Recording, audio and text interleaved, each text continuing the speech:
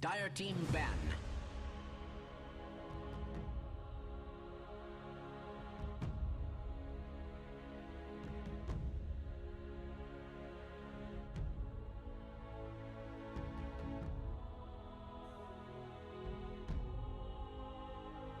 Ten seconds remaining. 5 seconds remaining. Radiant team ban. Dire team ban. Radiant team ban.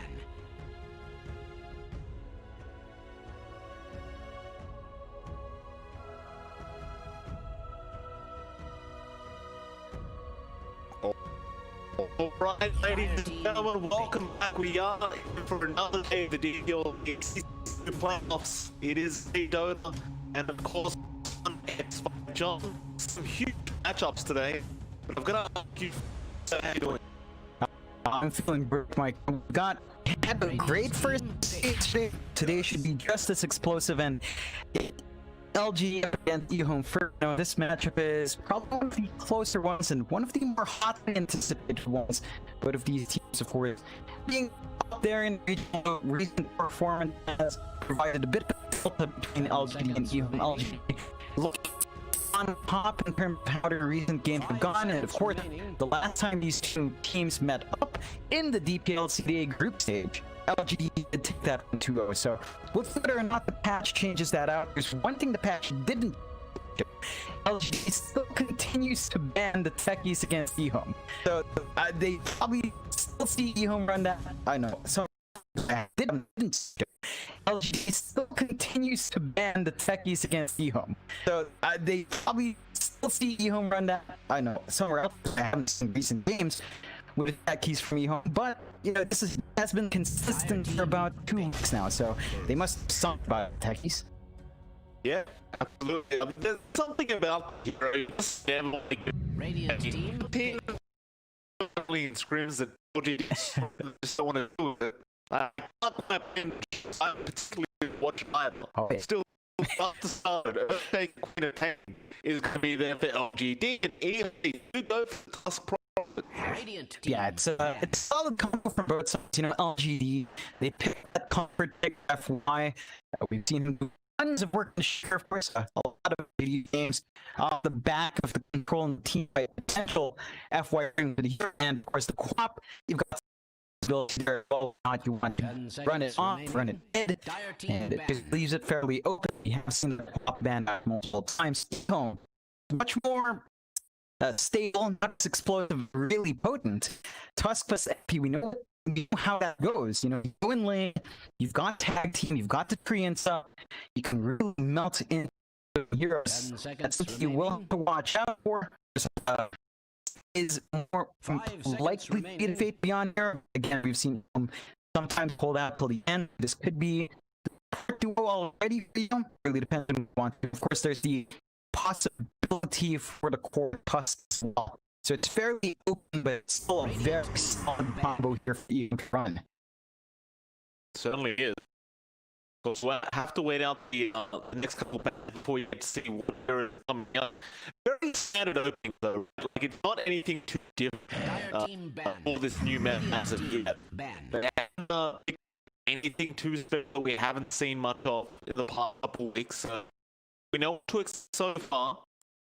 Is that Enigma being removed now from EHOME and LGD? One more ban for them. Really want to get around here. Maybe just focus down on those faith heroes if he's not be 5 seconds remaining. Yeah, it's a tricky one, right? Because EHOME tends to really buff with that Fate Beyond pick to throw curveballs in the ground. So if you did want to focus down on Fate Beyond, I think some viable options you have been running, LGD might want to watch out for is Darkseer. That one's been consistent for EHOME, at least in their most recent games, right before playoffs. We're going back to it, and that's you haven't seen too often now. It's really faded off. But it feels like it's set to come back. For the tiny little touch-ups they've done, some players are to gravitate back towards it. It just goes years in the offlane. It's just not easy to shove out. You cool. Change from ice from cool down. Thank you. Yeah. Thank you for the full point. Strongly appreciate it. LGD, they're still thinking about that now. Radiant team, pick. They Dire don't team, sleep with the air, and also playing the cross back into the spot. I'm gonna say so, John. It just happened very powerful position once the seems to be wrong. Even with the recent changes to the necro, which 10 is seconds experimentation remaining. for teams as to what kind of farm build you go for. 5 Seen seconds remaining. Hammer, we've seen the Dom, we've seen necro build come back up.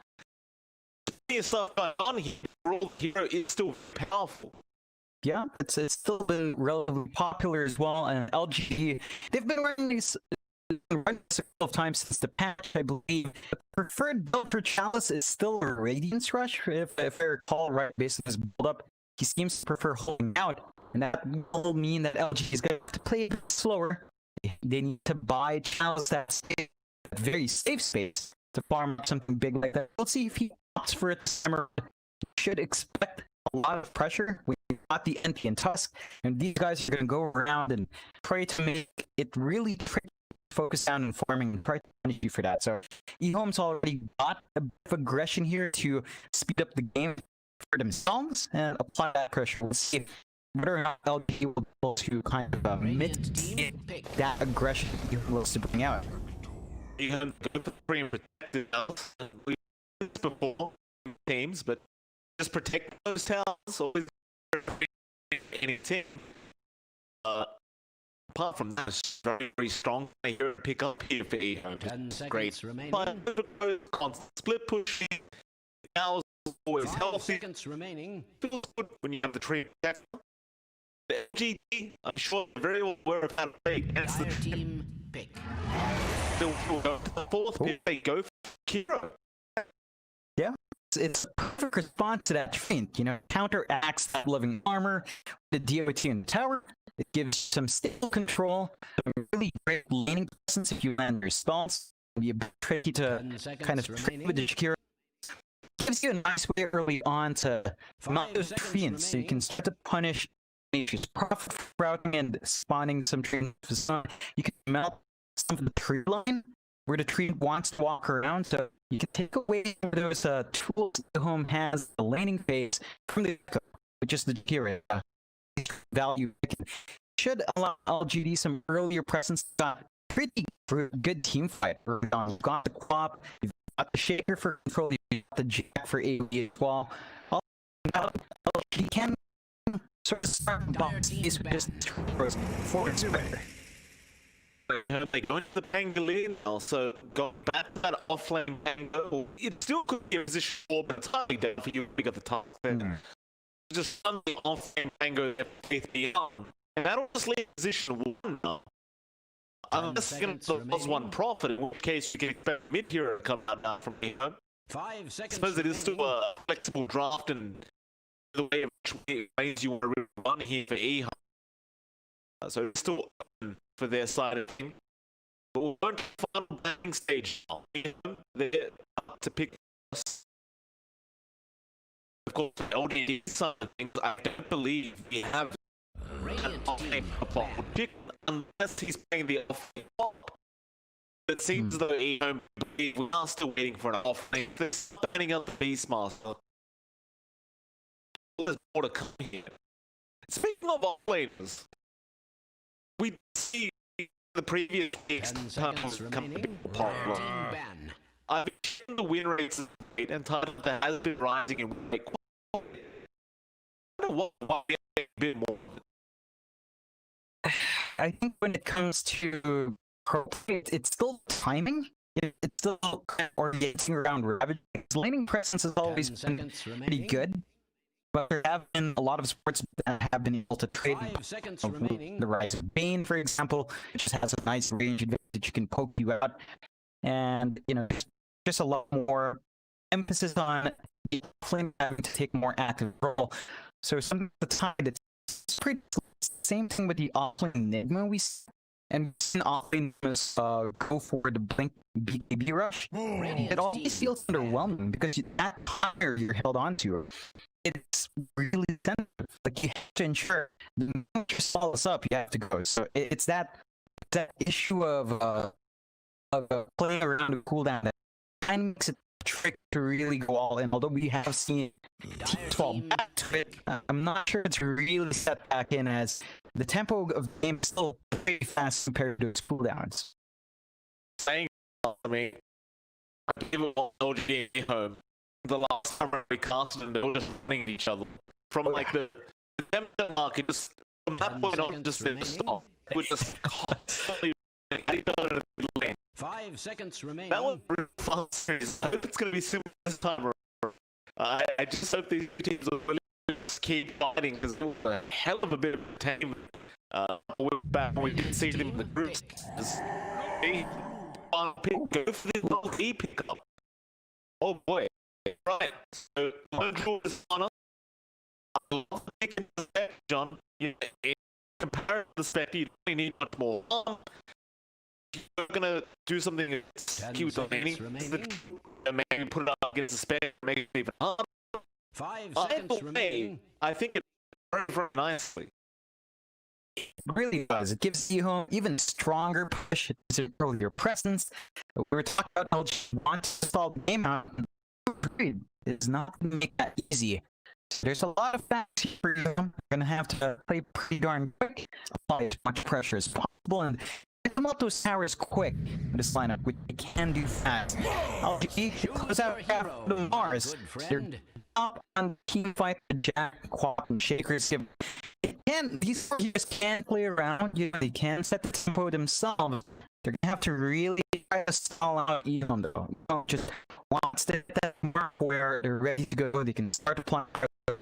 From the lane phase, it's still important. Again, you have to remember the NP and Tusk. If the NP decides to TP in, if nothing to say leaves his lane, it's an easy kill when that tag team up. So EHOME has a lot of early pressure that LGD has to really counteract and ensure that Chalice gets ramped up to his own power specs later down the line.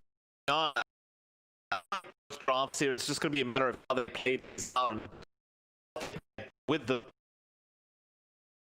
be a lot of pressure on LGD. Protect one, just make space for Chalice, let him farm up. Because EHOME, they're on a bit necessarily a time, but they definitely finish faster than LGD do. The lone rule should really allow them to do that with nature's profit. I believe that's also going to be mid, by the way. So the safe from silent, on the online Pango, really sad. The series will get knocked down to the lower bracket, and we will have to play later on. Really is going to have to go through BO3s today. We've seen the effect of that yesterday. It can make it tricky at the least. This series is first. There's a bit where either team that goes down, you still want to go through the series back to back. And there's something in EHOME's draft as well that LG doesn't quite have the answer for. That Tango from Fate, it's gonna be really easy to just get a full roll and turn her off. It's just nothing to bind down. No gain, no support, and not even a stroke around. So they're gonna have to watch out for that. We've seen what Pangoliers can do when they're to just take control of these fights. It's very tricky to fight into that. This voice line. I gotta see these guys have gone through the whole axe, all whatever else. I'm Dark John. I'm bothered. The second level, I'm not bothered anymore. There's only so many things you can do when you just keep getting queued with people that don't. It's just... Yeah, it's a quite the experience, isn't it? The public experience, but that's why you play with a stack of 4, Mike. Well, some of us don't have revenge. I don't want you to have to experience these by this game. Some of us, we're lonely people. 30 seconds. That's the right way to go. Yeah. 选择一个比较 Will I 稳 need 的。 my calculator for this? 中路两边都插了一个右边高台的高台眼，并没有插线眼。线眼还是比较容易被排掉。对，现在大家都会探眼了嘛，是的，高台眼是比较的安全。其实女王还是如果有线眼的话，肯定是很舒服的，她能够站在河道里面直接毒标高台上的人。但是 maybe 还是对自己比较自信啊。很久没看到 maybe 的女王上场了，因为之前都是被 ban 掉的。是的。哎，这就是一个完美的2T 的站位。我怀疑这个大树是想中路杀只鸡再走啊。有可能，他有带眼吗？如果没有，哦，他没有带眼，那他应该是。他可以等他回来的时候。对对对，等女王回来的时候，因为德鲁伊这个英雄完全可以在前几局1打2啊，只要他自己补刀没问题，就完全可以。哎，女王还是走了。打先知应该不会血毒标了。一般女王打先知是2、3对点嘛，因为她很难去杀先知或者消耗先知的血量。先知有个好处就是随时可以踢回家，然后再传回来，就不怕你消耗。对你消耗就等于白打。是的。女王打先知主要还是保自己补刀，和先知打护肥。下路的幽鬼虽然不太容易死啊，但是就看自己的基本功了。贝斯边两边都是一个敏捷英雄，但是石灵剑士这个英雄敏捷要更高一点，攻速快一点，补刀可能会比幽鬼舒服一些。对，看查理斯这边还是只有一正一反，石灵剑士是给他多了2个正补。而其实心情在这条路上能给的帮助挺少的，他毕竟是一个双近战打双头龙嘛，双头龙打这种对线很好发挥，就很容易喷到2个，而且是连兵线一起喷，推了线之后就可以自己去拉野了。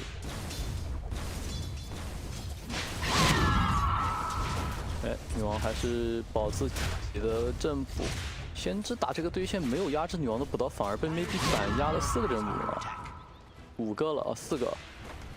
2级的这个尖叫，这就是 maybe 吗？这就是 maybe。大先知不落下风，哎，这边德鲁伊被毛住了，在墙上，而且只有1级，没有吼。看一下，大树卡位。我还对这个卡位好像是保住了塞拉性命，但是自己能不能活，他还是有个穿树的 buff， 直接走了回去。老十一还有芒果，还有一个毛，真的凶啊！还要杀这个大树，应该是死了。哎，外队还能穿树吗？看一下，失去穿树 buff 之后，一个强化图腾，但是减速，老师 A 不出来最后一下。没用。一个没有视野的神之显节也打空了。那这样的话，这一波马尔斯挺伤的。这大树进树林了，肯定是追不到了。大树没死，然后给德鲁伊套树甲，德鲁伊血回了上来，而且一波塔刀全收。赛老师这一波大难不死。玩得很舒服啊。小牛的话，他是没有1级学那个板。哎，这边想动手海明，但是海明反手开了输掉行家，看一下谁先死。露露是叉 nova， 一个喷火伤害拿下了1血，自己死了血赚。拿1血再死，肯定是正好回去补给一波。对的，他正好是把自己的血和蓝都打空了。是的。5号位本来在一个对线压力大的情况下，就可以选择自己去多死一下，就是把血蓝都打空之后死了帮大哥带装备嘛。中路这个女王，她应该是吼了很多小巨人吧？有可能的，她的正补有点过高、啊，有点离谱了，吓人！20-5，3分钟。我怀疑这个女王下一把要被ban掉了。就EHOME复盘看了一下3分钟的补刀，沉重的按下了一个ban键。这边幽鬼还是出一个战鼓啊，没有走一个陨星锤的路子了。战鼓叫这个陨星锤可能回蓝没有那么多，打钱能力也没有那么快，但是合成比较平滑，比较便宜，在杀人的过程中能比陨星锤提供一个更稳定的帮助。这边 Y 队是拉了一波小野 ，FY 把经验全吃了。而且我感觉这样的出装会更适合查理斯啊。啊，是的，他是一个，他挺爱参团的，其实。对他虽然是个幽鬼，是个大核，但是查理斯的打法一向是比较的喜欢打架嘛。是的。为团队分担压力，或者我经常看他玩个大哥都吃的一个最劣势的资源线。这可能就是猪猪的不易了啊。是的，查理斯确实个人能力比较强。中路这里能单杀。单杀了吗？这是一个没有控服的女王啊！是的，她奥数服是被海明控了。那我感觉这个 NTS 这一局就有点问题了。2级不 link，2级的尖叫，这个女王是。如果只是现优打成现劣没什么关系，现优的英雄被单杀了，牛头都没来帮助吧？牛头刚刚跟那个在抢符呢。对，跟大叔打起来了，跟在福点，而且是一个2-3队人女王把先知单上了。是的，下路又是开这两行家动手，一个血流滚过去，插动完应该是阵亡了。有鬼想要直接砍死这边的海明也做不到。刚刚就是看女王吼到他之后，然后点点点，最后一下被吼死了。是的，就靠一个平 A 跟痛苦尖叫的不断释放。是的，这边的话，女王是比先知整整高了1整级啊！太夸张了，4分钟6级。 4分钟6级啊，马上5分钟了。嗯，先知是刚到5级，先知这个英雄走中单是其实游走边路是比较方便的，但是要依靠自己的一个大招，而且至少得有一个基础装吧。因为一般是动力鞋加紫苑，你至少得有个动力鞋。女王这样很舒服，5分钟再过来看个小公主。基本上是满状态回到线上，不过这个蓝亮想要放大招还是比较困难。他吃小金话在。哎，下路是大树来到下路帮助自己的3、4号位合力击杀了幽鬼。查理斯是在线上第1次阵亡。哎，信使。牛头这个英雄，很多玩牛头的人喜欢在对方的优势路塔后插一个塔后眼，然后升到2级之后就是一拳一个。他刚刚应该插了，但是应该没了。前面看杀人的时候那个眼是有的。哦，就是他还是看到了那个信使飞过来，所以提前走了过去。这边又是动手塞拉。 不知道塞拉有没有学那个吼啊？打这条对线他还是比较自信的，没有学吼。幽鬼来了，幽鬼也踢到上路一个标减速，但是赛老师的移速还是比较的快。大树也赶到，给上一个树墙减速，给了树甲，而且这边的熊缠绕住了马尔斯。游过来，马尔斯被先知弹成残血，看一下塞拉会不会死？留个反，还有5秒钟，一个大招 ，nice，maybe 是及时赶到，收割了战场。再一个定在残血的，是的，残血的马尔斯也放出了1毛。老十一的状态真的是已经低的不能再低了，放出毛都是踢回家了。这边还是心情过来又送了葫芦娃救爷爷这一波。I think that's fair enough. Early sign calls. Sort of up. Be starting for goals right now. That's big sets, and we're going to see early rotations out from LGD. They've done the lane swap with Chelsea. Now it's the control of top. They're forcing their marks on the bottom. Nobody's left alone. And it's not coming now. They have all coming in. Actually, but now going. He will have get the swashbuckle off. And up the TP and the prop trying to off with the trade. Won't be able to get down on the side. You want to know the they want spirit bit. Get 300 gold for it. And all the that Sala who still isn't level 6. It doesn't have the more. I'm gonna make it. There's enough Sonic way to just go up from that not the spirit. Now it's not more, but he's left on the platform. And they might know this considering he's not get to the middle. You know, this part's gonna be there and secure the die in a very uncertain kind of way, John. A very, very fortunate kind of death to have to take. And again, LGD just come out on top with aggression, just timing. They just wanted to bear, but they found some bonuses. Our Spectre's off to a fantastic start. And this is very reminiscent of the last time we saw LGD EHOME. Just keep right. Yeah, they don't take a break. You'd expect LGD to take it slower for this draft. Apparently that's the dictionary for this. It's all about establishing dominance. You can't just go up against the team. Trying to let them be just as aggressive as they will be. Other fact that LGD is actually fighting back and just, you know, trying to play the game here with Channels. They're actually being in constantly. Trying to get that spit of ball from zero kills, even the spirit of course. Hold on now, 10 kills to set up the ball. Knocks old 11 out and not speed and latching up from the top, but it won't matter. They eventually get the kill. I suppose you get a nice combo. The shots through thunder. It's one way to knock it out, and they don't quite have the way to stop. But if you make use of the shards, you can't prevent it from being as impactful. So they still find it off EHOME. They are making it fit down, but he stays a bit too long. I mean, and him in this line, and he's going to try and get as much time as possible. We'll be able to get his dominating spree now on the. I'm going to tell you, it's starting to really get out of control. He's almost not picking the world. I'm not sure what he's going to aim for yet. I imagine not be too fine here. Yeah. Play into that aggression that Thomas has been bringing. He does keep that up. So you've got to be able to get Queen Pain and just go around, force even more kills. There's not many spots in the map for EHOME. You do have Chalice stuff flown though, but there's not much a level 5 can really do up against this. I'm seeing wrong close. Does not care right now. Well, another snowball. No. He's going to go for the TP. Is he going to get? He will. Very, very lucky that were those sample creeps.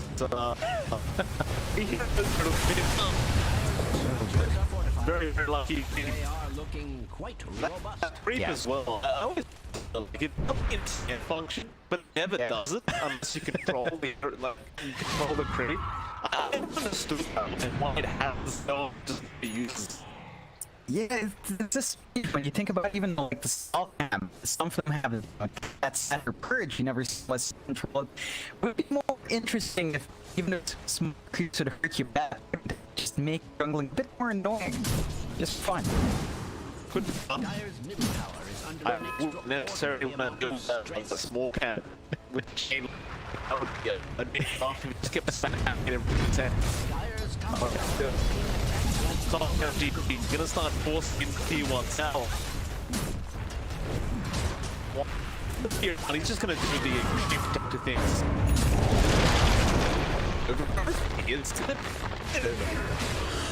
That's a tricky one. It's no. He doesn't change now. It's really want to play the happening. This is why, because they're on lane now, upper left. They'll drop the snowball. He will not make a good fire. Now, Thunder, he can chance straight up stage. Thunder is going to delay things just a little bit. Eventually, the one to take the kill on the other. Beyond, he was at bombs now. Yeah, it's still worked out for LGD because they took that tower, transition to a kill, defend their own tier 1, and Chalice makes use upon timing of LGD's first these fights is impeccable. We haven't seen a team really play around on cooldown as much as Chalice has been in here, and it's paying off. These early drums he picked up really enabling them to play aggressive, and well, respect after a really great start, he's actually rushing Manta style though. So not faster pace here for Chalice. It is working out. Like you're not seeing the same sort of build-up just yet for Butler. He's still basically on his face on Bear, and it's been slow going. Instead of EHOME under big pause 1, and they don't manage to buy a space up. Can't be tricky for Butler as LGD's should not. There's no so I still have that 5 under and snowball maybe not but the book was still it's no just keep changing. It's actually there on the kill, they can't get it off. Now nothing is the tree. Around nature the tree will also go down. And somehow the hell it's over. Just walk under there. Oh yeah, that is just not the way we want that to go over. And then left side A, but the total ones there, someone will still get a triple. We'll get him in the end. T1 ball power, just keep under pressure. A little bit of lead down the ball. Everything's just not great. You talked about how he's just having a great on the. And I'm agree on your previous. I really do enjoy the way he came this factor. Not being passive, team and actually using horn when it's on full. And if we look, specifically, just these team fights that LGD are usually just based on is available, and it's just not something you see very teams up until the specters but they've been used very, very early.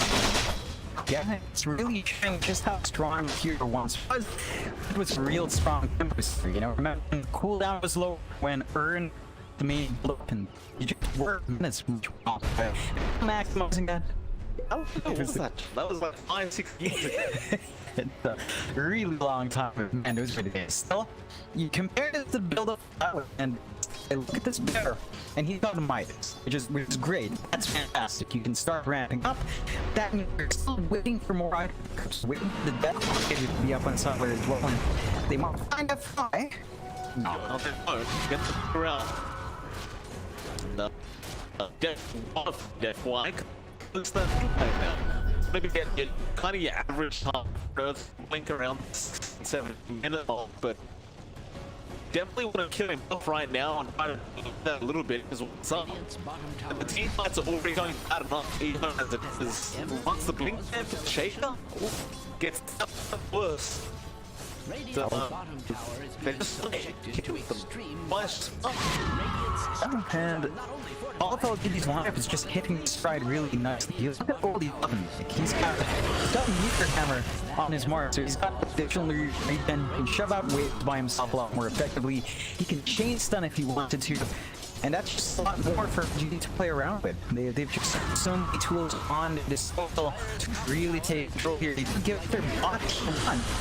But they're taking high pressure in the top tier 2, and it's nowhere near the defenders. I actually love that meme. It's a really big change with that reset. Considering how many mana problems Stars has, it really does help. And jumps to do so, ain't gonna connect. He's got the snowball all the time. They're all buying some time for trying to help them. They are trying to go on who's bonus, which is fine. Does stop rolling. Come out and fade beyond. Sala all running in with Bear, but he just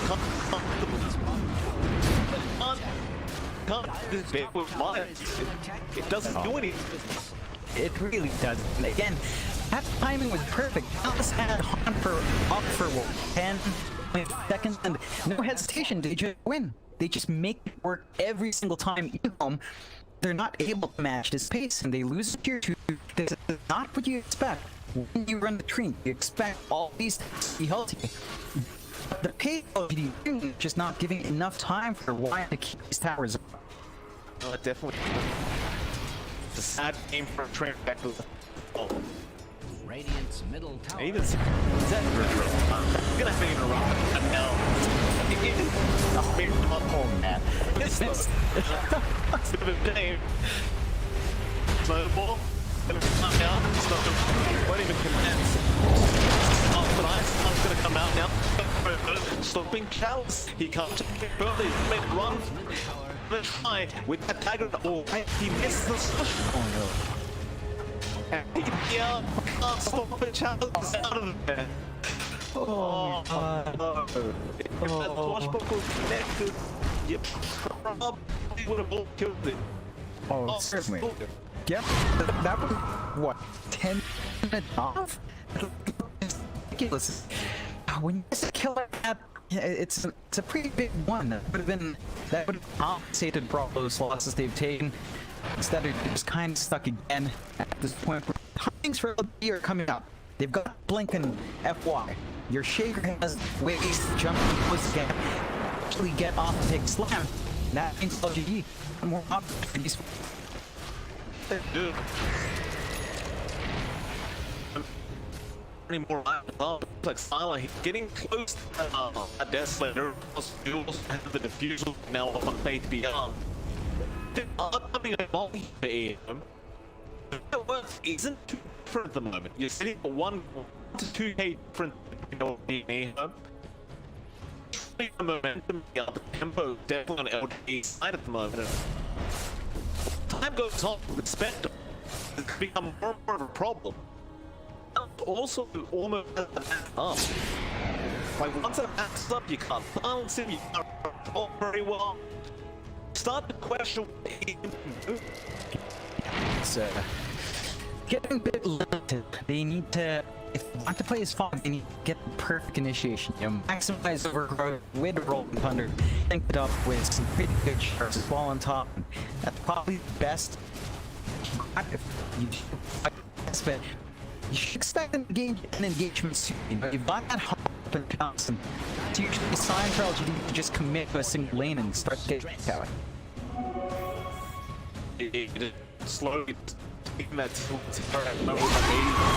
Somnus and a kid off with the Sonic game. The TP out of there. That's the kill. He's not on the queen. I thought this was a lot of fun. Very, very powerful though. Lucky. It's young, but everything done. Upline, but the Suns can't do his times, but the shots are coming out from CQ. It's currently on the Jigsaw Bay Yarn. He's gonna chase down Alex. Alex pops the drop to the is gonna spawn the coming back they do. Pop the spur down and he doesn't get.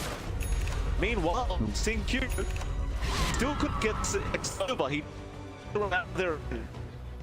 Doesn't deploy on the task. You got more than that if you're EHOME at the moment. Oh yeah, they find the biggest trade they could hope for. They do man finally punish Chalice, take him out. That was probably the weakest taunt we've seen from LGD. That was around Vampirins. It just doesn't work out. Chalice was isolated and then they might find more though. My son. Can't be out. That's his second shot. Yeah, so expected now. Middle tower is under attack. A great fish method. Just one fish does 10 BKB charge being used. Not the best spot, but I can say he really needs just longer charges to just stand and fight. And if it does get slowly dwindled down like this, that's not going to be a great time for EHOME. Holding on, that gap between LGD and EHOME stayed consistent at the 1K mark. You're seeing Solar actually pull ahead in terms of farm now. This might build up, so it's starting to pay off for Roger. He's got his Desolator up and running, working on the AC next just to really bulk up and get that farm reduction going as well. Still gonna be a bit of a build up, but 11. Oh, even just touched his butt real hard. The being sprung right next to him, tied in the tree line. He does have the blink up to blink onto save it. Well, did play down for Stray Protector now on 11. Into their it will not connect. And that should mean White Street just sneak out of there, and he does. Oh, that's a big for a long, nice pick up. That is an opportunity for EHOME to smoke up. Out of actually pulling the right plan for profit, but those to be way too late. It's not safe.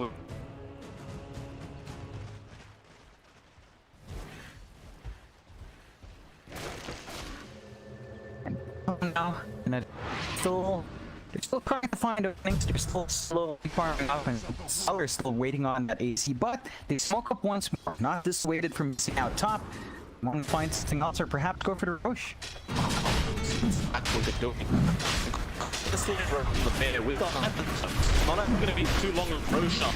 Special came out. And nonetheless, Beanstalks, he won't realize, have a drop underneath his nose. Even if he didn't realize, he probably couldn't call him by himself anyway. Back out there, throw down and now EHOME confident actually get the jet. Yeah, but LGD smoke up into the Aegis. They're feeling off. EHOME, they 9 10 the circle break bomb. They get this move first in EHOME. And White comes in with the idiot of the to recall this. Unless he finds left the speed comes, the Aegis is gone. Getting control and the same he does go. Now Sonic Wave Softness trying to bump back tech that is the roots down. They will eventually kill was X open. Jakiro was a payload basically. Dallas the one to not die. And still pace from Dallas will have to be a little bit careful. Eventually we'll out of there. Great initiation LGD, but that aid is really Oh, it really didn't. Well, that was what they made. They smoked into the Aegis, got the Aegis, and popped their entire team in. That does give EHOME a 2k lead, a 3k lead now, and Siler is going to become a major factor in Crew 4. Having that additional HP makes it a lot harder to chase him down, and again, you don't have too much damage on Shields just yet. He just has an antidote. You stay consistently in that build. Well, it's more progression to really start pushing it. Not quite enough. He's walking in as well. EHOME, they know where he is. He just used different challenge there. Maybe he not the speed don't take the good token out there. Oh, level is pretty deep in this zone, and also end up. You just lose 2 balls in a matter of a couple seconds here. There's only EHOME they're sitting pretty. Oh yeah, they turned it around with these big kills, and the thing with finding a local faults earlier is mainly on CQ. That's a support type they were just bullying down, and also Korean. There wasn't any high value targets for finding. Yeah, he's caught out as well. Setting that one, so just TPing in once again. These orcs are making it very, very Middle tower is under attack. Considering the he had up against Somnus, he's now found the top of the first. Is under attack. Okay, trying to find the same one called up.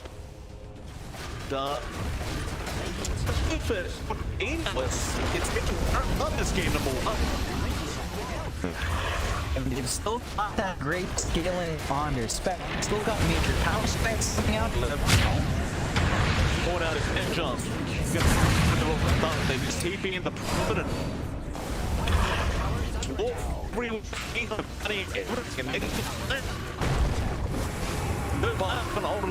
You do have the echo up for everybody. It's just be really hard to keep it.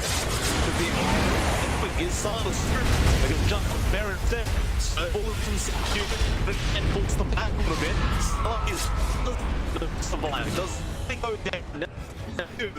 We just start. But get the out before they had to back. You probably still be satisfied with that view. Definitely are. That opens up the outpost as well because they have their choose for a while, so they could try to do the objective, but they played safe. You did see a bit of a trade from LGD prior. It's just not as fast. Even with the check, it's not quite the same amount of damage. And you're hitting big strides now on EHOME. You've got that AC up and running on Siler. Our Bear is just that much tank and that much. You find some really good tier 2 items as well. As is the tendency. I got that lone druid could get a new drop that one hits, and man, that's really balanced people lone druid. I love it. Yeah, imagine once Forcer up. Falls, but we'll get to who knows? Get one, you can the bear, druid. Yeah, get leveler for the bear. Imagine how fast it's not with the leveler. Like that bear just becomes a siege machine. Those towers. You probably don't want to push it that way, LGD. They're still trying to build up. God, up. EHOME on you. First, being up with the shots don't land and fly. Start off. It's the moving game out for the behind. He's gonna roll this. This on kill. Just secure X-No. X-No is okay with 9 to keep for check it able to fund back. The question is, do they hide for this T1 tower, or do they want to do T2 towers? We're now choice. Got it away. It's very, very difficult. You need a certain level spikes to happen. Once on this 25, That's a you're great gonna help him out.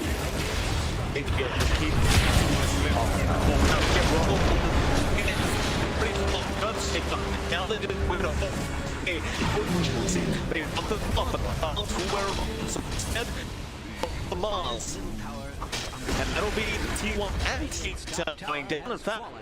Or just go for T3. It's got the numbers and they can't try to force a bar back out. And it's still pretty good. I mean, up time was so quick. There's no point in pulling back. No buyback solves. Glass, he might have not been careful. He's gonna rob Mantle committed. They start there. Eventually, they do get to the but he gets his he gets his on 10, not really going to help the clock instead. Try to execute now. Just vision coming out from Chap. He does. He also going to take the gun. Get himself. I don't know that that is there, but eventually he just his FY did not have vision. Yeah, it's a right here. Basically down at least one range for top. You don't have a hugely bond. EHOME's got clear map advantage in terms of control. They're just slowly building up. We've got the blink on watch ball. Even more team potential for EHOME. LGD do clear out in tier 1, so they finally wrestle some control back in that jungle. It's just a bit slow. Chalice still needs a lot more online. Lag behind. It's about 3K behind Suttler. It's not a great spot for a Spectre.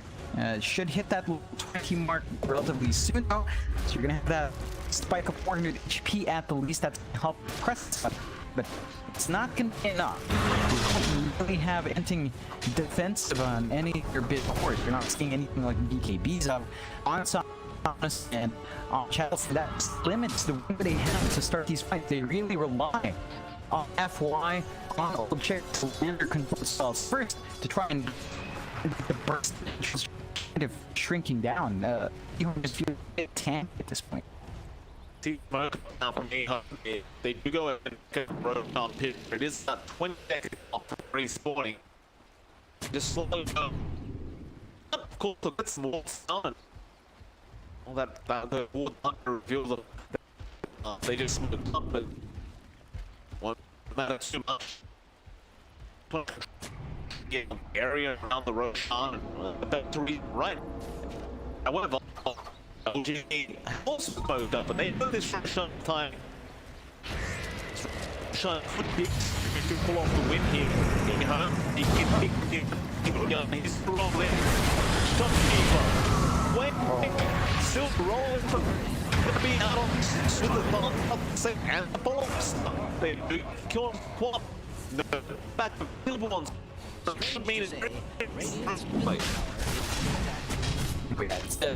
It's really difficult for LG to fight that active defensive Nice pass, pretty good man, managed to kill off all of them, and now Checkless. The flying there. Blinks it, they get still spread away enough to. What part action time was from this next profit? Ooh, that's sickening. Oh yeah. I don't think game's over. Oh man. So, but I don't know how to do that. Maybe been fast, but blind up he gets silenced. it's a rough one for LG. EHOME just showing up today, really applying that push.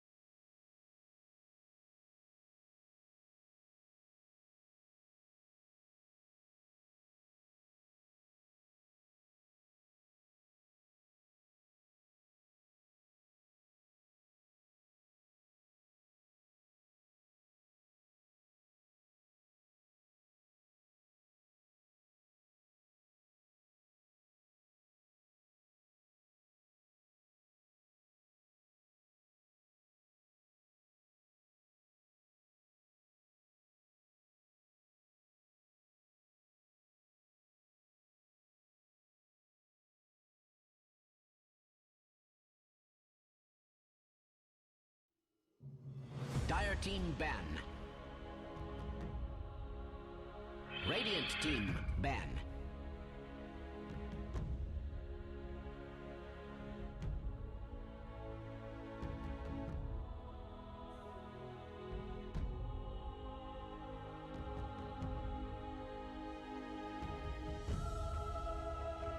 Ten seconds remaining. 5 seconds remaining. Radiant team ban.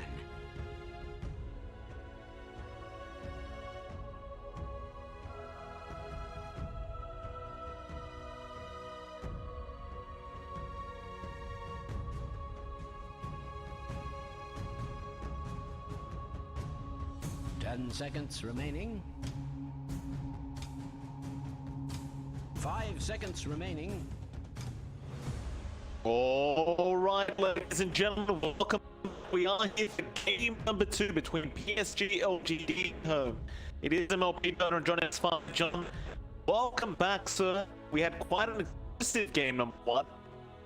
I can only imagine what LGD plans to do in game 2 to try and push this to game number 3. Yeah, they've got a lot on the line. Of course, they wouldn't want to drop down lower bracket. I mean, it's a lot rough for them at the start. They were falling behind kills, although they're always sort of even in terms of net worth.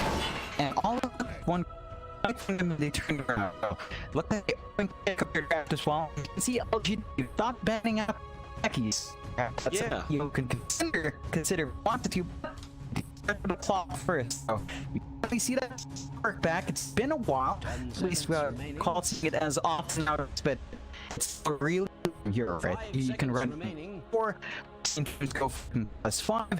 You can even run it in the off lane still as is traditional, and just leaves it rather open for how EHOME wants to play this. Does the clock obviously a fantastic pickup already? It's a very flexible pick from EHOME. I've seen PPM play quite a bit, and it can be just +5 or +4 roll. I think for why. I do wonder with these techies, I'm wondering what the point of them were. And I hope EHOME, as much as I hate techies, John, I hope they pick just so I can understand that LGD keeps banging it against his team. I doubt they will. I am very, very intrigued. I suppose only time will tell if I'm going to do so as the draft does. So LGD now picking up the task. 5 seconds remaining. Yeah, it's still a really stable core. We saw EHOME run last time to Q, of course, was the main target to be bullied down. LG turned to have that tough grab. There's a lot of cash potential. There's still a lot of control. You know, you could combine it with NP if LG wants to do that themselves. Tusk is just really putting play against. And the thought leave drafting options. And EHOME to easily pick up that Void Spirit. So they've got a way to dodge out the Tusk. At least your mid laners can carry, and they've got really long reach. The clockwork and the Void Spirit can get to a target from far away, and those EHOME's got that high mobility, the capability for really quick, swift ganks now. They wanted to play that fast pace once more. They do. LGD going into their second pick. I was seeing a very early Void Spirit pick will go into the Ember. Alright, fair enough. But again, we did see Solas having a great laning stage last game, and I imagine it should be similar for him this time around with the Ember versus Void Spirit. Shouldn't be too complicated for him to be able to pull off. I mean, he was having a great game after that laning stage. Oh, yeah. I don't know what to expect anymore.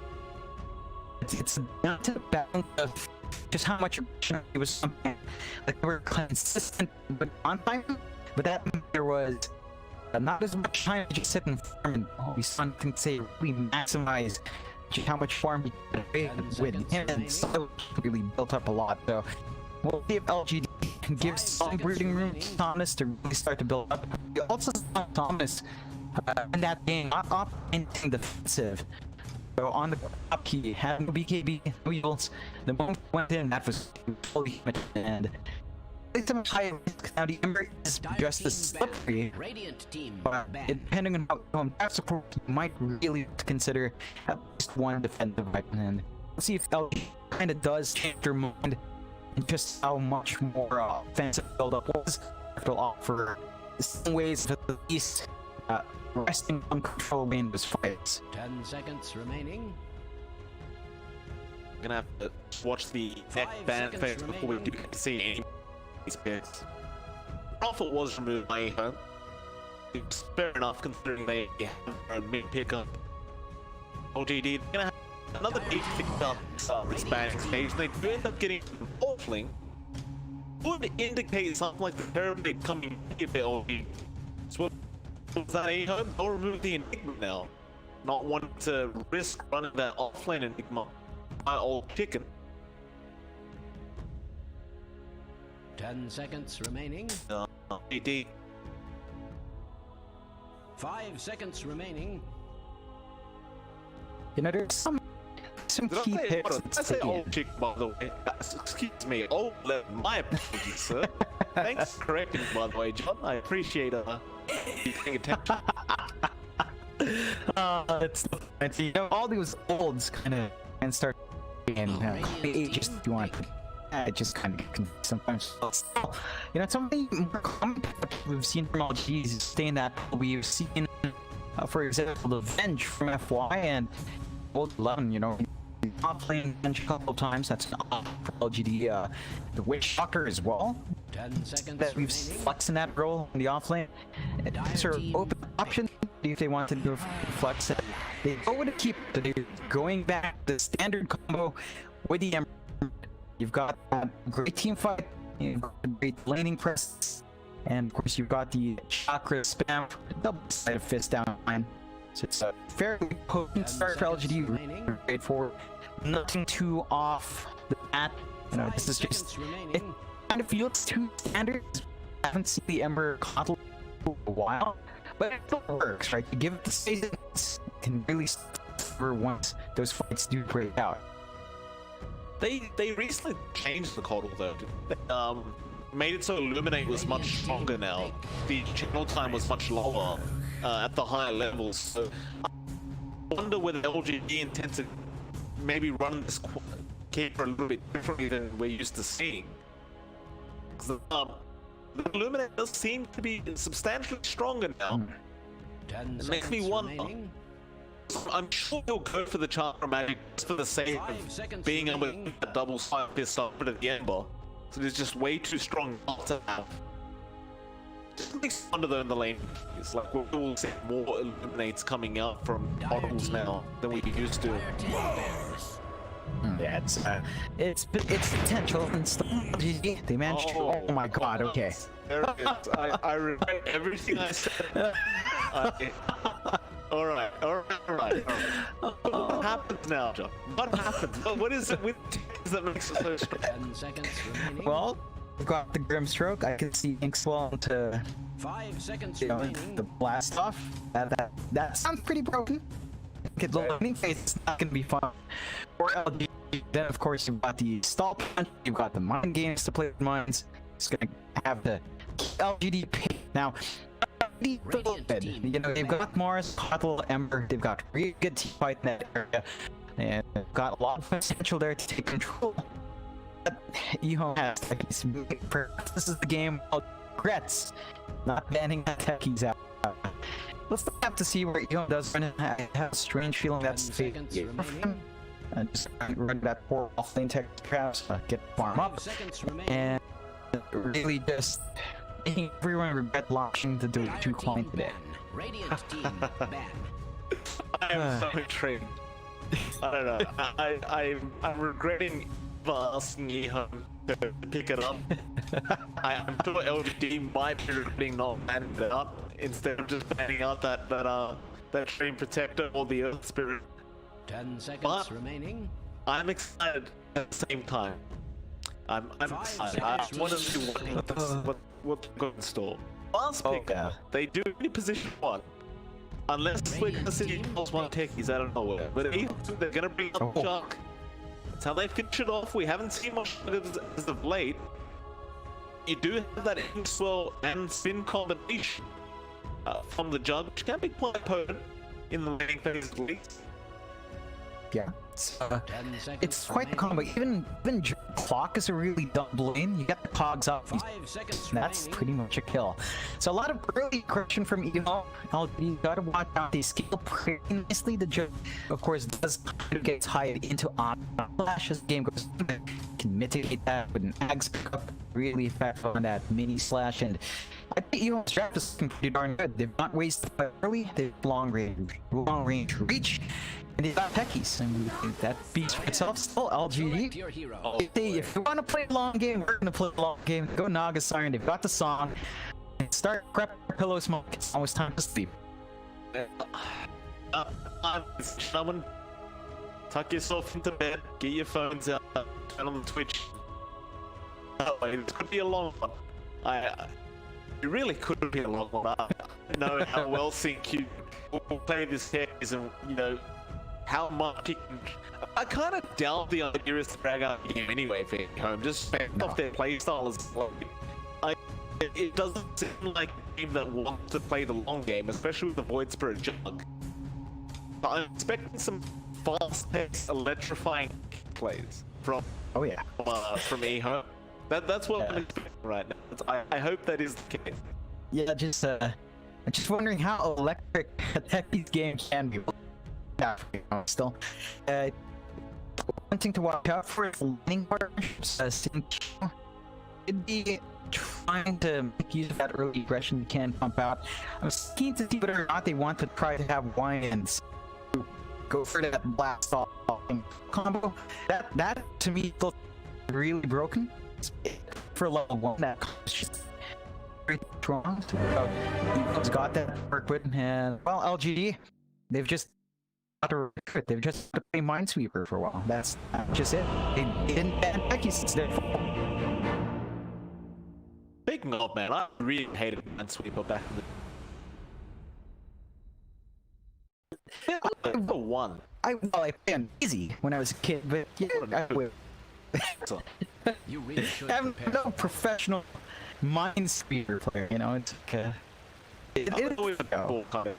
oh yeah, that the Windows XP one. Oh yeah, that is such a classic. 这波不亏，666。 You know, it's free. It's free to download. It's freeware now, or abandonware. So, if you want, it's there. Quick smoke out from EHOME, John. As 5. You do have quite a bit of first blood potential, especially with the blast off, but the smoke's gonna wear off. It walks down. He's gonna have a quick check of that mid tier 1 tower, and Ward will eventually get it. Be a nice start for EHOME, and 30 seconds to battle. thank you. He's gonna be down bot lane with off lane covered by FBR. Rather like this. Well, You got that, mice. I don't want to call it like a mix strat. Looking at, you know, auto chess or boards or whatever it is. Oh god. Basically what it is, right? Like, Yeah. Yeah, that's fair. Is a mech start, and I have to say I'm a bit intrigued. You'd really expect that early aggression would want him to pull around, but he did opt for the stroke of fate first. So you're seeing blast offing fall. Although he can't check Sova out. no, he's dead. But he's there. They have plenty of damage. It's over. He can have a hell of a game. This is gonna happen to him every time. Quick first CQ. It's gonna get him very close to this brown booth. And John, look at the items he's queued up. I love it. Arcane, Sovereign, Aghanim Scepter. That's what he wants. That's the way it goes, right? When you find the tanks, you lay those mines, and you just put them off with gags. Just be hellish since he gets that space. And the one solace he has in the lane is that Jesus is not the easiest person to zone out. You must sacrifice Explode. Only so many times you can blast off. You know, it's a limited at some point you're gonna have to get free space to farm up. Why?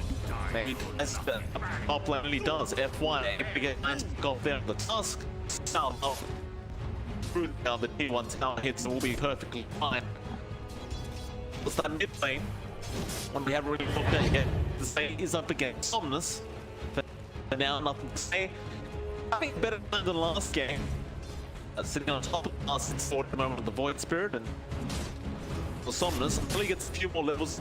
Guard looks to be just having a little bit of a struggle. One is slightly favored to avoid start early, but overall, I think this is very even lane. It's like you mentioned, it's the Flame Guard time for you to shove Woods out. It has a bit more potential with Resonant Pulse. He's using perfectly fine. The one issue there, after you can really expect rotations out, what you expect from CDEC jumping in, unless he taps an early little tree spike. Even then, just the rotation potential of skis is great, and you're kind of tied up top as well. It's going to be a relatively sad move. Both sides really just seek to give your safe laners a good time and try to cancel out each other's laners as well. They tied in just causes mechanical problem. Well, again, you're seeing that limitation of the techies. With any solid opportunities, all he can really do is lay some blocks mines and find them far away. He's being very controlled with their snow. He's just constantly cancelling off his last camp pull. And every time a creep does, anyway, he just plays one of those planks down, blows it up. He'll just blast off clear up the illusions now. Top lane is putting up kills a high. He does go down. Another spin is out to Sylar. If white back TPR will make it on the task, straight back to the fountain. Up the fountain, the T1 tower. He didn't have a tower available, so back to the top T1, back to the laning phase. Sylar, he's not having a great time to jug at the moment, I'm gonna tell you. It's a struggle here. Yeah, expected a combination with spin to be a lot more smooth, but that aggression LGD pumping out is just really hard to pull in. We're gonna be there. Carlos, huge drop. He does go for the spin. Snowball from FY. I'm not sure if it was meant to go onto Salt or not. It wouldn't have mattered anyway. It could went for the spin. Regardless, Salt does make it play out. That's the best opportunity at the same time to expend those resources. You see something pop on Tyler, leaving his resources down. That gives more openings for LGD if they continue to win those resources. Again, as you mentioned, it's for Sylar. He's stuck at 11 to 3. Do this. Oh man. You have no idea how many calls I've done that with Clock, John. It's so much fun playing Clock up against the God. They cannot do a thing to get it. You can blinding fire, that's it. He's still gonna catch you anyway. No problem. Oh yeah. It's a sacrifice you make. At least Alice is actually having a relatively free farm lane, 26-6. Off that last hit support, compared to 6 to 3. I'd say that's a very good tip for LG to just get a smooth start up for an August Siren. Say so, I mean, August farming, you're happy. They haven't been able to slow it down. That may not be what the game plan is anyway. I'm just not sure what it is yet. I think he's been just clearing out illusions constantly from Naga Siren Palace, but apart from them, nothing else has been happening with this tech so far. Blaine White will go down on Grimstroke again, so unable to help out. And that'll mean both top down will go to the way of LGD. Likely home the same, but secure from bounty rooms. Rough time though, they can't tell us the battery is all cogs. Yeah, he's even lower right now on the jug. Never mind, apparently Chalice was lower. He does go down to the Naga Siren. Sylar barely got away with the spin. Yeah, this is where that trade-off starts to not pay off. Given when that's Naga, this is the point where the clock just gets free line. Beyond's got 6, so he can rotate out, although. And he doesn't spin this time around, and Q is there, but he can't really help him. Wants to go more, and that doesn't really land shots. Wouldn't have mattered anyway. Close to the T1 tower and really keep going. yet. It's quite a situation here for LGD though. They're forcing a tri-lane up top. They really do want to keep that jerk in check. They've sort of surrendered that top lane. That does be honest. Just be able to toy around, not all those cows. As long as he has legions up, shouldn't be under any trouble. Although it's really stalling outside. He's gonna have to dip into that jungle at some point. He could try to fight once he hits 6. With Wade's creep wave going with while he's been diving, doesn't even really have a clear opportunity to get a good Omni slash off. Look at lane, Sinkyu's him blast off. He's thinking about going into songs. If they did get the dance on that Ember, it would be quite devastating for him. Don't really have the opportunity, so he's meant to run back to the jungle now. Backing up for himself, it seems. One of the thing about the support is stack for yourself. You don't really stack for your calls. Just line up and take up his large stacks over and over again. Fair bit of gold XP, but while that's happening, one the fight gonna get Grimstream now, but he's being round up. So Silent does match up the killing bars. In a stroke of cunning, So you're pretty happy with it if you EHOME, giving up your support Grimstream for an offlane Miles. Yeah, so while Trade does finally have Fate Beyond uses first shot successfully, you are giving space for Salt. He holds on to that funny slash as well. So you still got options down the line, and it looked to reset really quick. Oh, Evan. He's gonna be a difference. He's the TDL before they can stun him. Didn't realize how the EP was gonna stick. It wears off at about a second and a half to start off, but sometimes you don't react to time. It's very unexpected. Still, everything going swimmingly right now for the inside. It's just remaining very high net worth. Still followed by the Mars being played by his own off. They just haven't been able to slow him down enough yet. But such a big rotation down the bottom now and something out creeps them. I don't believe Chiller's going to be too interested in rotating him at the moment on the line siren, so he'll just stick around and continue Silas up. Just seems Jug doesn't safe in the line, so he just made his way down bot. It's not really safe here. Top lane, be not going to connect on to DQ and Snowball and on the DQ. He just gets on there. Yeah, Ted is just avoiding everything. Fun.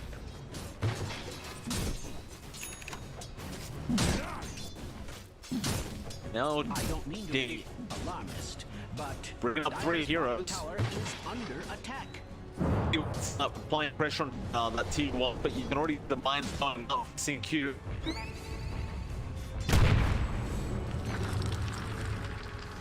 It's all like Cream Protector in the way that it just protects these towers from any match kind of happening.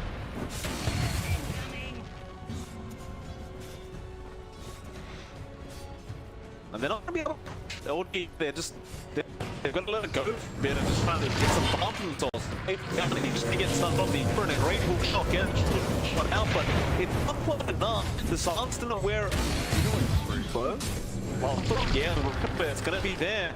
Sinkyue trying to run for it now and he will get taken up there. Why? The Warrior's Punch will connect and now hold 11. Misses the spear on the completely arm. 8th with the battery assault is going to be able to make the mark and save. He's going to come in and clean that one up. They got 4. X-Nova trying to run his way. The state match on with the Remnant. So we're going to try and go for the TB play. Inkswell will make death from line.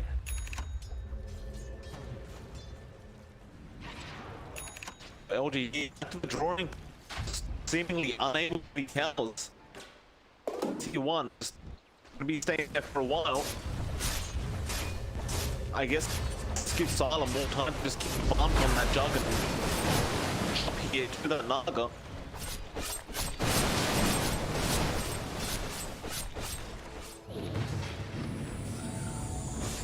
in lane, not the same. Come back into Somnus. He's at the creep wave, but F1 is there with the snow to assimilate. Gonna allow him to get out now. Hook shot in from beyond. Sharing the F1, but a great will and Barstop. It's not gonna be enough, but the mine will be. They do get the time. Now Somnus. Just get out of there. Old 11 trying to come in. Rebounds but looks like he can't really read. Perhaps it's not the same. No, he is within now. He chains there. The Illuminate flying and they get the point through. But now the Stormline is going to come with the double spell and the only smash flying through, just demolishing the CDEC. They lose already. Now it's Ember just trying to make a run for it. He has to as well, because CQ does have blast off once again. Radiant's top tower is under attack. I want that silence from the Ember. No one is this low on HP.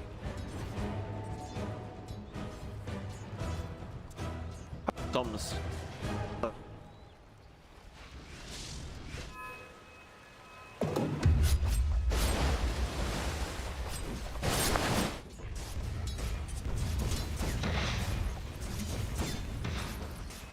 Fire's top tower is under attack. It hasn't necessarily messed up Somnus, but yeah, the silence is being a bit painful here for this box for sure. I never realized how long the silence was, because I never played techies, but the lane F1 got straight into a mine, and more mines, the Warriors punch not enough. And I guess that's one of the biggest things of the techies. Bait you. Positive, of course, sink you. To extreme violence. Reminding him that he just messed up. It just baits you so hard, these techies picks. Fortified. You never know where there's going to be mines around the tech. You never know when it's safe to go for the kill. Cause for celebration.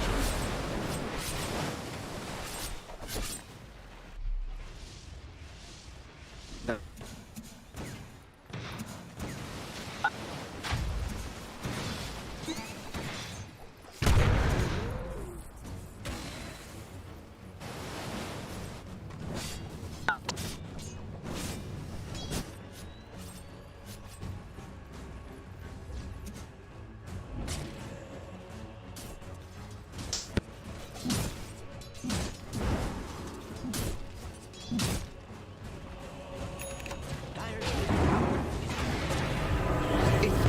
11, and he bubbled down the bot lane. Silent could rotate with the spin.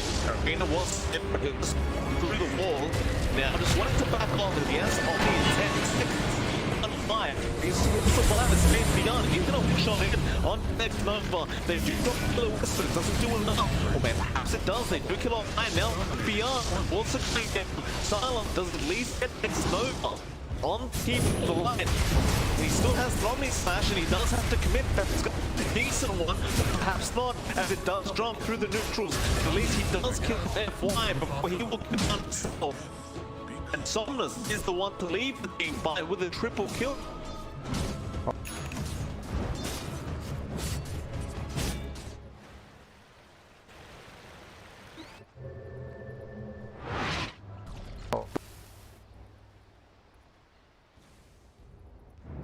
Radiant's middle tower is I have no reason to lie about such things.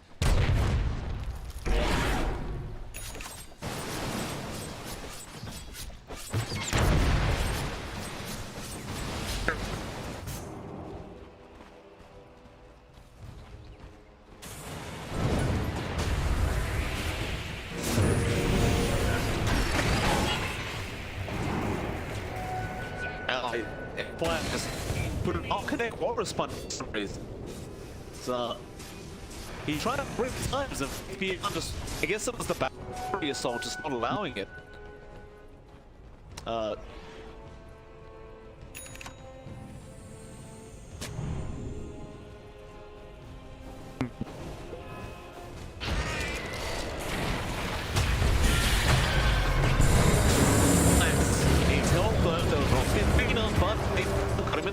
And now they do take him out.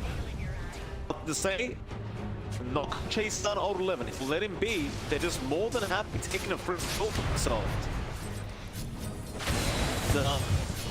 This time goes on. They are taking a lot of space for Palace, who is starting to escalate quite far and far. an answer. But it doesn't really seem like EHOME's too concerned about that.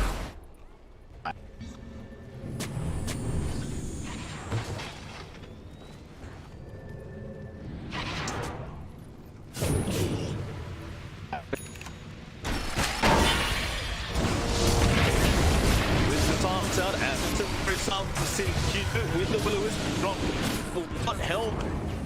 Thomas just exploded and now say looking for more. He won't be able to catch for 11.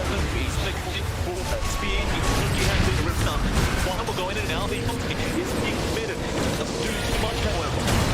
Just bounce on the loose. Fade beyond with the double clip down. Now the Aether does cut down on Movement, and it's slow. He'll also go down. They just can't fight EHOME.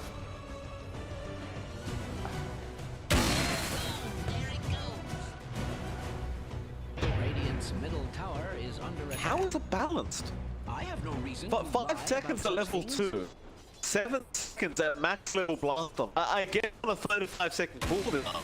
I get it's a very long CD. But if you can just get one of those big samples off the team fight, 7 seconds. And that is kind of insane.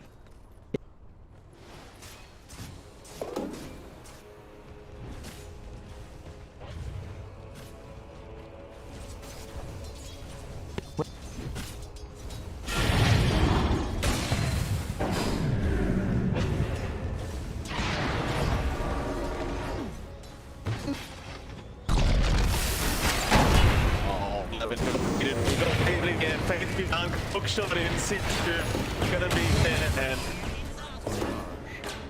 I mean, I talked about the silence on the status strap. A 5-second route at max level. So you've got a 5-second route, 7-second silence on this piece. It's don't remind me of, you remember, you probably don't, but back in Earth 1, really early on, everyone had like a 5-second silence. Like you'd have heroes with 5-second silences and stuff.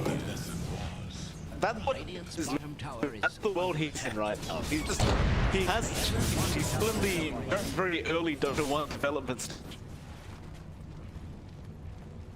Dire's middle tower is under an extraordinary amount of stress.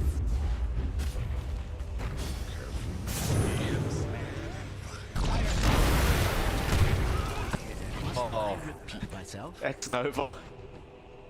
He dropped the sentry, but he tries to go into war, but the status trap explodes, and what do you do? Got faith up the creep wave. Not really on point that time around. They'll go to the arena. Onto Fade, he'll survive now, however. Probably dying, but there's probably lines around here so they can this ILG, but not Soulbind with the double answers up. They're just going to take down their final 11. Oh, it's brilliant. It looks like a great fight battle even without the techies there. Doesn't matter. John, speaking of techies, he's got the X.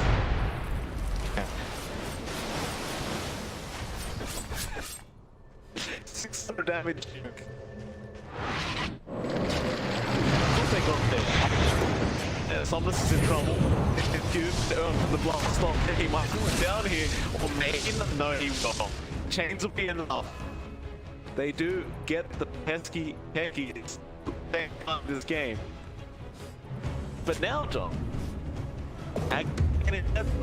with that level 2, 600 damage, we do a very short cooldown for this techies now.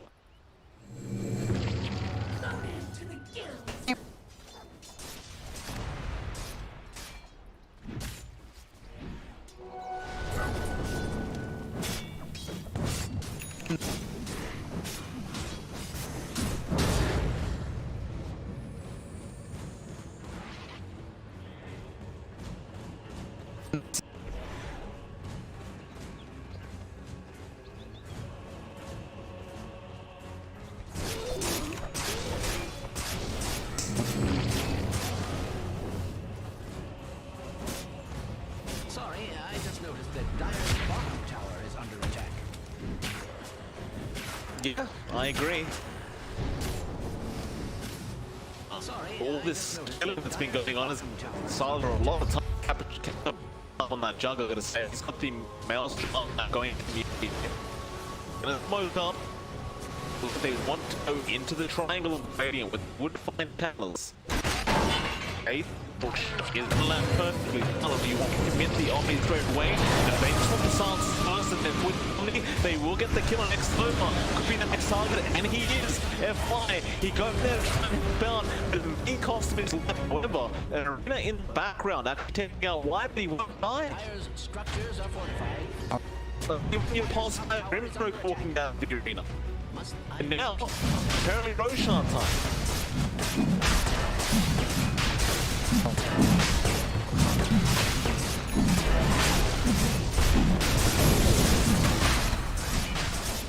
Dude, it's man everywhere.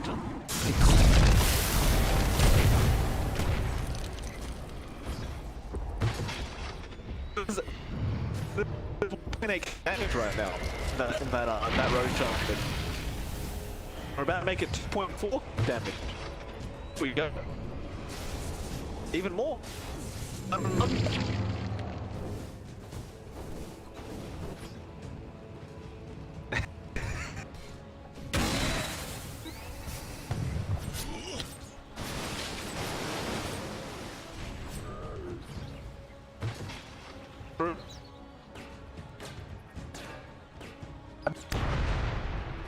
Let's give a bit of props though. EHOME has been very fairly aggressive with the tickets. I gotta say, this is not your run of the boring game with the tickets. It's actually, they've actually been doing a great job. They make it look very meta. I'll give them that.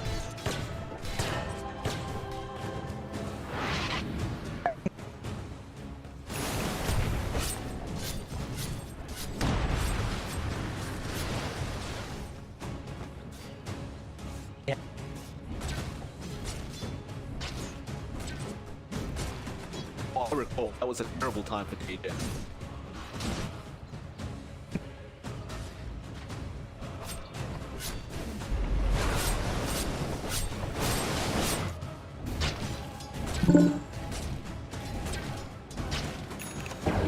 Dire's main is under attack. I feel like a broken record.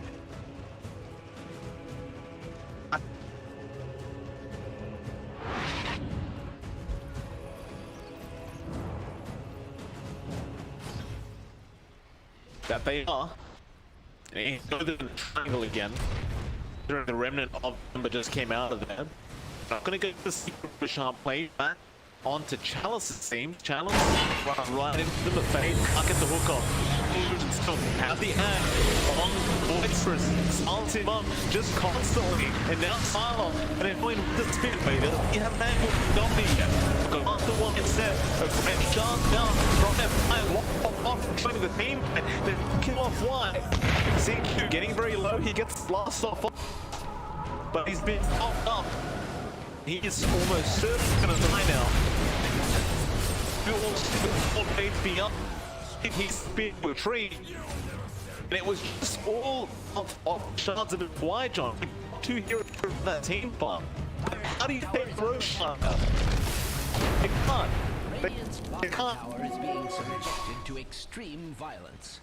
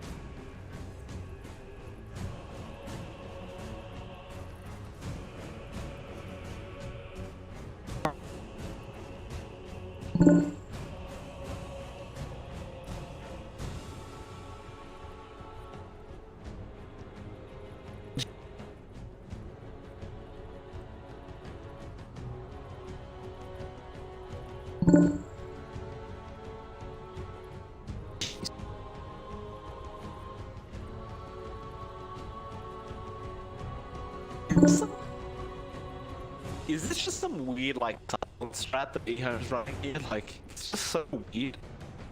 Like Brimstone will silence the agony avoids the 7-second silence. It just feels like every team, even Orchid on Faith is there. Every team fight that we see, all of LGD is just constantly getting silenced. I mean, you've got some tools against it, like you've got the BKB on the Mars, you've got heals on Toughness, and well, Balance has the matter, but these poor supports, they just can't do anything. It's a rough time.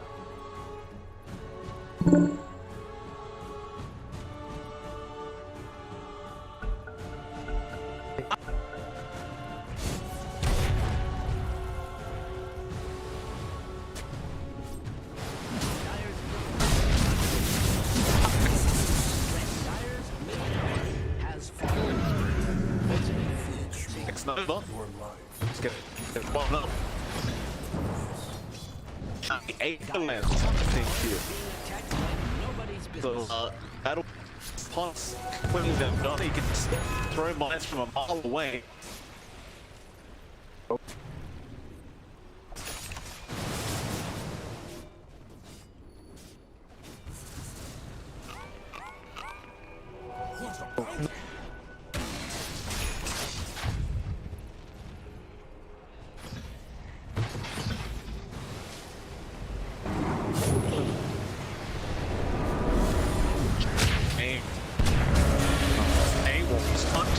With this he is trying to provide fun space.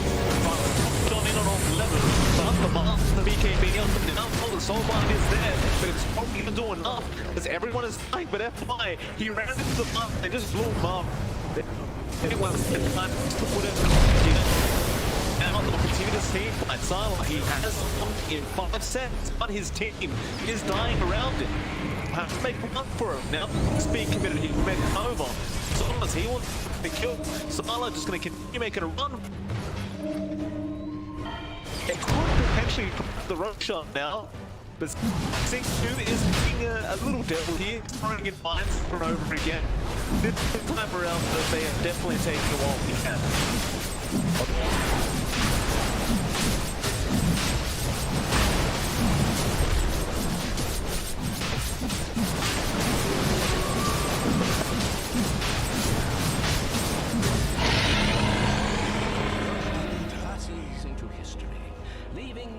But fond memories, a taste of immortality, and a questionable cheese.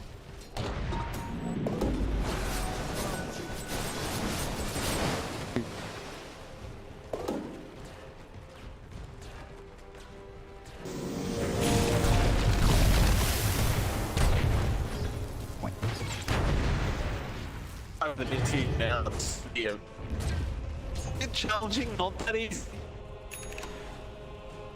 LGD, they're gonna posture around that giant jungle.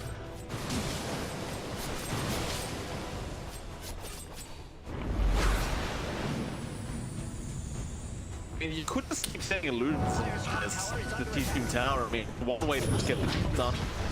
But inside eventually, because some of the time do have to stay there in pain. He does get himself Under attack. but they do now definitely. I was about to say secure the team 2 as the glyph coming out. Supposed to continue for a team month, but does go after Chalice. He's just so hard to us that they couldn't actually stick around and do anything. However, why going on the platform, but he's still attention to come back. This task is too low and does end up going out. He's somehow still alive. Does slowly drop that off a little bit. Another song. Being committed to get everyone out of there. He will not even bother trying to chase. They'll just let LGD get out. Yeah.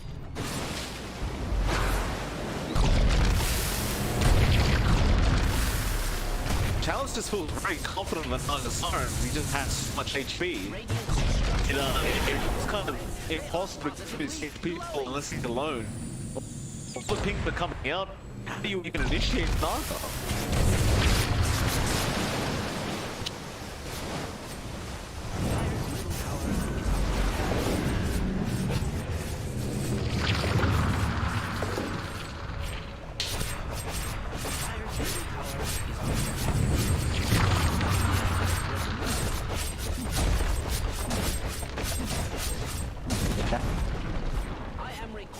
to point out that Dire's I mean, middle it tower does. has fallen. You don't know what's on that high ground. It's the problem. So, I don't know what could have been set up in that last minute or so from here. No, you need not try and do anything too crazy yet. They're just going to go back to the lanes and push those down first. I think you have the butterfly almost on the chance. No real rush here. Although, push out from base beyond, they have 4 out. That'll be his aim's going down. But F1 jumped in with his snowboard and save. He up the sea points. Meanwhile, Arena is catching 3 of notice himself at 11. Just to run out of there. Meanwhile, trying to help why he does end up dying. All they're going on. But Kings wanting to back off, buy back one there from the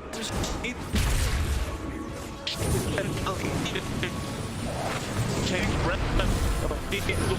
reinitiate the calls and put the back soul with double slots chance with the song, and it's a nice one for that.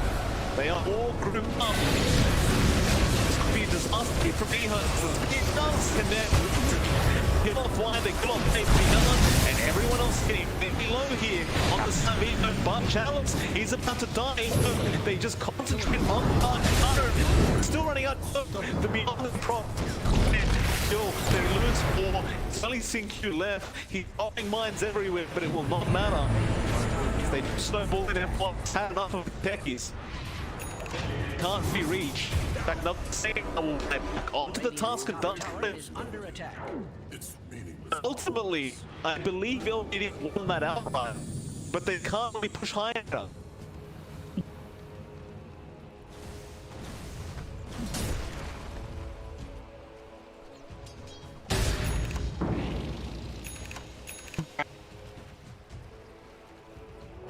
What a bounty!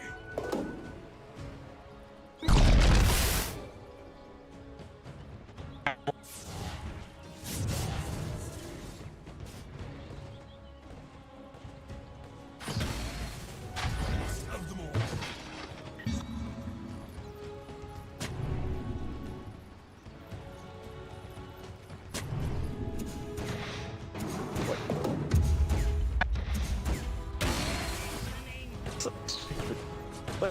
Well, once you get through 1 damage at level 25.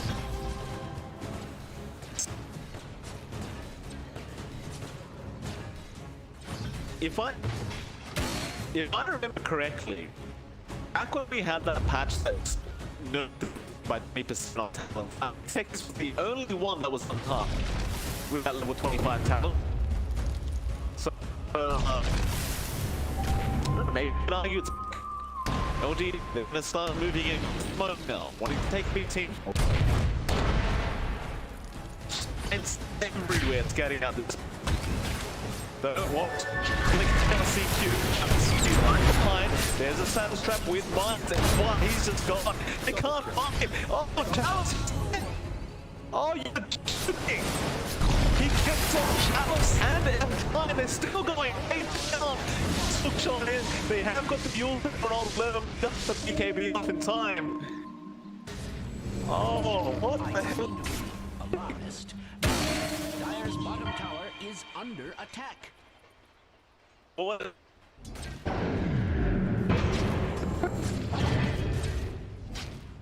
Oh, I don't want to be there. And they get punished by innovating Ben, which is very keen. The lead in Q, but it doesn't pay off. You know, this is reminiscent of Game 1. Remember that? Then you Tusk was just constantly built on until it just didn't matter. And, the same story here. They're just creating bigger heroes. This is exactly what they want. That's a huge kill. He just pulled off the Nagasari by himself. Yeah. I didn't realize that he was this strong. But I knew him strong, John. That's a bit ridiculous. You look at the Naga, Butterfly Heart, and Manta up. Just doesn't matter. 3.6k HP removed in a couple seconds. Yeah, once you have enough stacks of mines, you know, that stuff pays for itself, Mike. And, well, SimQ just winning out in these trades. It just slows LGD down. Mind you, they are farming up well. They're still up there. Your team's number 1 is working towards an Octarine to have even lower cooldowns up top at Cockle and is saving up Bissell. So they're building up in control, building up in damage, and they're still holding a lot more farm on Styler, but yes, MKB, you shoot up. Side does get a lot more points as well. Hey, God, so let's get caught. Just smoke. It's going to be cancelled now. The console straps on. In off the back line. He's not wide there. On Christian. May be on. Also will die, but here we go. They're going into the mines once again. Go Sonic. Down in dying Sniper. How do you switch else the second time? Well, apparently it's doing to do it by itself with these mines being thrown. But you need more help. Not the same. Himself up there. They are making the chase. Arena will not connect. We find to get out. And that's really not that bad of a trade. Like, they got the better gold change. Solus is top of the net workboard, so killing off Member gotta feel pretty good. Yeah, it gives them some more room to breathe. What really needs to now is having CQ pop as many mines down as possible. Yeah, time is the limit here for these, right? Need time and more mines, need time to go around the map and have these pre-ordained bat spots. EHOME just needs constantly time to stall off and get that done. They can. They've got an entire area of the map. They continue to build up. Look at the scoreboard. 30 and 36 and 11k lead for LGD, but made no progress under Skeleton since taking that 3-2 mid. It's just techies. Oh my goodness. Oh, right. Roshan, I mean, it's so hard to cast this game normally, isn't it? You just can't. They say you can't play a normal game of Dota with techies. It's kind of a similar thing with cast. Like, you just don't really face to go play. Die out of nowhere. Yeah, pretty much. They're gonna try and protect the deck Roshan, of course. LGD, you kind of have to pick it up, and they have a 10k lead at the moment, so you should be confident enough to make that Roshan play. At least want to pick off 2 before you can, or maybe run into the Roshan pit with the smoke. They try for the fight.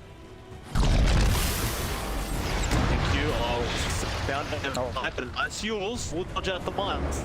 And an arena pick up the left, he catches up. This is the speed here. Multiple see it being up the team. Let's go down. That clockwork kill may be enough for them to run back Roshan and try to push down ASAP. That is an opening. Kind of funny to not give us in queue. And it's not he's actually worth more for EXP as well. This Faith down into the support does make a good move. So if you trade out of big, it's a 5% to start. Spots around, of course, you're picking up 8 and cheese. There's a lot more to true. There's a second life Somnus, there's a cheese shells. Start popping those mines up under high ground. As GD's not any more moves. I shan't. Enough to say we'll laid out of that. Seems perfectly fine here. Like, you've got a battle coming up, challenge, you've got the core about to be completed on this. It's just a shame that they have to go this far with their item build to feel like they can actually contend high ground. But it is quite literally the case. If they can't survive or burst down the side of EHOME Master, the long punch don't suit them at all. And when you go again, there's mine right now, the FY is on. I believe it's only 1 mine anyway, and you won't even bother blowing it up. They're going to try and push down to the bot lane. Do have nothing to say there, who can just skip and make it that much harder. No, if the creeps.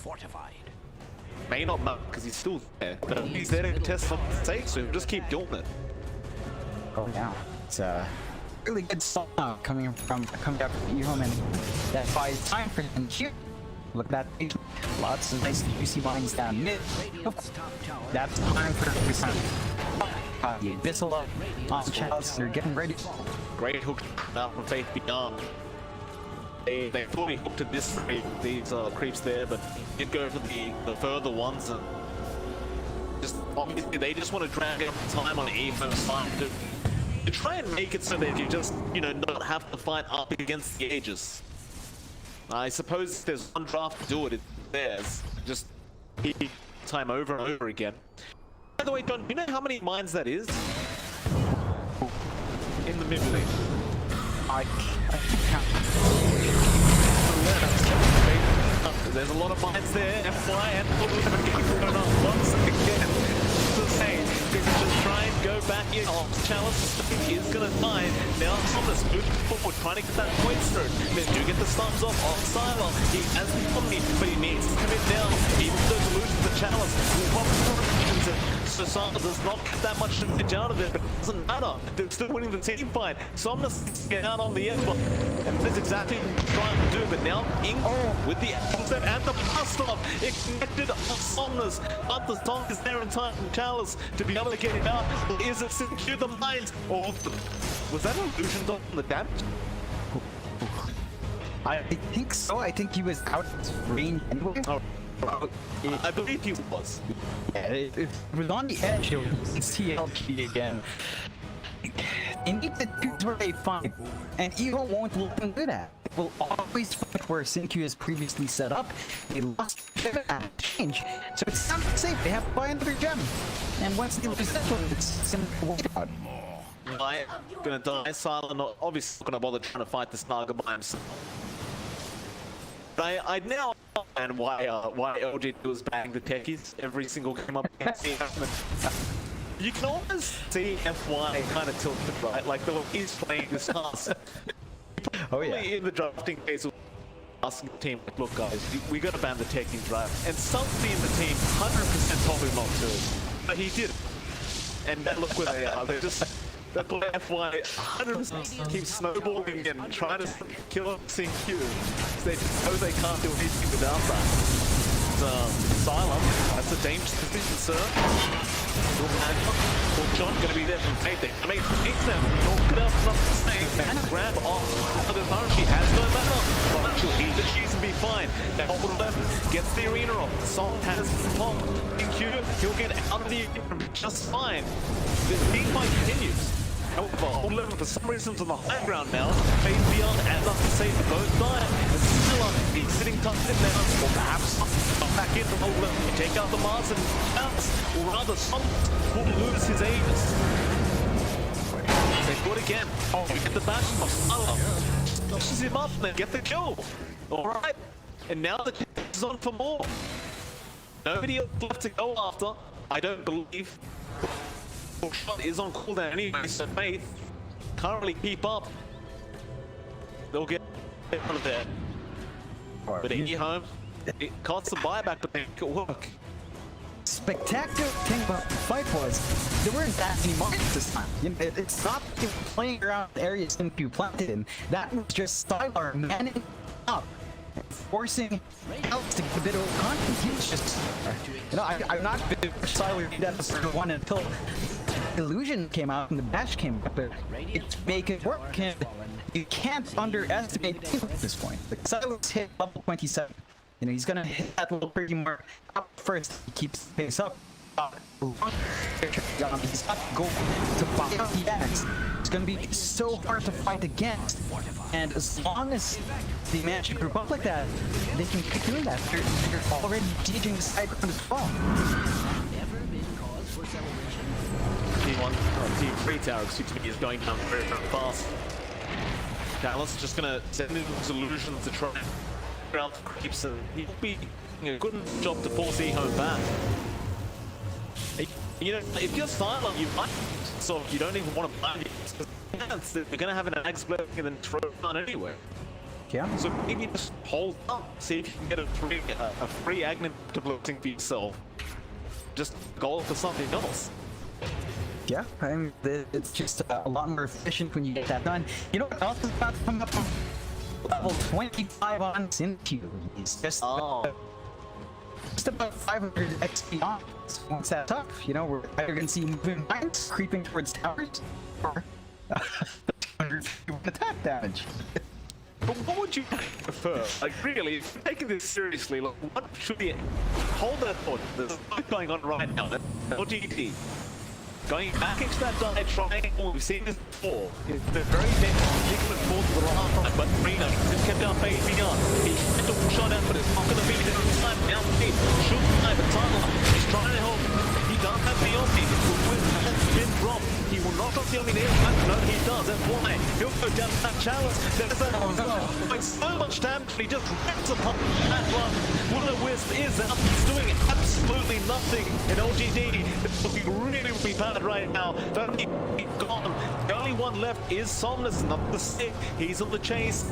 Can't find him. Somnus will be fine to just get himself out.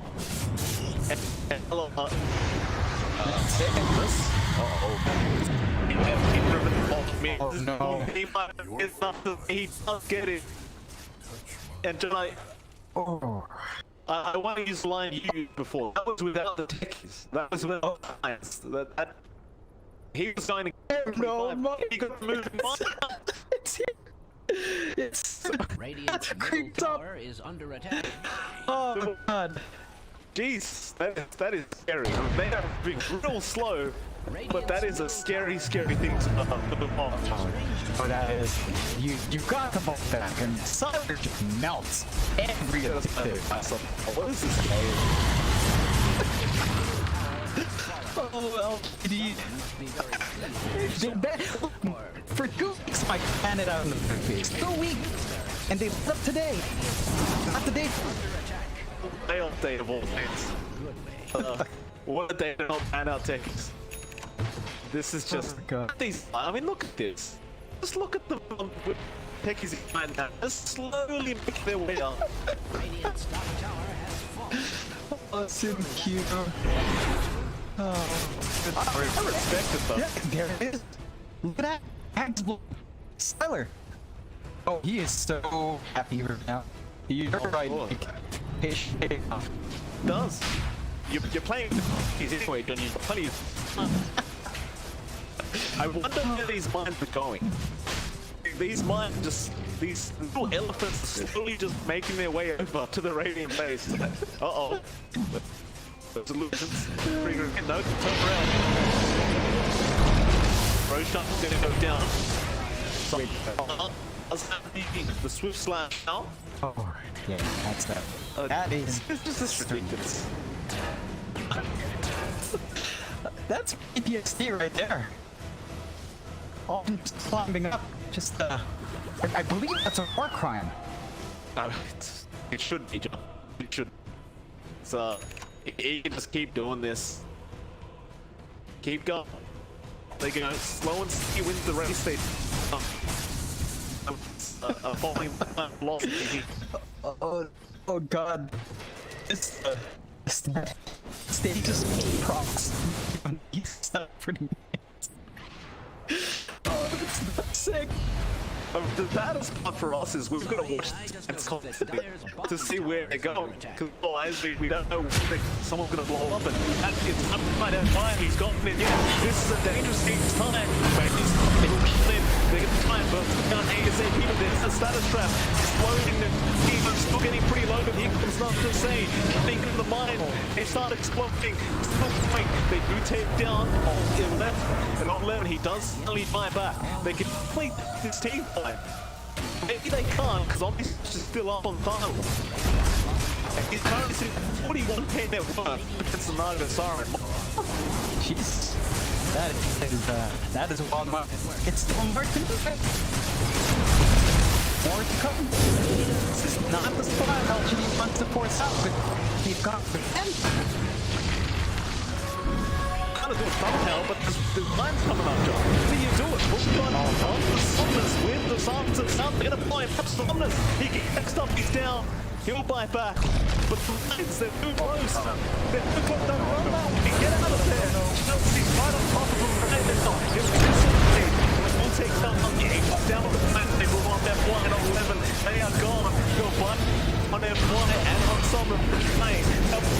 He'll jump into the comms onto Chalice on that only side, just ripping them apart. Chalice on, I believe the game, but on.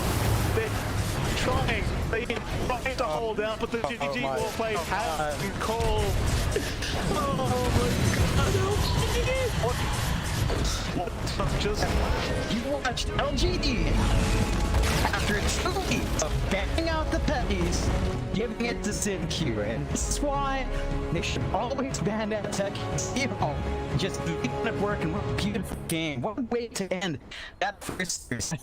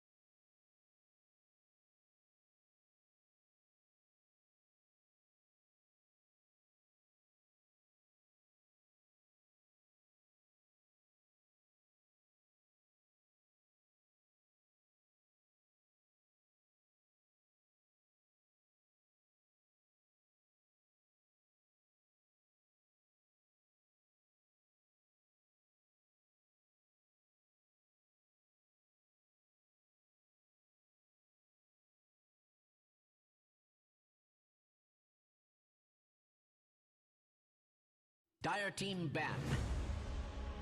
Radiant team ban. Dire team ban.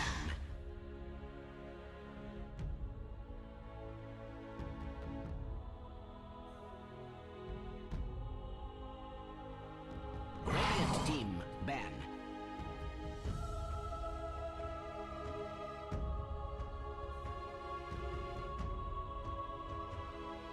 Dire team pick.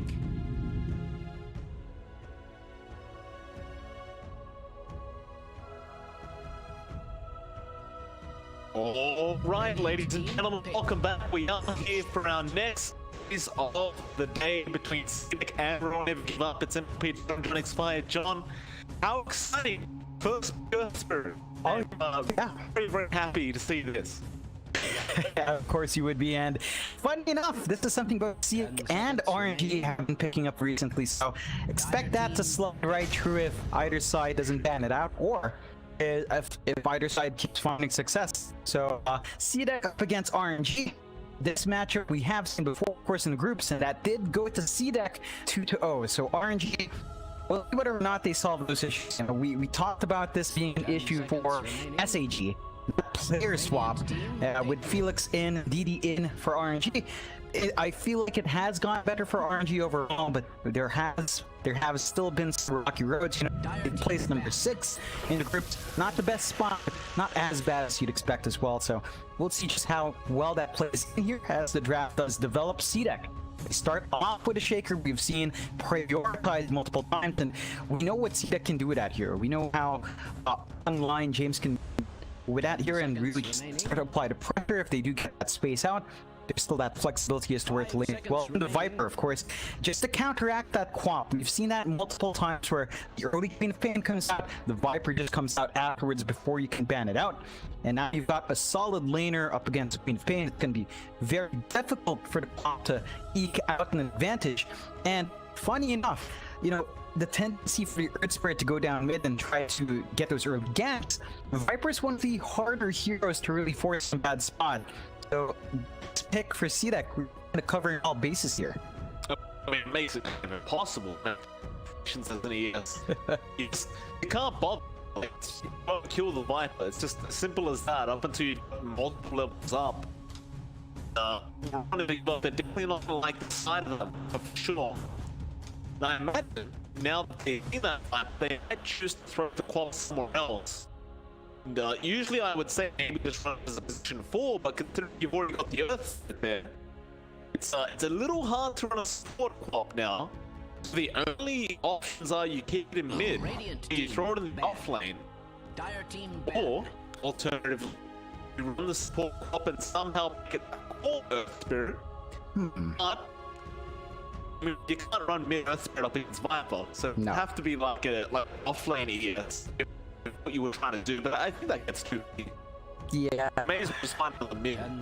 Yeah, for sure. We've seen that before, though. I believe we have seen Earth Spirit core once, and I don't think it had as much impact as one would hope. So, it's still a possibility. I just think they have locked themselves in with these early picks.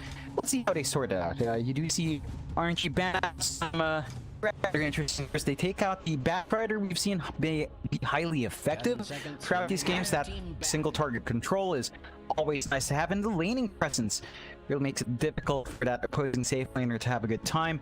You also take out the AM from RNG's end, so again, we're not seeing that hero make an appearance. It's been consistently banned out in the second phase. CDEC, they take care to remove that Terrorblade, which is interesting. I mean, I guess you kind of told the Terrorblade's an option because of the Morph ban out. You know, we tend to see the Morph to counteract the TP, so if you see the Morph first, then you just kind of don't want to deal with that Terrorblade in the end. It's relatively safe for them to ban out, and both sides are fully open. You know, still a lot of possible bans and things to go. This will close it out though, and you see the Spectre taken out from RNG.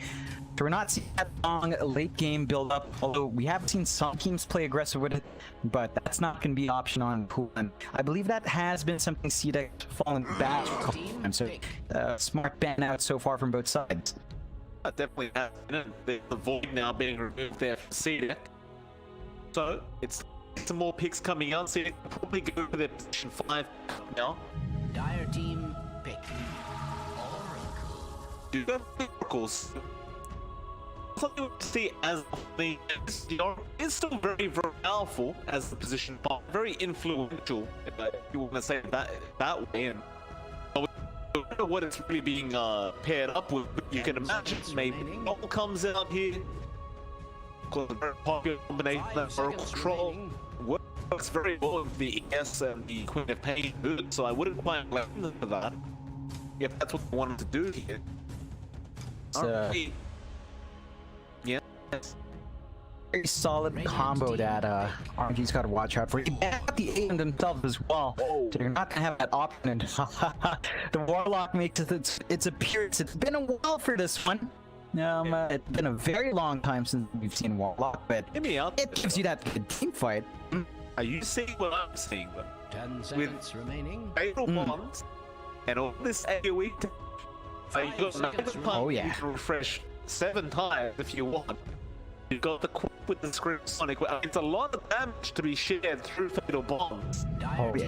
You can really wipe people out, and wow, Sven comes down. Now, this is something I have to actually bring up. The Sven does seem to have a very quickly increasing win rate, especially on the recent patch with that movement speed buff. It's much harder to kite the hero around now. 10 seconds I like the fact that we're actually getting Sven popping out now from CDEC. Yeah, that's a really fascinating one. Of course, Sven kind of covers your bases here because he's got great damage once you pop his whole hand. He's a hero that doesn't really mind building the BKB. Once you have that BKB up, the Warlock doesn't have control, the Earth Spirit doesn't have control, the Quap doesn't have damage early. So the Sven just takes control, and if combine that with the Oracle, there's just a lot there to play with. Still RNG, not dissuaded. Keep going all in on this build up. They've got a lot of AoE coming out with the Veno as well. So there's a lot of potency with that Warlock, even with just the Fatal Bonds. And it's a really explosive lineup from RNG. I'm looking forward to see how far they can push it. They will have to play fast. There's no two ways about it. If they falter and lag behind a bit, CDEC just have way better scaling cores with a Viper Sven. And if BKBs fly out, you're looking at a lot of that damage disappearing. Here's the thing, right? Like, just like you said, once the BKBs are there, suddenly you really haven't got too much to see there. So, RNG, they're gonna need some kind of hero that can actually siege towers. I mean, you've got the Warlock, which is okay, but it's not really, you know, a guaranteed push that goal doesn't die and have it on cooldown a lot. You won't just throw it out without a team fight occurring. So it does feel like you need some kind of core that can actually start helping and pushing down these towers if you are going to run a draft like this, unless you're just confident in scaling later on up against this draft CDEC, but that's highly doubtful. So I'm kind of wondering what position 1 RNG can go for to offer them that push potential as well as being able to fight early.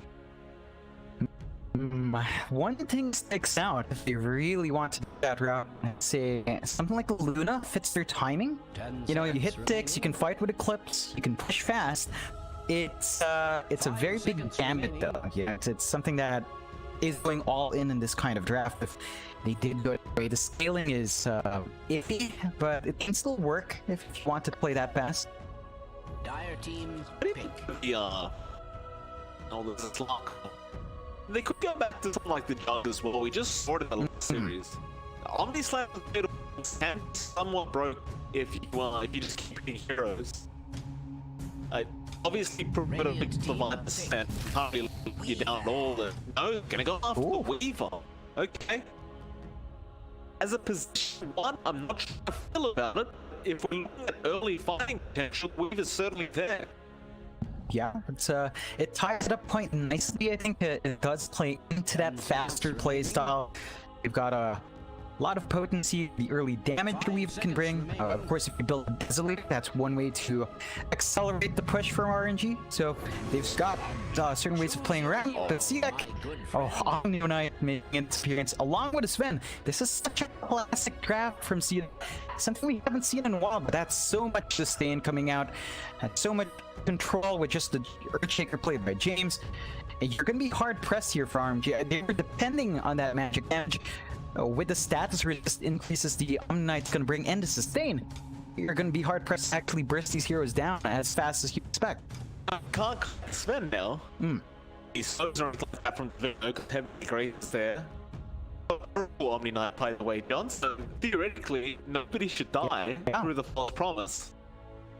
It's you can't get magic damage to deal with the angel, so I don't think that's going to be too big deal.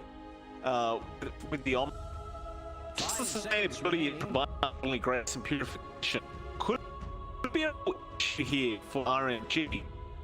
Are heavily locked in this very early pace kind of draft. They have to hit their timings well and if they can pull off this combination, if they're trying to get this fatal bomb and everyone up, I think going. It'll be rough though. If Sven gets the farm on the Sven, it's a Sven. It's very effective. That does. It really will be, and they've got laning. I think that's where this draft really shines. You've got that BO3 and Warlock. You've got the Earth Spirit is amazing early laning phase, and you've got a lot of DOT and Flywind as well. So you really need to maximize that early laning pressure right in CDECs. At their weakest, you know, level 1 for these heroes is kind of iffy. It's not amazing. I'd say level 2 is going to be comfier, especially with the Oracle support, but that's something RNG needs to exploit. And another thing for RNG is playing around with cooldowns. You need to play around the Poison Nova cooldown, you need to play around the Golem cooldown, just ensure you use that every time it's available. Find a fight, force a tower out. That voice line, man, it's just... That is what you sound like. I love it. I've been That is what you sound like. That is what you That is what you sound like. They release him in a mini game like this, That is what you sound like. they make him have a voice like he's a game show host of some sort, right? Like he's like... That is what you sound like. That is what you sound like. Almond breaks the combo. Victoria does as well. That's a shame, but still. You know what would be fun if you had Rubik and Agnes Labyrinth? Wouldn't that be great? You're in Sun. Would have been what they did though. Like meant to be, and he's meant to like, as far as I'm aware from the lore, meant to like this his dad and his dad meant to hate him. I believe, if I'm remembering correctly. Never happened. 30 seconds to maybe. move. Revealed was a hero like, you know, the next couple, That is what you which sound is like. definitely. That is what you I sound don't know about like. that one. I feel like rework his model a bit. It bothers me. That's quality. Oh, RF! He missed. He missed the. Didn't block it out. He lost. Got bored. Gets up from the name. He was like a winner. No, he won't. He was thinking about going. Would have taken way too much rats had he done so. And there's going to be a 2-for-2 trade on the burner and then way that he do manage to get both bottom barriers for the side of RNG. Still chasing Victoria down right now. The Oracle. It's really dominant in the Warlock. Seeing these pos 5 heroes and eventually make his way back in. You like to consider yourself a bit of a Warlock pro? Yeah. Well, what's he I've played a lot. on the laning stage? Spam W, sit back, trade right clicks, and that's it. It's as simple as that. Just harass them out as much as possible. Once you hit level 2, level 3 with a couple of fatal bonds, you can start to drop them low, and you can start feeling like you're a great player when you land those bonds and watch people tick away. That's the best feeling in the world. You don't put any effort. You cast Q and your carry gives you a kill. Then eventually you just lose the game because you chose Warlock. super gonna harass here from James. He's gonna give it back though. Like the fact that you can screw yourself up like this, you don't even have to eat a tango. He had 4 minutes anyway, so James just can't contest, and that's one thing Warlock does well, right? It is fairly lane dominant in its own way. It really is. And I mean, it's not crazy, but it's really tricky as soon as you hit the level 3. You know, Shadow Word's still fairly good. One thing CDEC has to balance out is they've got this so Super can't aid or try to harass Piani. What he can really do is try to chase James, but James has boots and he knows what. Just keep Super in the loop, and in this way our Warlock's really not doing much, which does mean that lane's gonna be tied up. Can't expect James to leave it time soon, so the mid is gonna be a lot more stable. It's XM up against DD, the Viper up against the Quap, and it's a rather decent start for DD. He's got slightly better last hits, but XM now at level 3 is piling on poison attacks, and DD don't cop any hits of that. a lot of damage, so 48 HP just about.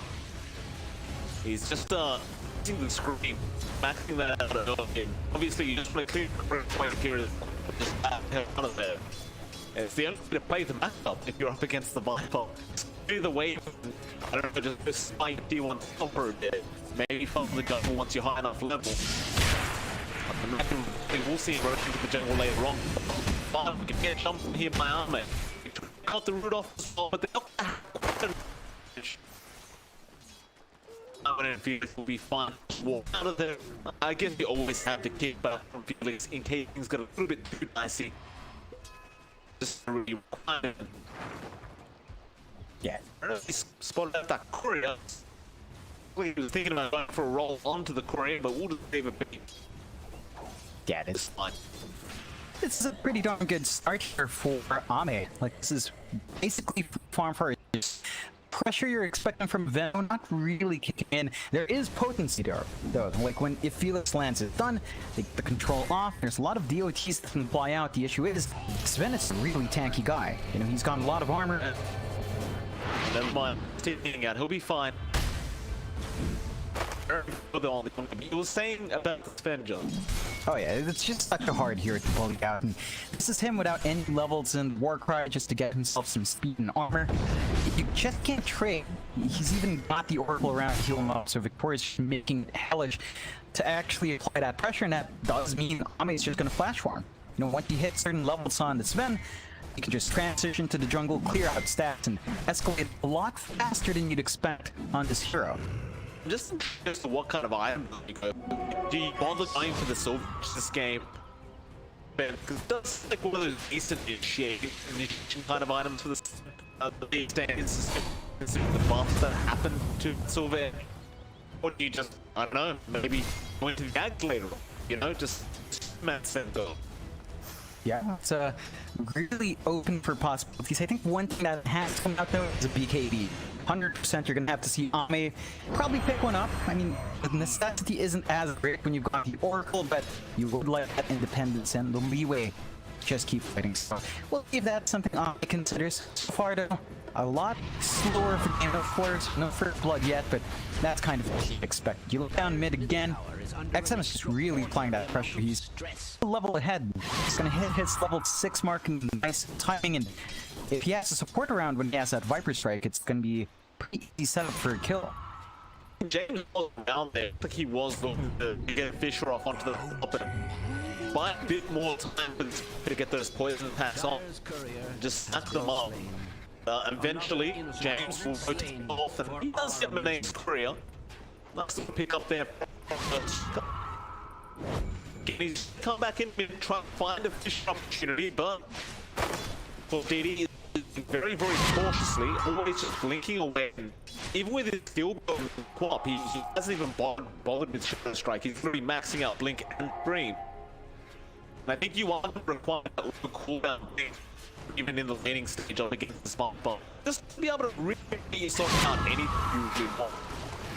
Yeah, it's not the best time for DD, and at the least, you know, he's buying some with James spending some time here, so you don't have to worry about Shaker interrupting anything else in other lanes, but it's coming at fairly heavy cost.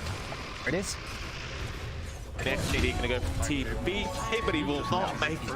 As empty, almost got back to the fountain. I believe he probably would have died in the fountain anyway. So, great fish round from the Earthshaker, and saw that it's from the support team from. You just can't help. It's a Viper. Yeah, and that opens up the side lanes for CDEC, so you're gonna have a good time farming up on your cores. You're not gonna be too worried about that. And gotta love the vision CDEC has, right? They've got this ward behind tier 1 to spot out those movements, to spot the couriers. They've got a real early ward in the top jungle as well, just ensuring RNG's not gonna pull anything sneaky and try to, you know, kind of contest those stacks that they might be built up. It's just very tricky for RNG to secure their own jungle. I appreciate that here. It's really nice vision. All while, mate, he's just farming the jungle. He's going for a minus build job on this event. But he's had real time. Nothing to stop him. God strength when it's not cool. And just do as many jungle sets as he possibly can. And God's, it's not like it's a huge either. It's only about 110 seconds per bot lane. They run him onto Victoria. No available on field means it would not cancel the team. The Victoria gets out of the now games perhaps be the target. Felix will spot him out. He was the bot. Quite. He's gonna do it. It's a risky spot though. You've got some really good forward vision from RNG as well. So they know where all this movement's at. They don't quite know where Ami is, but they're keeping a good check in on this third part of this raging jungle. And this is the point of really just takes over lane, right? He just has level 7, you've got full levels of poison sting, plague boards at 2, so you can just farm up in this nice little area and not really be contested. Explain to me what he's doing. He's holding real points. Just he wants to max the favor bombs attack. Well, he's gonna die now. No way out of this. Has that ever been cause for celebration? And he will eventually go for the second ninja word now. So I guess panicking there just to see if he can survive. It's almost like he's deciding he wants to mix fatal bombs.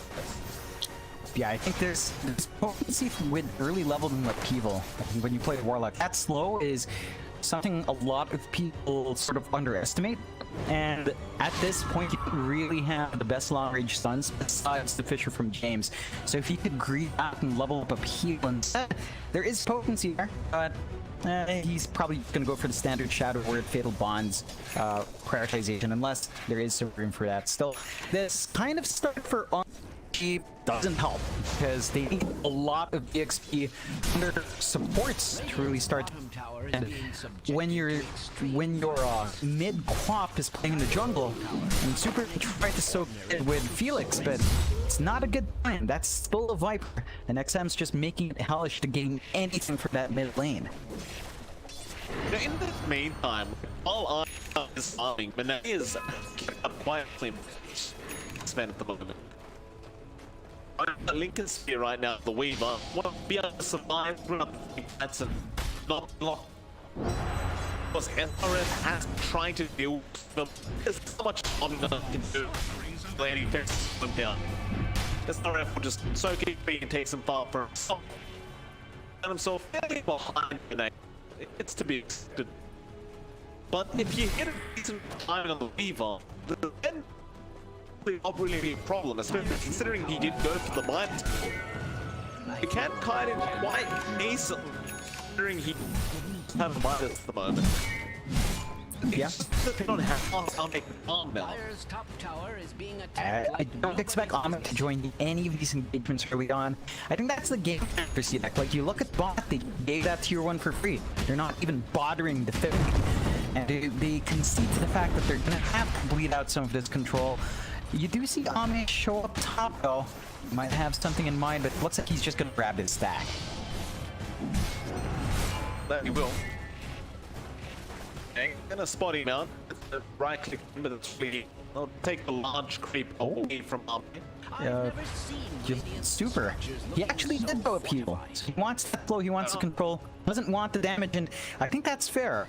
While the BKBs aren't up, you really get to maximize the upheaval slow and start to play into these fights that aren't might be looking to start soon. Roll in, not gonna hit on XM. They want the line. Underneath the T1 tower now. Sonic weapon will be enough. They're after a process, but they're gonna find two. They also lost their P1 tower in the middle of that game, but they punished the side of 66 before that P1 does go down. Yeah, it's a decent trade for RNG. CDEC's still gonna be happy with that tower fine, but with Plum up and with Flywin around, you can actually start to do some damage on this tier 1 mid as well. So you might look at this tower dropping it to severely low levels, and again, CDEC with their aren't quite set for defense, but they are TPing.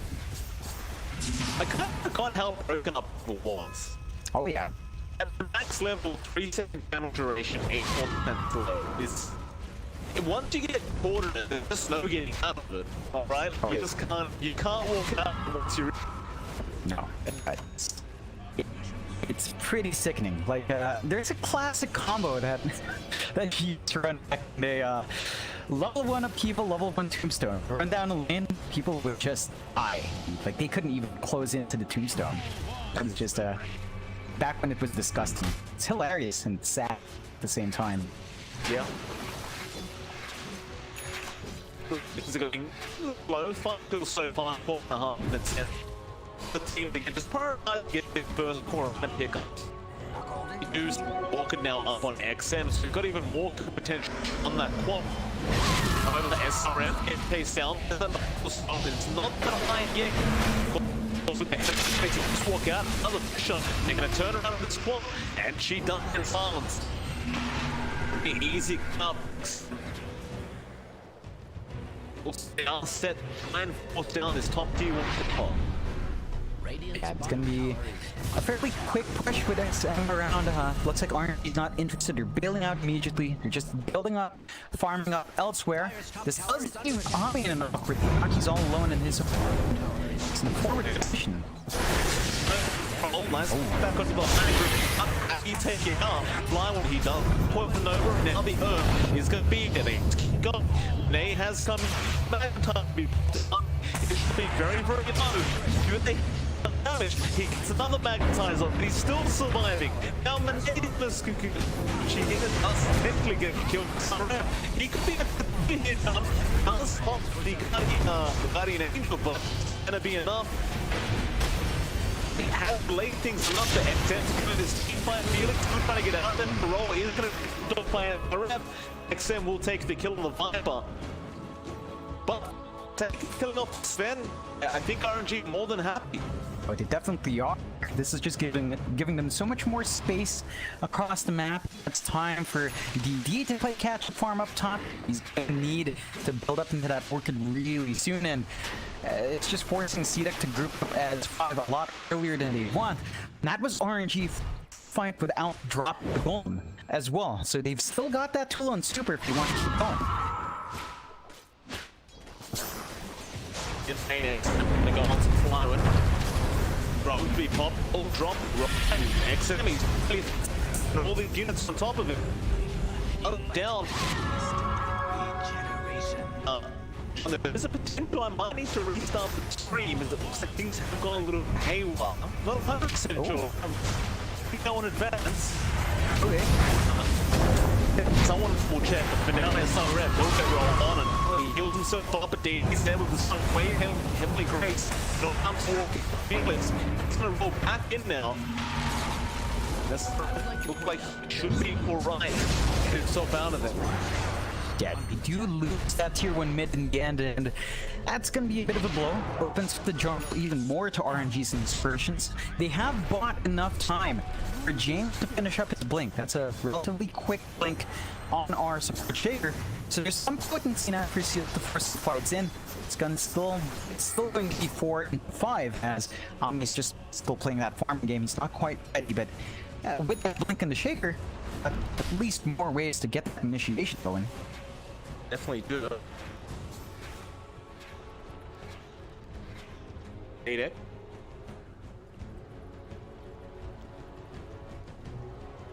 Now. One can first lead here. Alright, look. Stream stabilized, actually. Oh. So hopefully I mean, obviously, I'll really start straight up games over, but hopefully that's the end of that. I have someone keeping it in anyway, so never. We're trying to fix it on the fly. Okay, it's good to know. Thank you, Justin. So, think- see that? Yeah, it's lane. not talk. Oh no. Orchid is, however, DD stops them from taking any further, and Felix will have to get out, or James will have to get out. Okay. Yeah, and that's a lovely way of canceling out that blink reveal. So they know James has the blink. He didn't get to kind of pick off like that as well, and it kind of cost them. They are staying under reward as well, CDEC. So RNG knows what to do, and with that kind of failed gank, you're just gonna have to back off. What more free time for RNG to kind of build up and farm up, and these stall outs do help. Still gonna have the golem hold up. Well, when you can get caught up the Vendo and he can't really do much to help him out. He just make the TP play. They'll just lose the. They're still just keeping up, right? Like, oh man, he's getting there. Eventually, he'll get exactly what he has queued up. Once he has up, I get the last time and can actually join in and commit fights. Be able to consistently close the gap over and over again on his targets. Yeah, it's gonna be a major spike for him, and considering that he's been basically uncontested, it's gonna be a smooth ramp up into that ag. So RNG's got to be a bit cautious. They need to keep playing around, or else they do have the goal up. Chaotic offering is go. They've got poison up as well. They can look to group up and perhaps force an objective down. That tier 2 bot is looking pretty juicy. But by didn't basically observe what he's gonna die. Does go down. Another line pick from the side of CDEC.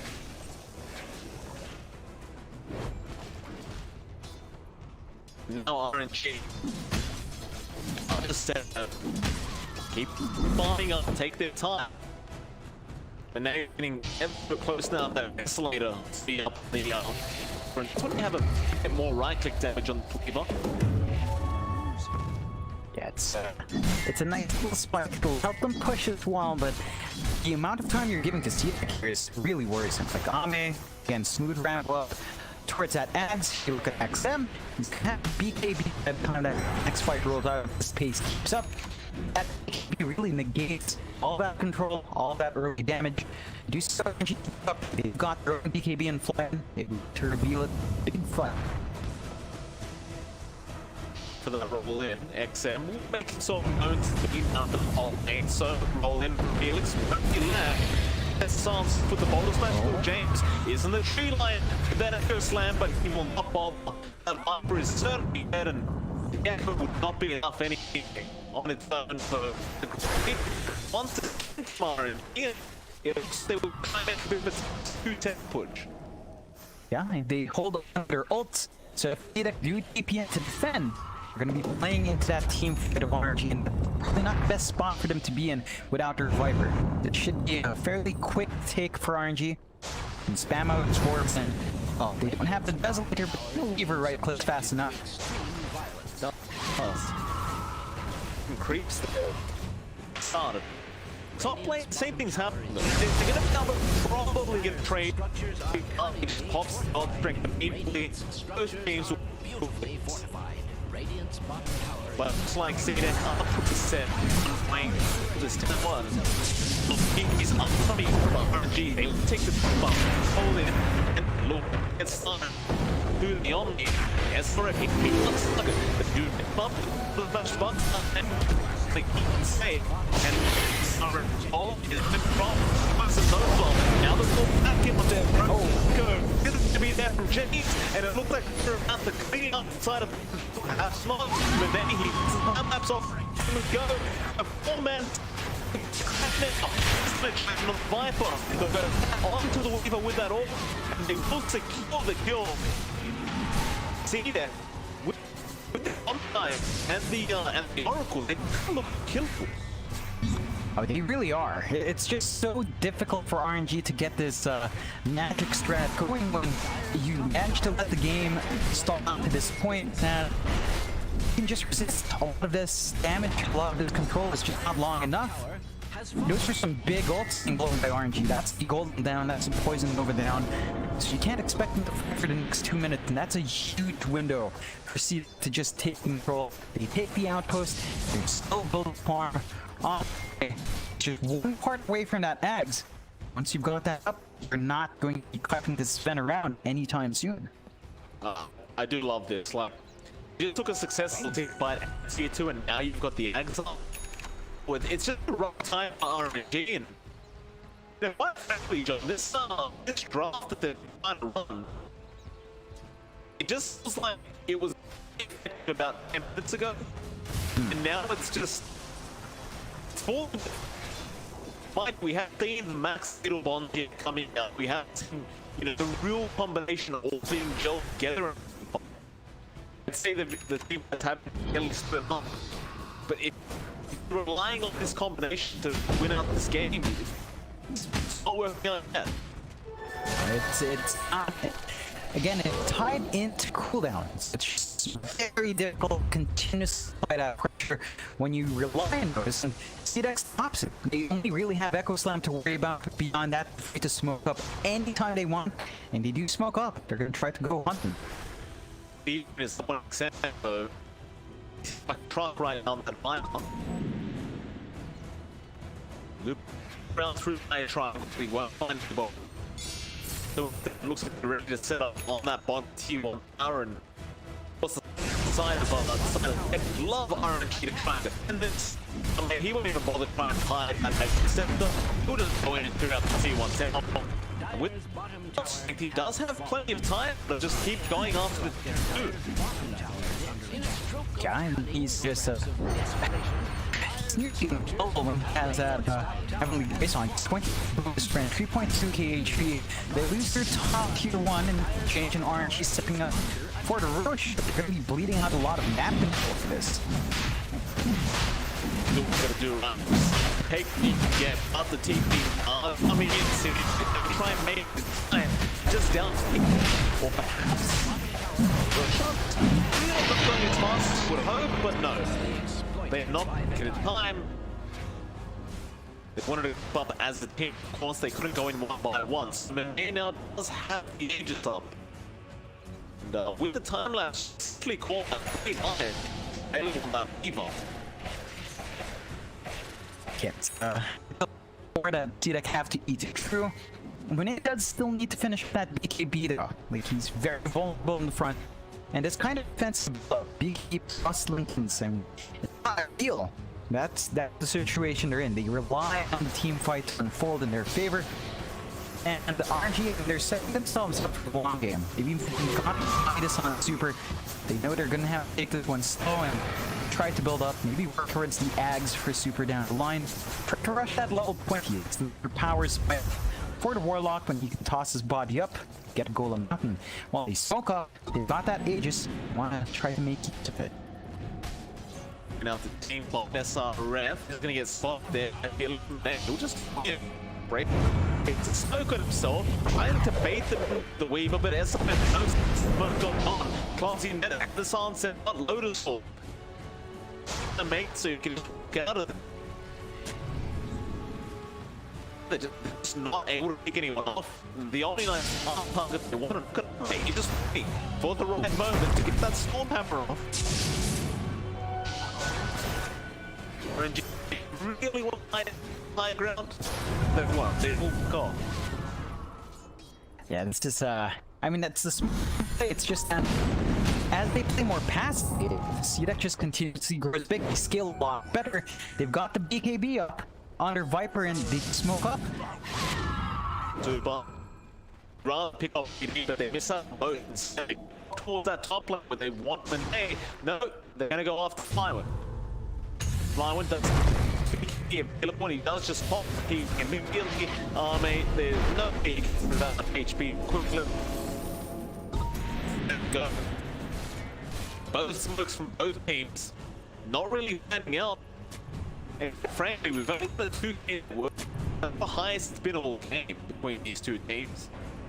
It's still a very, very close game going on here. Between CDEC and RNG. However, SRM and Army come off mid lane, Manani is trying to start off this. Then Vince the button. The picture comes up. Was supposed to keep him blind. He's jumps to that line. Sonic Wave and now the snow bit of come out. So no, there goes SM is Victoria. James is just in the shadow amulet. But eventually falls on Army. He'll go and buy himself with his sorrow. But that well, heroes right now. SRM looking silence underneath. That's Just a reinitiation. See, but only have 2 left. Yeah, it's a strange decision to make. They were fighting into the reveal of the halberd as well on Flywin, so that just threw Ame for a loop. He didn't know what to do when he was disarmed. That's a major spike here for RNG. They just start sieging the high ground. They still hold on to the Aegis as well, and Monet doesn't stop this one. Big tower, RNG getting what they wanted to need. With that Aegis still up, it's that much harder distance for it to be attacked on RNG. They're going to try and play the same Aegis back up. It will be perfectly fine. Yeah, big bound being placed onto our Earth Spirit feeling, but it's the map, he should be right. Yeah, it's troubling for CDEC. They lost that lead. It's a 3K advantage now for RNG, and this hedging their bet on the later game, especially with this Midas pickup for Super, it looks to pay off. Like, they're going to be able to rush those level spikes, those talent spikes for the Warlock. They're going to be able to get double golems down the line, and it's working out fine. Monet is building up more damage on the Weaver. He's going for the Daedalus next, and he is a fairly slippery one. I think that itemization is all on Flywin is giving them all of this leeway. It's that Heaven's Halberd. Sven is just so vulnerable to being disarmed, and Ame has not built anything like AKB, so he's always going to be vulnerable to just that one item, and even if the status resist is up, that's still enough time for Ame to hesitate. We saw that in the last fight as well, where the Sven is just kind of stuck, and that's one way to get control out still. See, they're still firing up wall as well. They've got that satanic on Ame, so he has life heal, he has even more strength. You've got to eat trend. It's still a fairly difficult target to control. That's despite all those pickups that RNG has worked into. Yeah, definitely so. The KB's coming up from RNG now. Felix Schauber, he's got one on the third. You've got one on Taiwan. DD has his own on the quad. Well, there's 4 BKBs on RNG. Only Super is 6 BKB, but he's got a fire sub. So it may not take very long for this Warlock to get his score that he wants. Oh yeah. Go for the Midas pickup, and what would you want anyway? Axe. These days. Axe? Okay. Yep. Axe refresh. Basically, it may be an Aeon disc if you can't cast your spell before dying. But that's it. And the next thing you'd want is just hit level 20, which again, Midas helped you reach that point. So they're going to be hitting those strides from this bit hedging that they went for slower game, and it's still paying off. Yeah, they played greedy by not get KBs to Ame on SRF to keep them up and running. Sometimes that's not enough, especially if they split up. So CDEC's got to be a bit more disciplined and kind of staying together, but not too tight, of course. Say Warlock, but they can't afford to slip in one by one. Still, it's fairly even game, right? 10-9, half an hour in, 3K lead for RNG, and both sides are just continuously building up. Be confident with RNG, like, even against Sven, you've got this leave of just eventually get something like the Axe himself, just have time lapse of one man. But now he's just trying to nullify it and really glide hard for that Sven. It would certainly be once he does have another player up. There's a snow coming out from CDEC. Gonna run straight into the side of RNG, but TD committed the X-Stab early. There's that golem being dropped, and they want to roll in. Felix, he will go, but I don't think this is the team fight. He'll go for the BKB and roll back out. And with that echo expended, they're just unwilling to fight without their mid up. It's understandable. Yeah, that's a costly fight for RNG because they also expended the golem. And that's a 170-second cooldown. That's just such a long time where you're not have that spell. The CDEC understands that the big opening for them. They can keep playing around. And again, you're not beholden to cooldowns like that. God's Strength is going to be down for a bit, but major factor. You know, Ame still got the damage without that, and still stand in front. And CDEC wiping it up 11-9, just a 1k lead for RNG. They need these items to come out. Monet's Nullifier is so important in removing those sustain that minus control that SRF brings. The Heavenly Grace just needs to really kind of counteract it and counteract all of this immunity that CDEC has. So they're gonna need that up and running under Weaver relatively soon if they want to take these fights. Nay, he's got to XM by himself, but XM has help in the form of his full team coming in. He does pop his BKBs at that time, but now all the team fight will start. Ame is trapped in between rock and hard plays right now. The Swiss Felix is out of there. Now Manek continues going onto the center with the poison over the fly out. He's but Guardian Angel will take the day for Ame, or perhaps not. He is still dying. I mean, trying to survive. He's just running his way up. Eventually, he will go down, and now they can clean up everybody else. There goes Victoria. Maneki is rolling up, and now with that Sunsman, not enough. He gets his laps off. He will survive. And now James goes down the Earth Chain for ZRF, the only man left standing. Unfortunately, John, he was standing on a. But he will go down. And it's a full team wipe. Nobody from RNG will die. Oh, you know what won that fight? It was Super's upheaval from a mile away. They didn't stop it. Didn't stop it that entire fight. And Ame just stuck. He couldn't run out. And you really, really have to find that Warlock. I mean, yeah, the goal was down. Upheaval, when you fully channel it, you just keep him locked in for a ridiculous amount of time. And CDEC again, they didn't offer any defensive and Ame, so he's just stuck. And that's their damage here. They lose their Roche as well. RNG now, 8k advantage built up from that, and they start to take those racks down mid. Yep, they are. That mid rack's definitely gone here. Flyweight can basically do the job by himself. It's a matter of how much he can get out of his timing. And if you're RNG, you've got Golem Gulch. You don't necessarily have Poison Nova, but they're in 10 seconds. Your Magnetize is about 10 seconds off, so I wouldn't quite blame them going for a very, very early team fight after that mid-rack's being taken, considering there's no buybacks available either. Yeah, it's going to be a major spike for them. I think they'll actually wait just a bit. Look at Super. He's just about 170 gold away from the eggs. And once you've got up, double golems there, you melt the towers a lot faster, you've got so much more control. And again, this strat they've worked out, this patience they've brought out with their fast draft, it's just paying off dividends. You know, Super's at 15 now as well.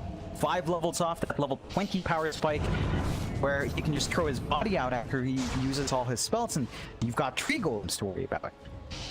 Smoke up from CDEC, but seems like it was just to try and get some water, and RNG to be very well aware of the smoke wall going on. Just get them out of there. Rest of CDEC gonna hang out in their triangle and try to get some more farm going for themselves. So shocked to see that, I mean, I know you've got so many ways to purge up these spells, but, well, I'm just going full creed on damage. He's going for an Atlas build-up. No real need for him to pick up a BKB like this, but it gets a bit rough. I don't know about this. Like, they've got a lot of Heavenly Grace and they've got Fortune's End to push things off. I get it. Even the promise was.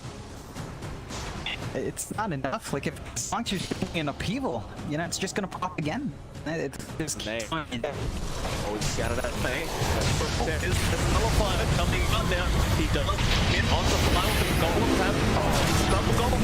That means nothing. He's in big, big trouble. He's falling very low, but the cutting thing will again get a tape. Here comes Sonic Wave. It will really connect though. Go boots forward. The King's trying to come out of the as he does hit with that big cat. He do this. Now James killing off Felix Shelba. If you would just kill off that except from the blind bomb, this looks really bad for RNG. They basically gonna one, they'll back though, and then he's going. They kill off Jacob. Will be able to buy back if he needs to, but the rest of the can't want to pick up. There's the buyback. To get back, but they want to go in, and the Echo does. They do catch up, and they on the way for it. They do now RNG, they have to respond. Taker goes back down too far. He's channeling he's just channeled upheaval so that he can get out of it safely. Builds on it. Army. And it looks so great for even after that start, but they just suck around to keep pulling back. Oh yeah, that was really iffy. CDEC gonna be really happy about that exchange. Did you see how fast those golems melted? My god, the damage coming out from Ame just ripped through those golems really quick. And it's go all the way. They've got to be cautious. They need Flywin around with a disarm. In fact, I'd say they need more disarm. Just grab a second Heaven's Helper to stack on top afterwards to ensure Ame can't get hits, because as long as he can get hits and he gets False Promise, he's gonna heal back to full with his Satanic. So he's always gonna have 2 lives. RNG's just not set to take fights with 2 lives. And with that, CDEC evened it up 16-16. 1k advantage for RNG. They need to wait up the next spikes. Level 20 for Super, level 25 for DD is when they can start to shoot back in. And it's gonna be a bit longer until you hit those level spikes. You really need to reach that point, as CDEC is a big freaking tank right now. He is just nearly impossible to control. But it was just the Guardian Angel just kept him blind on them. Had they gone down, that team fight would have been just completely different for the side of I'll say that we're going to be feeling more confident with that whole net worth advantage that RNG did have. About 10k. Now even more, they've had a double damage. And it's gonna hurt. Do they get smoke off in time? Victoria, he does bring it out of the back. He wants to go with Seeded. Big, mind you, every ultimate now back up. Jeez, another great finish around him. The Echo committing on the post. Best supports before Vander got to get Felix. He was not quite out of that. Those 2 down, it's at least a tier 2 town. Yeah, that's a tough spot for RNG. They need their Warlock to defend high ground. Oh, with that kind of stuff, Ame just gonna right through these other towers. There's just nothing to stop them right now. At least the DD was not like this. I mean, God Strict, I'm still hitting for almost 800 damage. That can make that more than 800 damage. Let's try and slow it down a little bit. Anyway, so now the game's even now once again in terms of objective.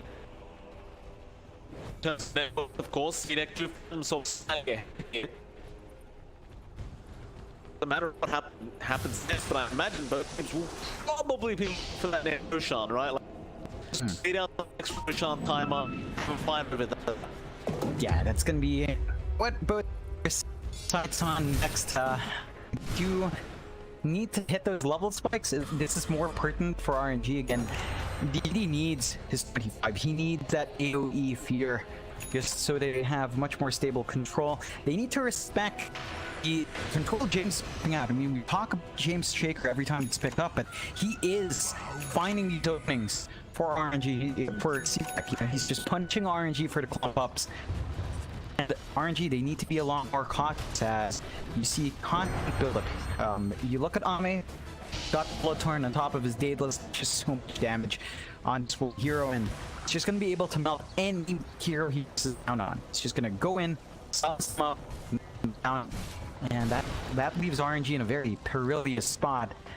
Super's nowhere near hitting that level 20 mark. Well, I mean, he's gonna hit 19, but not close enough to 20 where you're comfy with forcing into big, but they will smoke up. They want to try to recover some space here. really get the right initiation. Could different.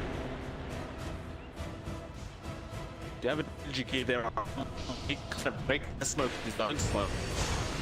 We're getting caught out. The exact same position here for RNG. We'll be around for now. Very, very cautious of the approach this region. Seems as though CDEC have one that may not be too interested right now. They are actually back off, right out the sun of RNG, and it does. So again, we're waiting on the next road car now. Not too far off, about a minute before deck waiting. Up until that point, can't really see that happening anymore. Nah, it's gonna be a safe play for both sides. Yeah, it's fairly stable. You know, they're still building up as well. I don't know if Winnie is gonna be able to find the goal to finish up his Daedalus before that rush engagement with buyback. That's the he can go in for the Daedalus, but that will leave him without buyback. It's gonna leave RNG in a very sticky situation if he does get caught out. So they've got waiter options there, and just constantly take it slow. Of course, this does give Super time to work towards that level 20, so and get that power spike regardless. I have to say, it's a tight spot for Warlock when you hold on to the Shaco. Like, you don't have much mana. Chaotic offering itself is 500 mana, so that leaves you 466 at best. And that's barely enough to toss every spell out. So it's a tricky spot for Super. He's not going to spam it after Shadow Words at the very least. I mean, who needs a goal to upheaval gun? Play this super sound stun. DD spotted them. Won't make the jump in the May. He's going to be there as well on the Weaver. But both teams just want to get out that Roshan. It's 14 seconds away. Keep going easy. But do so. You can't get on. He does have an A on, so it's not that easy to burst down. And to be patient, that means they will have first dibs on the Roshan. But for now, the team spotted out. They must see a swing later on. Yeah, although completely off. However, got me Kuru. Got a scout out. If you like now do so as well. They might have that time to jump in.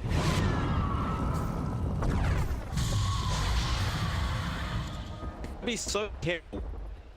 There's an earth shaker with an echo sample at any time.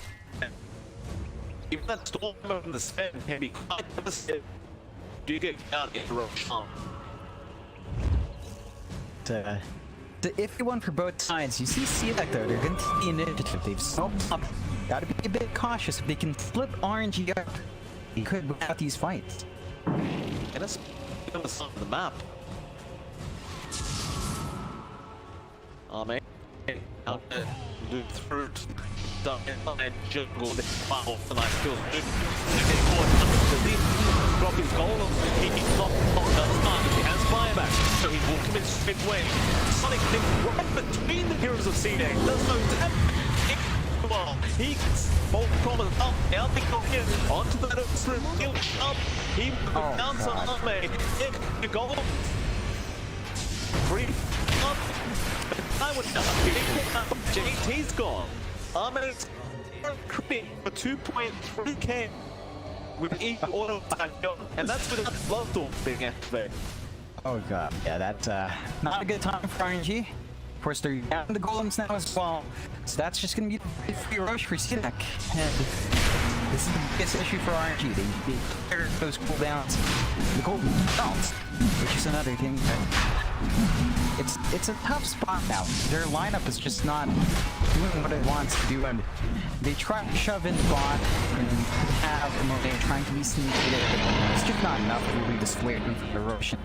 That is the HMGs now going their way, along with a refresh. You've got a lot more potency here from Ame, who holds on to it. That does mean he gets the opportunity to just keep staying in God's strength if he wanted to.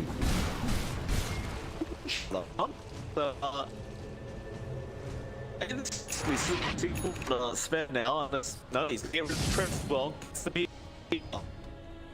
Yeah. Now he's got some crazy movement speed going on. He's like a maniac with this. He's running at 550. Yeah. At the max speed. He's smoked in all. Like, but the war cry used up as well. He just now there's smoke, so he'll just leave him be.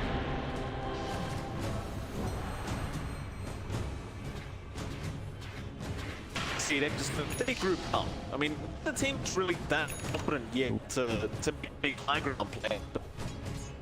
That's like the vice up on Sarah. It's All the broken camels here. it's a really big one, and you're not seeing the same kind of scaling from RNG.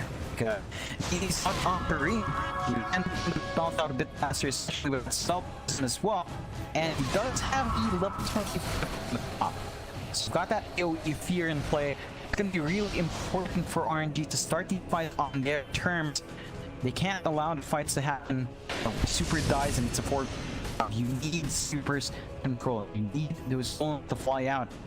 And in fact, Super needs to use the Midas. He needs to hit that level 20 mark. Sap. Is he still at level 20? Nope. God. He needs I that don't know level how two. much that. I don't know how much that golem that's gonna help him. It's getting melt. I mean, we've seen Ami melt too. One more is gonna do much, but it's the follow-up stun. I think that's really important. Just gives them a bit of a break in the fight that might be able to give RNG an opening. It's an iffy one, but you'd rather have it than not have it at this point. And he needs to use that Midas. Come on, Super. There you go. Now seeing it, they just take over the junk, take over the map. You've got Spin pushing in here from RNG, of course Monet is Spin pushing top lane and bot lane is slowly being taken up by BD, but he's just been a little bit cautious at the moment. Plus set. Just a 7-8%, not too bad. It's been a bit all over the place here. Yeah, it's still relatively even, all things considered. Yeah, I think that's a pretty optimistic pick. It really relies on RNG finding that perfect fit for themselves. They have been picked off a bit too many times, although Able to just Coochie out of that one. You know what changes game? The spirit Yeah. of max. Now you can just turn yourself to a rock, kick yourself in. That was the most imbalanced action I've ever heard of. It's so game change. oh god, If you just bought the game now, they'd immediately win the game. Yeah, with 100%. some bucks. Oh for sure. You can just make a non-committal entry, turn yourself into a stone, and kick yourself out. That's it. In and out, like a stone. In all seriousness though, they made the ads give like the old smash where you can start P.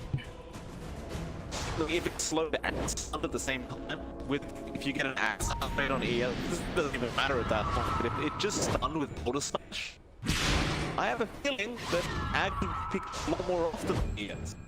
Yeah, I don't agree. I think that's gonna put him back in the map, but not quite the case yet. And James is added up nicely. But has been from they do go down. James now Arme jump in.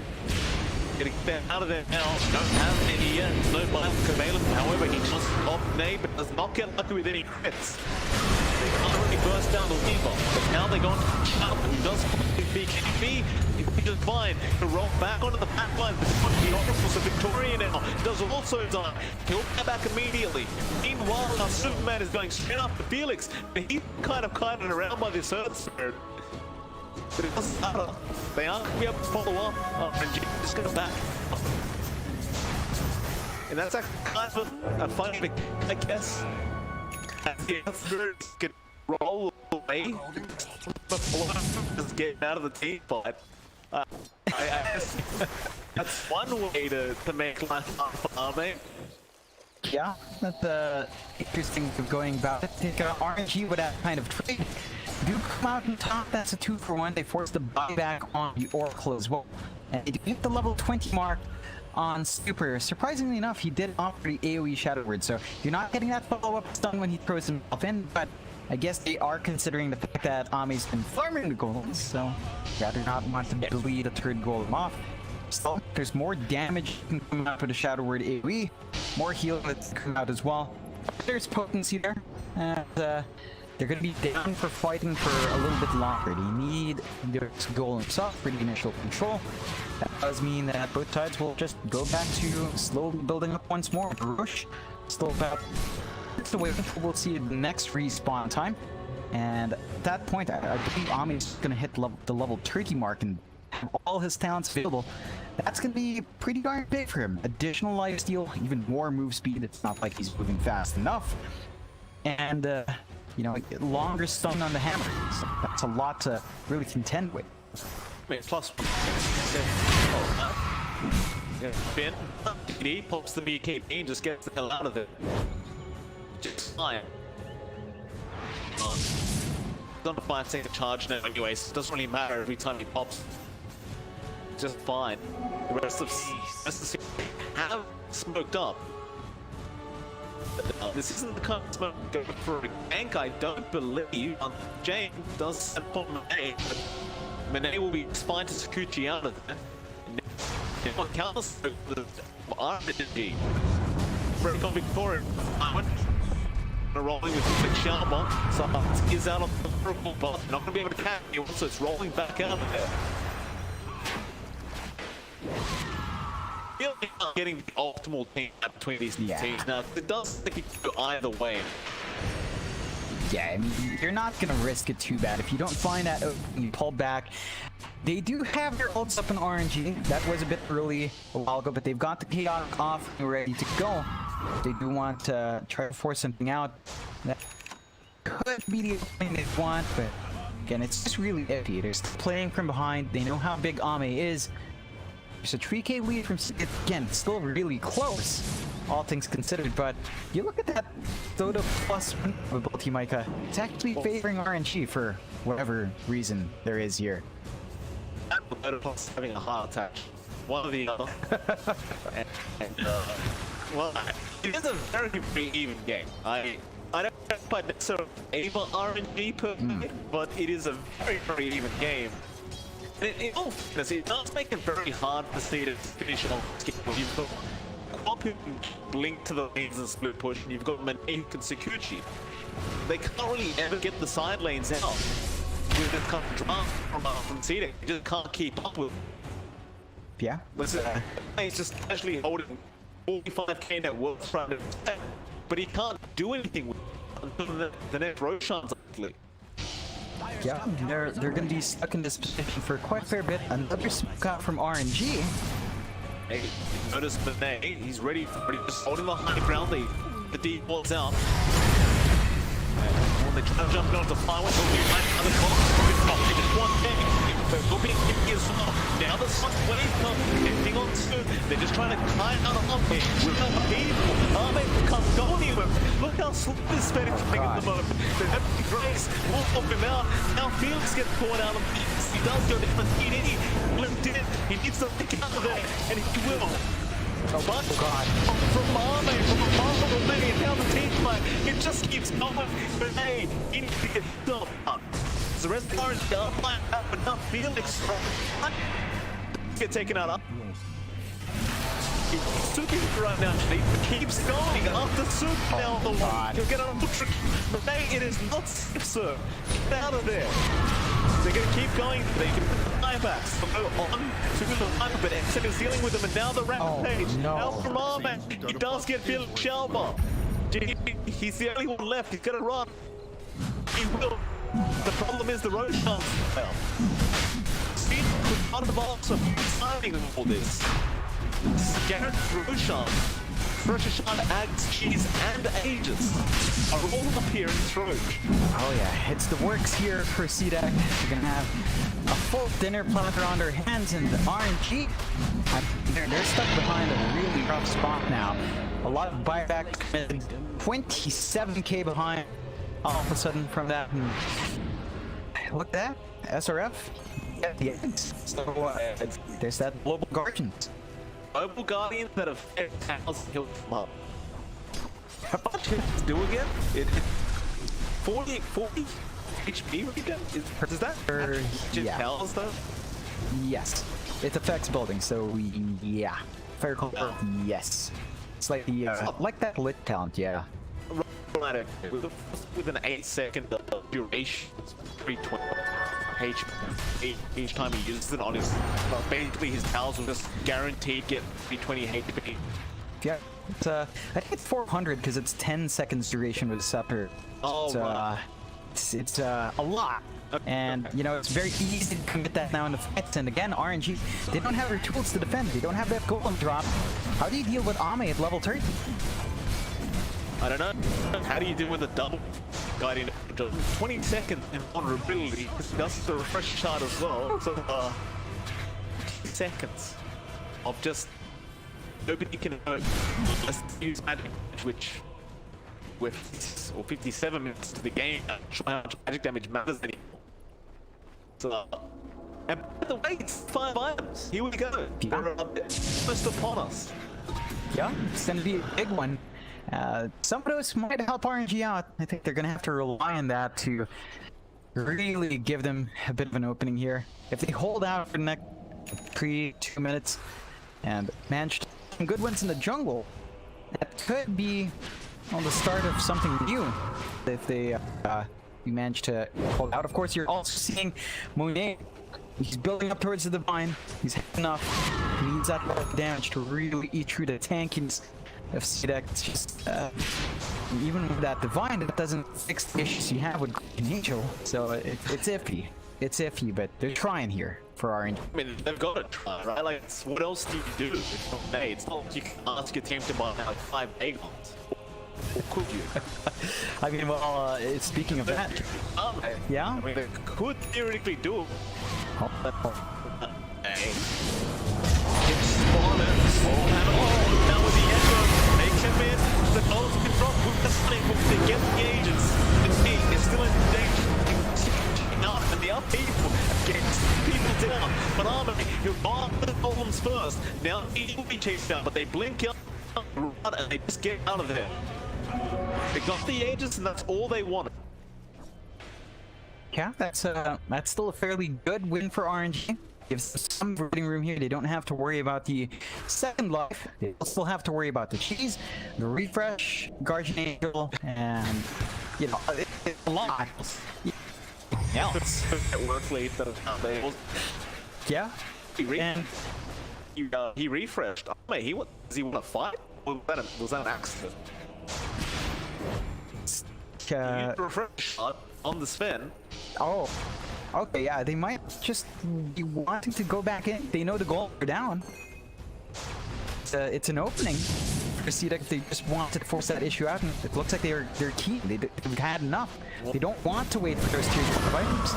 Yeah, there's only 1 minute away from 10 kills get lucky from RNG, so they don't allow to have the fight to come out, man. Alive. It looks like CDEC have just kind of realized, hey, maybe we need to get T5 too. Why not, right? Just make it one of those games where we hope for the best. But what items from the T5 pool will even be good here? I legitimately do not know what RNG can possibly get to help them out. Look at that! Refresh. What about that item that people act like headshot? Is Ballista on Monet? It could be. If they could... might just never get you. Yeah, if they could keep him in the upheaval, but... You know, he's got the Ags Stormhammer. At the point he's shooting the Stormhammer in. Oh, James Echo committed on Monet. They do TP and Armory. But the BKB was popped up, he put himself out, and oh, that's a big item. Who got that? Desolator. Yeah, it's still on SRF. He sent it home. It's under Sven, so... Oh boy. Plus 75. Plus 75 yeah, that's damage. For a 75 of a C1 jump. That's pretty disgusting, and we even got... Yeah, what else was that? Oh god. But you, it's on. don't need it on here. Yeah, I mean, it's Yeah. nice on. Yeah, it's nice on X, right? There's that's what you want if you're R&D and PD. They stand by Armate. Want to deny them from taking BT5 items. Book of the Dead is the one you want. Midway Monet is a huge trouble Oh, now. God. He does go down. Oh, wait, he has back goal. That's still really noisy. They can't farm those items though. They're not being No. given the chance by DPL. They really aren't. They've got the Book of the Dead, which quite frankly quite useless. Look at Ahmed. He just chops them down. Super ball out. Both do this time with power. The box falls away now. Arme just on. There's Golden big committed. DD will jump in. The trunk for the SRM. He refreshes it. Arme just jumps back in amongst DD. But he ain't big to be at. Clean up the goals.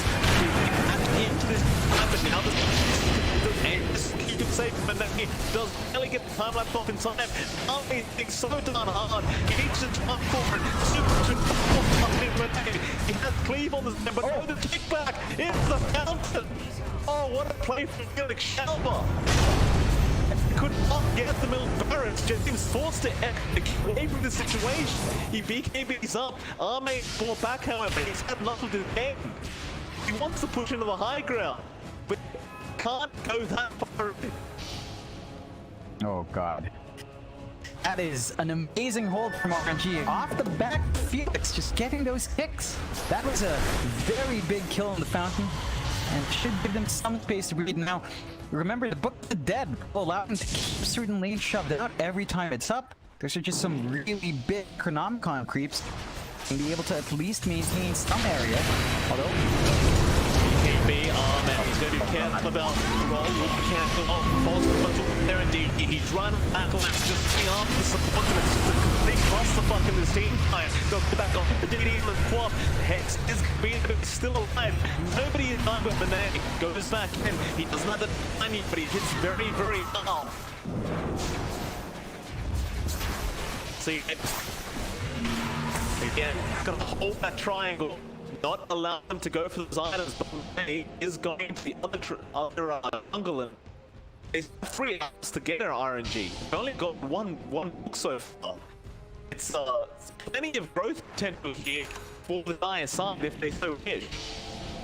they're gonna need to find that space, but if they can get that space out, and there's just so much that they could pick up. They smoke. They really need to start foraying into those jungles and try. They are to give it. Monet, he just gets the mine now. He does. Oh, yeah. The miner, Soul. He was already hitting hard as it was, but now he's just really hitting hard with this Weaver. A nice arcane drone. Not bad though, yeah. So, riding in, but he's this year's Oh my god. The nice side of the 8 starts coming out. Oh The week, boy. what is the plus 75 edge? Oh yeah. That's Not the best side, but it's pretty good. Just Yeah. all base stats. That's a nice. I like that's a it. really nice one. Oh, that is going to be so helpful against Om. He's been messed up by Sorb a couple of times with that as well, to make it so much more difficult to find that opening. And yeah, I have a good feeling for RNG. These are some really good spots. They got the better end of the stick with those tier 5 items for themselves. You can see Yeah. basically Franken slash focus for.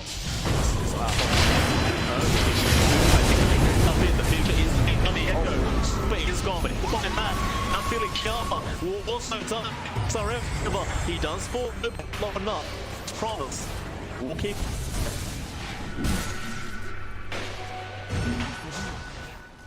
They're just playing around trying to neutralize the heroes, and it looks like they get caught with their pants down. Still, the book that had 4 staffs, 4 suits is there on final. Never done that, we don't have time, man. He's gonna who are they going on? Oh crap, he's gonna come on me, but he gets like trunk on Jane. Still, Arme, the goal. He's gonna fly when he does go down. He's shot by back. Arme's hit way too much. He needs to make a run for it, and he will. All buybacks being spent here from RNG. Again, Arme just puts it on Super, gets the time back on Warlock. So now a 4v5 situation. You haven't got the upheaval. You haven't got the golems. This could be it. The CDEC, they could make it happen. Yeah, there's a lot that RNG has to eat through. And they have to try to whittle away Ame, but the guy's just way too big. Huge. By the way, I'm going to eventually get the BKB as we can see. It's very nice. He jumped on, but Nay just doesn't really have the follow-up right now. DD needs to get himself out. Seems like they want to wait on Super. Go for that one final big team, but problem is the Roshan is available again and has all 4 of those items up once again. So it's just a great situation here for CDEC. It's a matter of how you can play the next game out if you are this radiant time. Yeah, I mean, they've got everything they could possibly ask for. They've got a 50k lead, Mike. 50k, 67, and they're still kind of stuck. I mean, that's props to RNG. They are holding out quite well despite this insane deficit. How is the still at 76%? I honestly don't know. Maybe they're giving a lot more weight towards a Warlock. That's been the consistent thing. Like, it's never crossed that 30% mark. You'd say, I'd say Warlock. It's not the Weaver with a Divine, right? No. Like, Hey, look. It's been at the 70 mark even with the Divine. Even before the Divine, you know? So, I'd say it's Warlock. I'd say it's DD, BKB's up. Not a long timer on that. BKB's gonna try and TP out of there. The Fisher make it in time. It was half a second early. That BKB was just about to wear off. Oh, that's terrifying. But DD, with some time, gets out scotch-free. They buy some time here from RNG. Still building up. They're trying to get Monet with that Moonshore. Okay. Get that right-click damage out. That can be potent. He's at his little 30 mark as well, so he's got all of his talents up and running. That does mean an extra Geminate attack, which plays nice with his attack speed. You know, it's just full machine gun time for Weaver. So there is that to consider. You're not quite at that point yet. You're not professional. That's Or what though? Like just the refresh all items like this? And the time lapse, you can just put an axe if you really want that on low cooldown. You just want to have BKB to take panic, follow fire. Makes enough sense. It makes sense. It's just hopping around in the middle is going to be a bit tricky, I want to say. You can still make work though. We'll see if that does pay off. If that is the item pickup to give them the edge back. It's a 60k. Have we seen this big deficit before and still hold out? Like, Although Echo committed and it wasn't made, it's not connect. That's James's job at the moment. He just needs to commit Echo every time he sees this Weaver. He can just catch him out. That time around it does not work out, which should really mean that they're gonna have to wait for the Echo for the next high ground push. So CDEC back to just farming. There's no real room left in these heroes. Apart from the supports, you can't use supports any farm, John. no. No, definitely not. No, absolutely not. What do you mean Oracle wants some farm? No, he doesn't want farm. He doesn't want an axe or something to help out. No. I didn't even realize there was an ex-machina on the Omni as well, by the way. Yeah, he's got it there and back just to refresh his items if he wants. Prioritizing that quickening charm for lower cooldowns, and there's one boon here for CDEC. XM is a long-range machine gun, so this slow siege can begin. Oh, okay. Yeah. They're gonna try and force the fight to go to the numbers, just try to take their advantage away from RNG. I mean, one way to do it. The XM, he's just got this huge range. You can just keep whacking away at that tier 3 support. And eventually, someone's gonna have to twist fly out from minute. So it's illuminate. You can't be getting right. XM, we actually might go to some of the most prominent, we'll say. Oh, that ballista thing is kind of ridiculous. is. It's pretty sickening. And I'm sure Monet, if he had that instead of his Apex, you may do with what you can get. That is, CDEC still controlling this game, and they're forcing RG to just stay down here. XM still slowly sieging.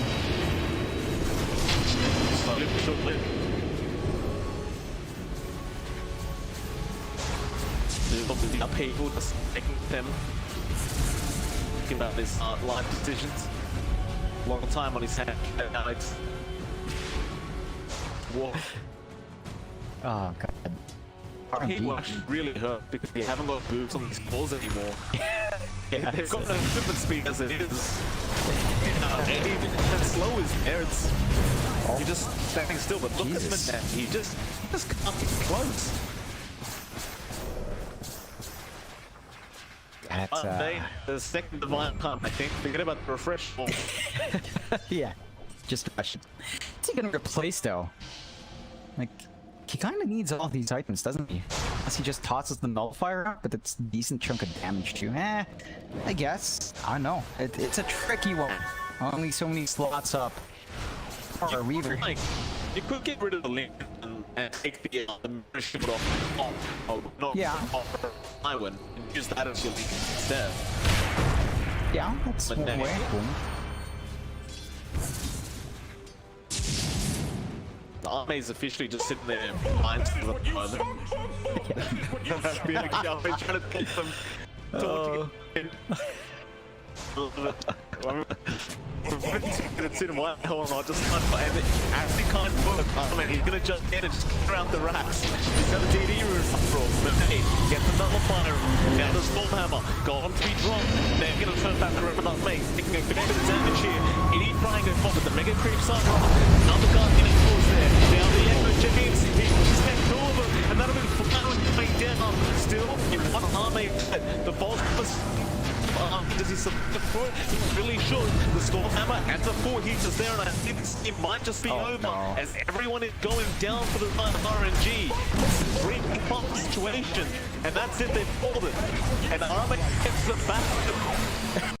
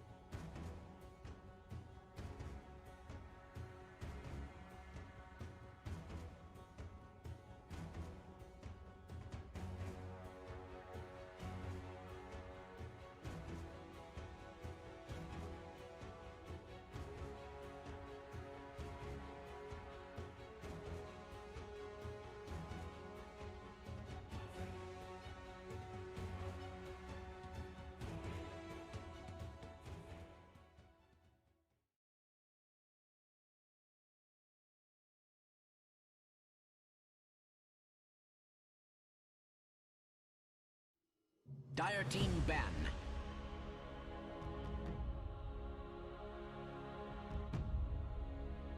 Radiant team ban.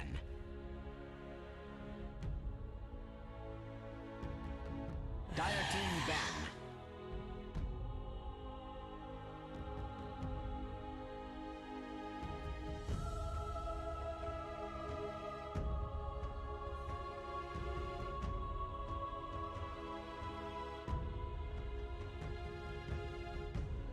10 seconds remaining.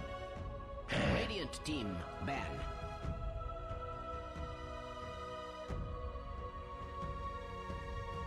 Dire team pick.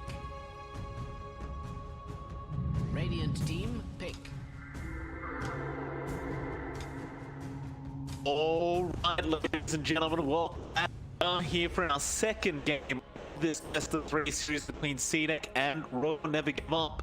It is a probably done expired done qualifying game. Remaining. I can we ask how excited you are for game number 2, sir? I'm pretty hyped up. You know, RNG held out up against a 60k net worth disadvantage. They were doing. Ask how excited you are for game number 2, sir. I'm pretty hyped up. You know, RNG held out up against a 60k net worth disadvantage. They were doing as well as you could hope in that kind of situation, and they dragged it out to 70 plus minutes. So they've got a lot of fight in them. It's just CDEC does come out on top. You do see a shake in their draft. They do start with the IO. Now, there's only been one team we've been seeing going back to the IO. That was Aster. And I don't know if it's going to work out. Of course, Aster's been winning their IO games, and that does allow them to perhaps opt for that Gyro IO if they wanted. There's the IO CK, and CK has kind of had a bit of a resurgence if you wanted to go that route. But still, it leaves it interesting and fresh for RNG. CDEC, they go back to that James Shaker, and well, James had a wonderful time in game 1 and can't exactly blame him for going back to it. Leaves it fairly open. RNG, they do pick up the Rubik, so they're not combining what they want with the IO yet. There's a lot of bans coming out that could take that out, but they've got the Rubik and the Shaker. They've got the Fisher to steal, so they prioritize that. What if I told you, John, that Gyro IO is probably officially back 10 now? seconds remaining. I'm pretty sure it's back. Not only that, John. To be back. I know. I believe it is slowly making a comeback. Not only that, but we've been seeing a lot more core Tiny being played up. So you've got Tiny as well, which that's much more entertaining to. We're not upset about that one. That's true. That's true. I would balance, by the way, like just giving IO a free boot. I was so mad. I was so mad when I saw that. I was so upset. I woke up, I saw the patch, and as I tagged you first, talking about the Earth Spirit buff, told you to kick yourself, and then quote unquote. yeah, and then I saw the IO buff, and I was like, why would you give him? He teeters up anyway. He moves fast anyway with teeter, and you give him free boots. It pissed me off, but. You know, it's great, right? The IO players must be really happy. At least they run faster still. CDEC, they pick up the NP, so they're trying to counteract that global presence the IO brings. Right? The NP can kind of pop and help out in that counter gank and try to turn it around. So they're bringing in tools here, CDEC, and they immediately banned that Gyros. It's not an option for RNG. You could ban every other combo as well. Take out the CK. Take out the Tiny. Take out whatever else right-click core you want for the IO. It's going to be a bit tricky to maximize that because they didn't lock in that combo at the start. Absolutely. Still, Gyro is gone. Gonna love to see it. They do have other combinations. I appreciate the fact that CDEC actually ban out the spin themselves, and I can't quite blame them because I make the spin look very strong. It did take them a while to eventually finish the game off. Necessarily contribute that to the fact that they were playing spin more so than RNG was playing very well in their high ground defense. And I just kind of wonder what else. What if it was the core IO, John? What if that happened? Is that not possible anymore? Like I've been watching certain streams where people are experimenting with core IO at the moment. So I wouldn't go as far as saying it's very good, but in the right hands, you never know. Yeah, it's fair. It's like the techies, and we did see Sin-Q clean that game up. So, I mean, if that can work, the IO core could probably work once 10 more. seconds Still, remaining. CDEC gonna have to decide what poison they'd want 5 RNG to seconds pick up, remaining. and they do leave a couple of options there. It's either the Tiny or the CK. They banned the AM. So you've got a lot of options for RNG to build off of if they want to go for the Casino Knight.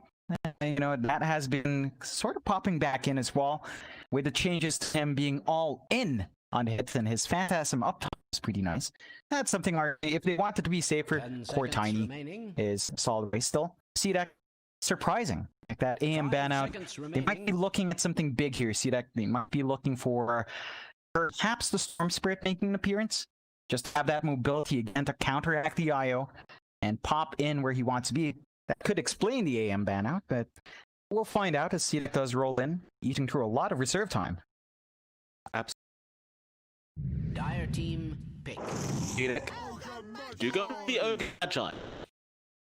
That scared me a little bit for reasons that we talked earlier on, but I want to give up now, make their third pickup. I do wonder. I mean, we 10 may as well seconds talk about remaining. Dark Water pickup potential for CDEC right now. 5 seconds remaining. Oh no. If you bloodlust and put that kinetic field on a tower, Oh, that tower turns into a literal machine gun. Especially with the recent buffs to the attack speed of the towers.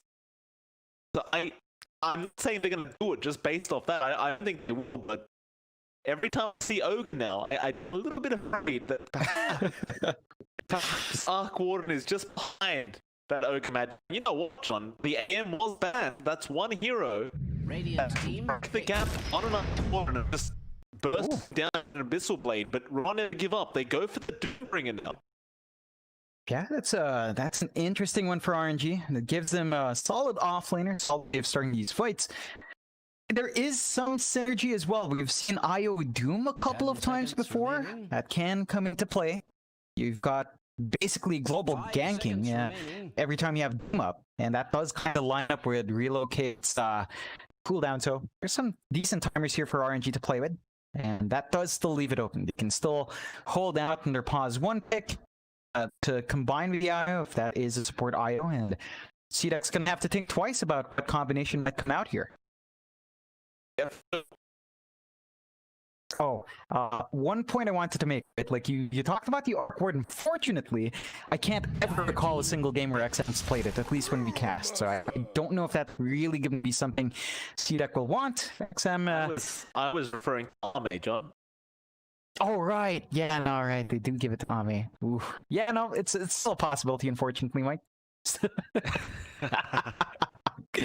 Seconds is. remaining. I don't think it's gonna come out. Ron No. didn't give. They'll make their. 5 seconds I'm so remaining. upset. John. Be very happy that it's gonna come out. Indeed, we're gonna make the fourth pickup now.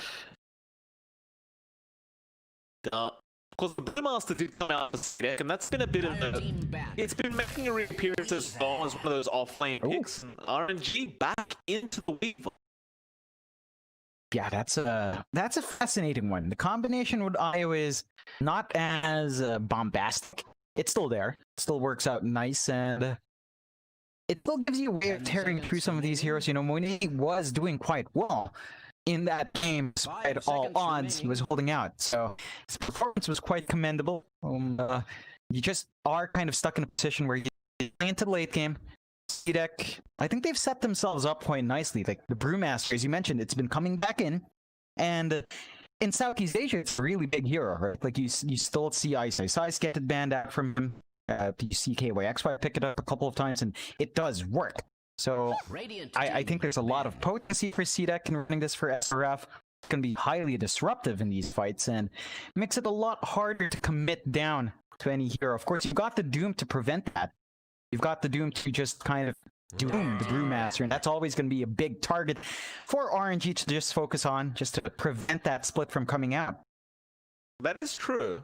They choose the Brewmaster knowing that though, so it seems like they're not too concerned about the Doom, hitting Doom on the Brew. And that may be because you probably 10 prefer to go seconds for the remaining. Prophet or maybe even pause 1 with that boom, but we're gonna find out. 5 Just gonna seconds wait if remaining. these couple more bans. RMD up first with their final ban. They got rid of the puck. The 22 seconds left. They can have a bit more of a think about this. Well, they are Radiant team either looking banned. for a pause 1 ban or a mid ban, and it looks like they are just focusing on SM heroes. They do get rid of the puck and the TA. CDEC. They are also looking to ban out mid here, and it looks like they Yeah, it's a safe bet, you know. Keeps it simple for the Brewmaster, it keeps it It's simple going for the DK. NP. It's something they could go for with the IO. I think that's another combination they could bring out here for RNG. Radiant team I meant picked. because they banned Timber. Yeah, that could be There's an R&D going option. for the leaner. So why else would you ban the Timber Saw here? I mean, the Brewmaster's there. There would have been pretty good value as well to tear through the Brew. Although, again, 10 you've got the seconds Doom. remaining. Could be the DK. Against 5 Lena, seconds though, they've kind remaining. of covered their base there. Like, they've got the magic damage to tear through early, even. So it can be... It's not bad. It's not going to be as breedable of a lane for XM, but that does give them good pacing. They tie it out with a Zeus instead. Your hero. Well, okay, the Zeus comes out. That's going to be the mid Zeus, of course, by XM. I'm going to take the pause 1 Prophet. And, he's not going to have too bad of time on Lena in the mid lane up against the Zeus. Can be a little bit frustrating, but you have such a large attack range that you can generally just stay out of range of the cast range of XM. Yeah, it's basically going to be, for the most part, a farming lane for both sides. So it's going to be down to if the supports can come out and help out. Let's see. I'm not sure how much activity you can expect, but Felix on the Rubik should be looking to be active early on if he has the space for it. James, well, of course, we know what he does in the 10 Shaker, so seconds perhaps remaining. by the 6-minute marks when you'd see that explode still. Pretty interesting graph. Really big shakeups from game 1. RNG again going back to that IO, and we'll see how much they can really pull out from it. There's a lot of potency there. It's just that again, we've basically only seen Aster pull the IO out, and so we'll see if RNG can make it work for themselves. CDEC, of course, would want to clean this out too. And they do have a really fast draft for this time. You know, you're not looking at a big farming core like the Sven this time. Ame's on a much faster hero on that NP. If he goes for that early Orchid, he's going to be joining these fights earlier, and that potency of the IOs relocate ganks. When you've got the NP, when you've got the Zeus, there's a lot of potential for CDEC to punish. So we'll see whether or not RNG can actually make use of those early rotations to the fullest potential. CDEC's 1 game away from just going through the semi-finals of the upper bracket.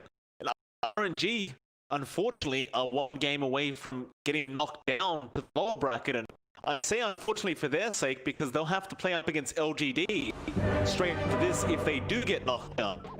It's going to be a very tough matchup for That is what you sound like. We'll see on game number 2, and then we'll see if they can force this to game number 3. That is what you You know, sound a like. very interesting match as they've started the voice lines again.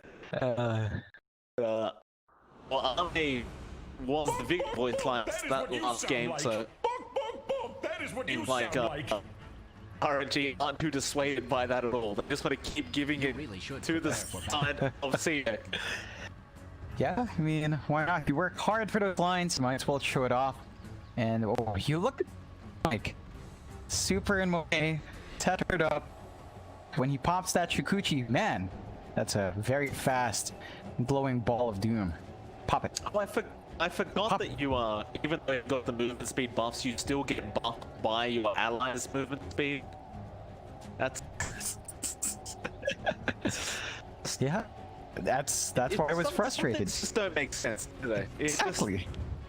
Like, look at this guy, 320 base, and again, when you pop that Shukuchi, I mean, it's just sickening just how much super gets for free, while every other pos 5. Remember back in the day when to battle. IO used to stun you with Tether? Oh yeah, that I remember. Jeez. Woo. Is Base. this on? You call. Oh god. DKI was stupid because you could just root the Oh, yeah. tether and just guarantee stun before you even throw out your K stun. Oh yeah. It's a sickening one, that one. Still, I mean, they're flexing around that rune. Just pop the W, just let it see. The battle begins. 498. 198 movement speed on me. Okay, well, that's fine. It'll be a 2 for 1. Where did Yeah. the other bounty rune go? Must have been Maybe- denied. Yeah. All right. It's like playing safe still. A better CDEC. RNG is going to be behind in that early gold start, so going to be chuffed about that. And that does mean our mid lane matchup, DD up against XM, can give XM just a bit of a better time in his build up towards his bottle. He's already got his mangoes queued up. He knows what this lane's going to be about. It's just about spamming that arc lightning to get last hits. DD's pretty much the same story.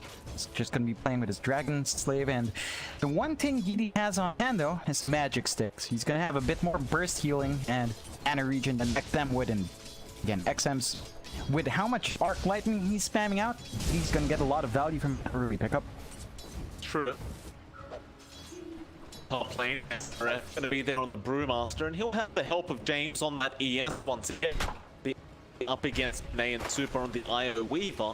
And that's probably set to be a fairly passive lane, I'd say. Like, I can't really imagine any kills occurring here until the later levels of both these duos. But I'm actually going to try, but then finish it up here. SRF get the stomp on, but then he's going to take a lot of harassment, should be okay. Just walk himself out. Super will also take a fair bit of harassment out from the final CDEC. James would love to have his Fisher back up, but it might be there. They might go for this. James Fisher does next. Super, he just got around too long. He'll hit the fairy fire, but that'll be it. He'll be the first blood. To the way of CDEC, and SRF will make it on the Brewmaster. And that's an excellent start for CDEC. Just forcing RNG to really be punished. Like, there's a lot of confidence here from Monet and Super. You can see that their movement. But when you lose your IO like that, it's not the best of times. He comes back in with fresh regen. So there are ways of keeping Monet alive. And Monet's still farming well, but you can't afford to die like this. Then jump in again. Monet, he is very, very low right now. He do not have any follow-up spells, so Monet should be okay. But how low do you get? But with the sound there for Monet, he'll be just fine. I don't think we just said a minute ago it's going to be a passive lane. They're just going at. Oh yeah, it's gonna be really tied up in here, and it's kind of much slower down bot if you compare that. That's a lane we haven't talked about. You've got Flywin and Felix on that dual lane, the Rubik Doom, and of course you've got Omni farming on the AP with Victoria around to help.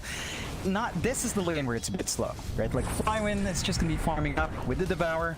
Ame is going to be far enough that you're not going to get the opportunity. Maybe you could try on Victoria, but that's a tanky ogre. So this is going to be devolving into a simple farming lane. You might see Felix at some point go for early rotation mid, or you already have James trying to set up for something here. They're just trying to look for a ward because the dog keeps attacking him, but there's no ward there. He seems to believe that there's a ward giving vision on him, and that's what it does. I believe he's actually walking into vision still. Fisher off on DD. XM is ready with the spells, but never throws them out. In all fairness, it may not have been enough anyway to kill off the leader. Looks like he just didn't want to waste the mana because DD had a salve anyway, so it really wouldn't have mattered had he committed spells.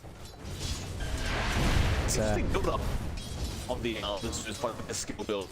Going for the very early set build, which used to be a thing back in the day. As of late, hasn't been so much of a build to go for, but I suppose if you keep spamming that arc, so it makes enough then to have that passive damage coming in as well. Yeah, it allows you to trade a bit better, and XM is not doing too hot. You can see DD start to pull away. There's a bit of lead for Lena, and that does mean you don't really need rotations down mid for RNG, so they get to stay in these lanes. You can see Super being punished for that pull. like James is the one in trouble, and he not be able to take it out in time.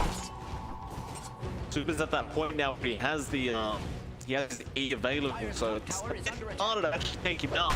Must I repeat myself? So will just get slowly paced down by this iron. Not really taking much damage from him though. Won't matter too much.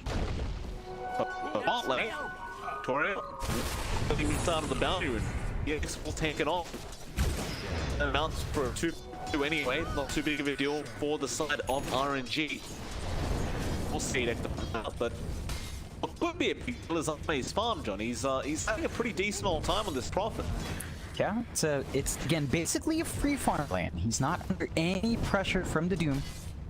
They just can't close that gap as long as Victoria's around. They might see an opening as Victoria's just walking down mid, but they don't know that. They don't have any wards on the river, so they're not really able to maximize that opportunity, and it just kind of stays stable. Although James is chasing Super once more, but that's a speedy ball. It really is. He's right behind. Dragon Slave does connect, but James, while he's gonna have to get himself out of this, he should be all right. In fact, he's just around and chase Suit down and come deep, sit around the area. Have to be a little bit cautious and perhaps feeling confident in the fact that Ame could TP in to help, but I doubt Ame really wants to commit the TP to free lane. He'd rather just keep taking the gold here at the slot lane and always second in the last hits now. So he's more than happy to just get around. Like you said, Flyman's not really applying any pressure because he can't. Doing the exact same is the problem. Yeah, it's a stable bot lane. The top lane with this kind of movement as well has given Monet some room to breathe, although... Lane though. Shut up, PBs are coming in from Arme. Super is going to be there to try and help out, and it will not be enough for us. Not Wrath. But fly in. And now, with those kills happening, they can go to the mid-tier 1 now. Yeah, and that's going to be a really big objective for the CDEC to clear out early. With the forces they have there, it's a relatively quick push. They've got those early levels in the Bloodlust to really dig in, and they've got DD around to try to slow it down, but they've already popped that Fortify. It's tough. Dang. And won't block DD this time. DD. What about turning around onto Jane, but not better off, but there was too many heroes. That's a quick pick up for that mid tower. Great start now. Yeah, it's really down to the fact that Ame is willing to join these early fights on Yanp. He's not afraid to stop farming up. Monet is playing, well, it's a Weaver. You can't expect it to leave its lane. It's tied up here. He's keeping SRF in really good check though. The progression for Brewmaster isn't as fast, and Monet is still set to find some decent farm, but losing his courier like that doesn't mean he's delayed by a minute and a half, so not the best for Monet in terms of speeding up his farming efficiency. I almost thought it was a minus recipe on the way on that courier, just because he was holding the gloves of haze. I was going to say, that's really going to suck if that was a minus, it was not. Jane does Laguna can't get the Fisher up in time. Nice little thing there from TD, and he just activated an arcane on top of that. Ooh. Gonna have much quicker cooldowns on those kills. Is great kill. Yeah, it's max efficiency for DD. Gonna have Laguna up and a lot shorter of a time span, and that could open up potentials for even more kills. Gonna have to be cautious. XM not the tankiest here around to comp those hits. Still, it's again a bit of a slower lane. Boston has been left alone. They just give that tier 1 tower away as Ame transitions to the jungle, and you are seeing Flywin really get big. I mean, it's a Doom. He's got Devour, but he is number 1 in that fort. That is just set to grow if no one's really going to be around to stop him. I have no reason to lie Just about have such things. confidence in Monet to outfarm him. Eventually, I get Weaver. Monet is going for that kind of ulster build that we're used to seeing on the Weavers. Because once the wave clear up against the trance, but get a bit aggressive here on Victoria. But generally speaking, you don't want to be Ogre. SRF, he has the problem split to good, so you definitely don't want to go on the Master. So they're just satisfied right now, taking time, but James bot lane is going to go down.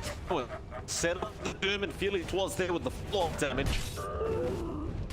I mean, it's just a poor kill, but you're delaying the blink, and that does matter. Yeah, it's setting back the level progression of James as well. He's still stuck at 4. You compare that to the progression of Felix. He's just about to hit. He's at 5. He's about to hit 6. Once he's got that up, of course, he can still the Fisher, and then you've got a lot of issues for CDEC to deal with. As again, RNG is still slowly building up the network lead. They're at the 2K advantage at the 10-minute mark. That is with them missing out on their mid-tier 1. So they're actually doing just fine. Their farming pace is still going a lot better. And the only team riding off of is free farm for EHOME in the jungle. That has to pay off at some point.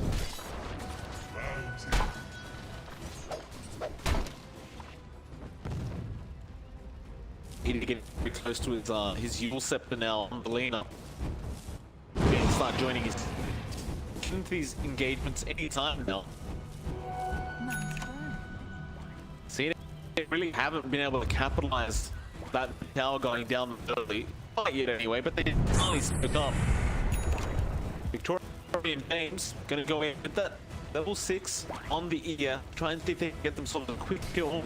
They'd love Fly, but he's probably too hard of a target. They're gonna try. Fisher is there, but that kind of blocks their own party. Loop around, he gets a TP from EHOME, more TPs to come in, but TD shows himself with his Yule Scepter. Victoria will turn around on Stefino now. That's a much better time for them to go on, but Laguna will kill off Victoria, but James, he gets in there with the Echo, and he will just lock down DD with the Thunder God's Wrath. They will take him up, but now to relocate the Victor and a block the way. James on the run as the Primal Spirits come out on Sloan. They're trying to chase this Doom at EHOME. He will go down the Prophet. Now Doom will also go down. Thanks for playing. For more, Felix Sharper trying to get out of there on the little bit. Really will die here to SRF, who does get the Cinderbrew and the Slam off. And the fish will be there from James to secure the kill. And ultimately, it does seem to have gone the way of CDEC.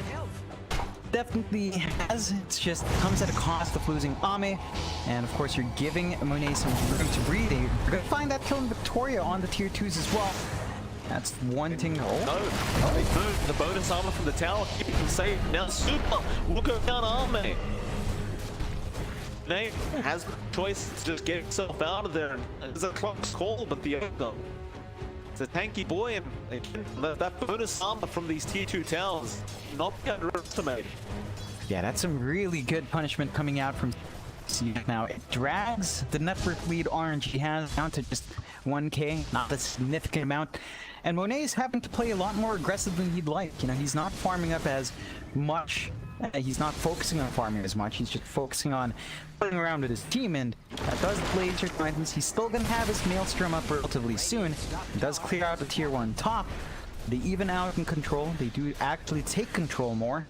They're only down 1 tower, so RNG's got a little bit more room to play in. But CDEC really still build up. Trying to make a run. Nice Dragon save out from DE. It's like connecting from the, you know. Try and maintain control of this Radiant side, not on the side of her. You kind of wonder, who does the farm game actually favor here? Like, it's Weaver versus Prophet. Just theoretically, couldn't really scale that well. Like, you have Power Spike, sure, but there was a point where the dude just does the same thing over and over again. I guess you can make the argument that D&D does feel a lot better on, you know, because you can go for the right build and just hit him a mile away. Even the Doom scales pretty nice on RNG. Yeah, I'd say I'd peg it even. I'd give RNG a slight edge because as they do scale, they've got the eye to play with, and that's just such a nightmare to play against in the late game. A lot of potency there, but I wouldn't put CDEC out of it. Like, they've just got so much disruption with SRF's Brewmaster. They can take control of those fights. They've got a lot earlier potential with EHOME, and EHOME can build to be a very potent right-click hero on the MP. They're going to try to go for that tier 1 top, and RNG's not interested in the defense, so they're going to be trading that tower away. RNG do maintain a net worth advantage, fluctuating to 2K, so still not the biggest, but They're starting to claw away. They've got some great boards on the bottom jungle just to take control of this area. And, well, CDEC, they can't spend any time down here. They'll just take the other jungle. More than happy. Just sit in the dire jungle and farm that instead. So they have all those items up there for them. It may just be waiting out the Aghanim Scepter of XM before they really want to start committing to team fights. In all fairness, XM is about 2.2k gold right now, so it's not too far off. Meanwhile, SRF. Cool. So, wasn't really expecting that one from the offlane Brew. Suppose it's going to help him catch up a little bit. He's falling a little bit behind here on the Brewmaster. Speaking of falling behind, you look at the net worth graph. Everyone from RNG on the course are holding the net worth graph. Though, they're not going to make a jump. Whilst up on mid lane, James not getting the echo. He just wants the enchant totem. So he used the primal slip instead, and they do fly one. And that's why he didn't get the echo. He was just a bit cold off that plate dagger. Oh yeah. That's really major spike there for James. They find a good clean pick off, and they just kind of force RNG to play it safe. They've got to remember the aggression here as well from CDEC is pretty darn big still. I mean, Monet and Super just sticking together. They're not easiest targets to go for. They do have some vision down. They know where SRF is. Can they go for it? There's so many heroes from CDEC around their own jungle at the moment that I just don't think it's safe here for RNG. You're just better off just going to get that BKB up Weaver, I think. That's what it'll... That should help. DD, of course, gone through BKB, just wanting to be able to survive through all the Zeus damage that's flying in. I talked about the Aghanim Scepter being close. He's at about 650 gold. So getting very, very close on that Zeus. You're just going to have so much more global presence, and that's something we expected from RNG with IO, but again, CDEC, they've got the NP, they've got the Zeus, they've got ways of hunting down across the map. Now, you do have those early BKBs up. Iwin finishes his up, and they've got the mech on the other, so it's a major spike here for RNG as they do smoke up. I don't believe they know there's a link on James right now. He hasn't really revealed it. RNG may break this smoke run into James, and they do, but they might think at this RF. They... Oh, the FB can blow him up! Oh, God. Goodness me! Yeah, that's a great reveal from James and RNG. They're the ones smoked up. They're the ones who want to reveal Flying Wind's BKB, and, well, they don't. So, a nice pick for CDEC. The bait from RNG, that was bait that they bit and actually killed. RNG got to be a bit more cautious, a bit more aware of that potency for CDEC. And there won't be surprises now, but we are looking to move in. Maybe they will be. There's an admin Nimbus has been dropped, and it's that point. You have Orchid Prophet, you have a Nimbus up. R-Main XM can essentially kill anyone with a BKB at the moment. So now RNG probably going to be very, very careful about where they are farming.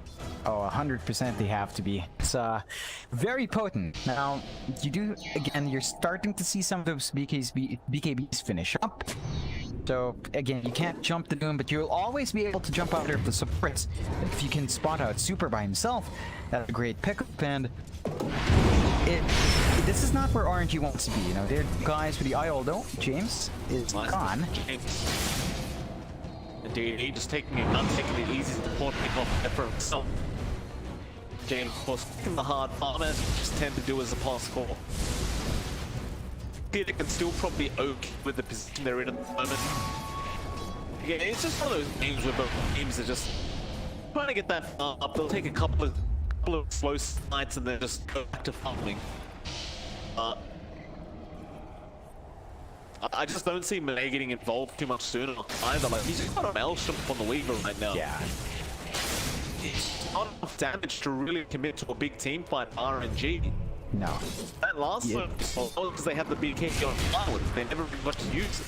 No, it's not the way RNG wants to be at. And ones who are supposed to be a bit more explosive with the IO. Again, it's just a slower game. I love the response from CDEC though. SRF. He's got that fast Spirit Vessel up. He's got 5 charges. So that regen you're getting from the IO, it's kind of taken out with its very early Spirit Vessel pickup from SRF, and they smoke up. They just got to BKB up on Arme. It's a very dangerous time to be on side of things, especially if they get caught out by this smoke. But if they're going to go into the triangle, they're not really going to find much. Oh, there's some nice bounty runs, I guess. RNG, their positioning will completely avoid side of CDEC and you split pushing up top. Not really good right into each other. It's just not quite there, but Victoria, he buys another smoke. He's ready to go again.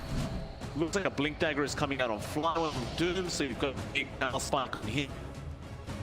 And the Aether Lens now being completed on Felix Shalba, making it feel pretty nice, but do they want to smoke up an RNG 10 with that new blink up? I think they would. They've got Felix putting it into his inventory, so it's like they're set up. The issue is, it can be tricky. Like, if, say, XM decides to just randomly scout with the Turtle God's Wrath, that could reveal their smoke immediately, you know, knowing that there's vision there with no heroes is usually a very good sign. So they're gonna have to think twice, and I think that's why they're really just tempering that aggression. Take it slow, they've got confidence. Both sides are really even. We're at 21 minutes in. 9-7, less than 1k advantage for RNG.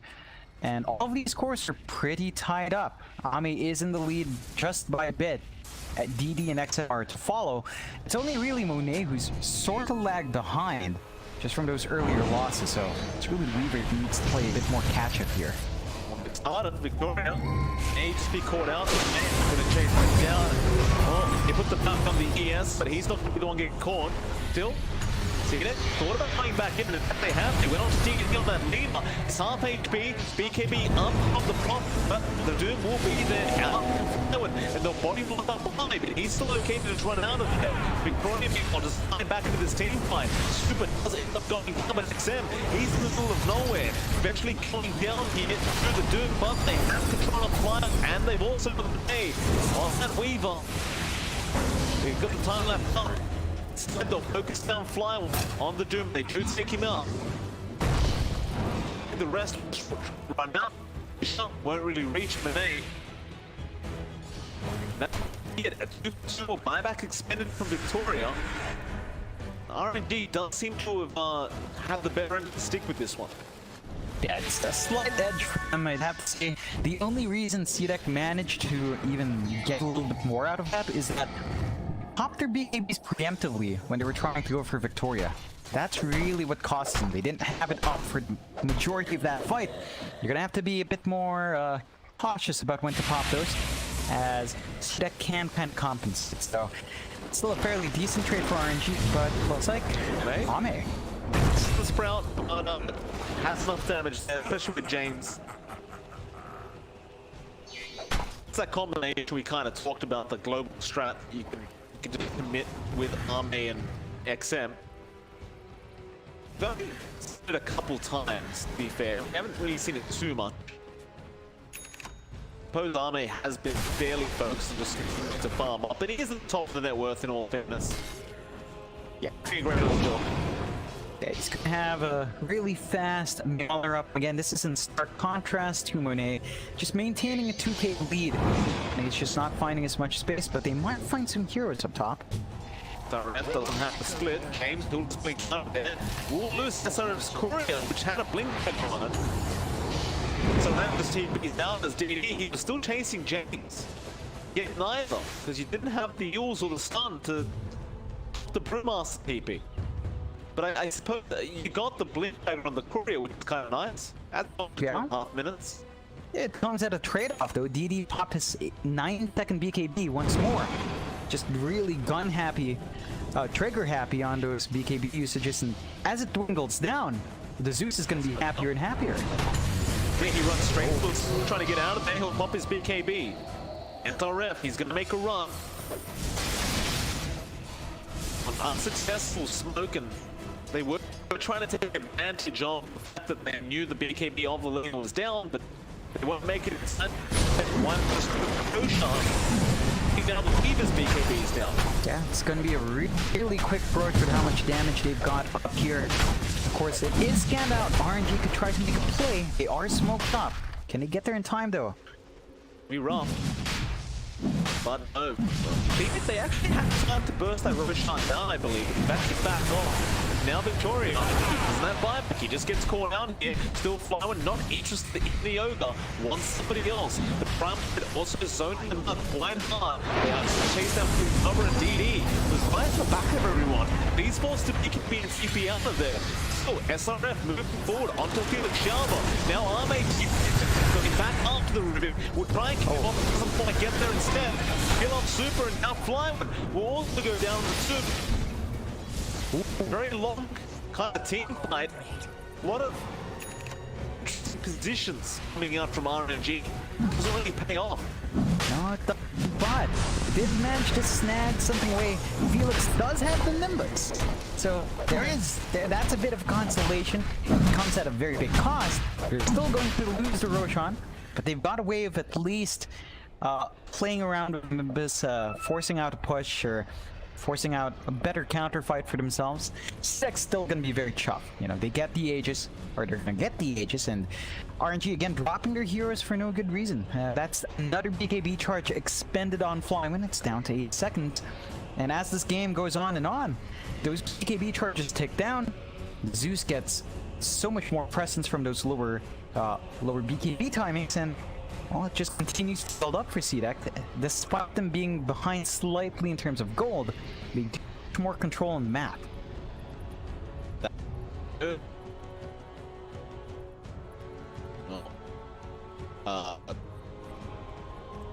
thought my game crashed for a second. It did not. Just went very quiet all of a sudden, but we're fine. We're fine. So, the Roshan gonna go up. Aegis, of course, gonna be given over to Army on the Proc.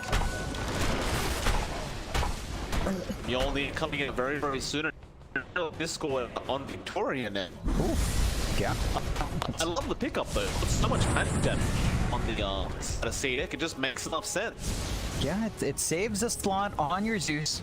So, you know, you can give XM more space to optimize. He's got a blink in the Zeus, by the way, so there's mobility there to be had.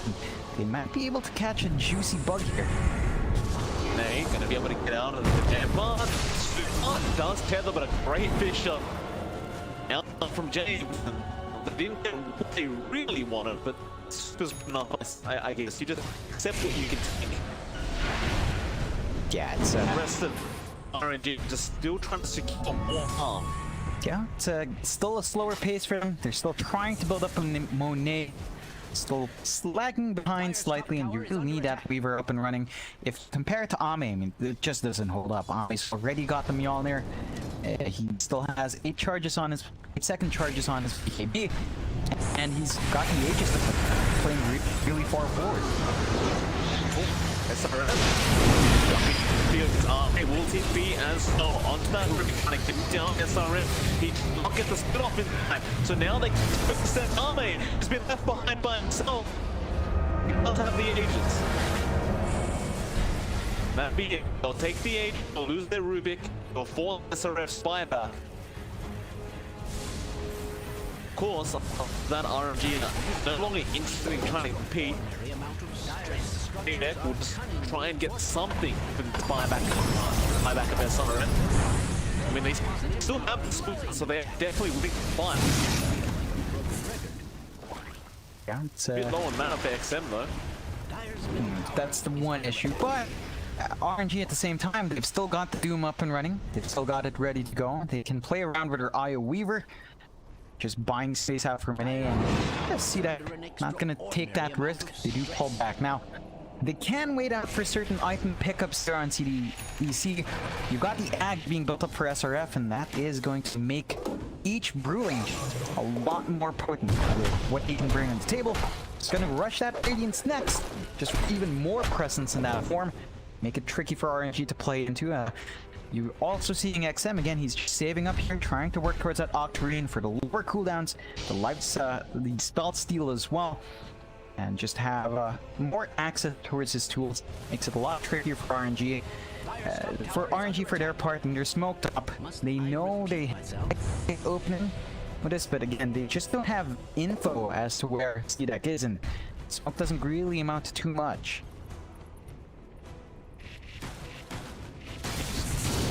What do you feel for now? RNG does. Game being very even in terms of net worth, and whilst both teams want to try and establish a net worth advantage for themselves, but they division, they'll get the D ward out, but RNG was going to try and take this 10-5. Nimbus going to be dropped, they got Zoom from the IO, and now they end up on the Doom, and he's probably, no, he gets the BKB off, but he will still die to the auto attacks of RNG.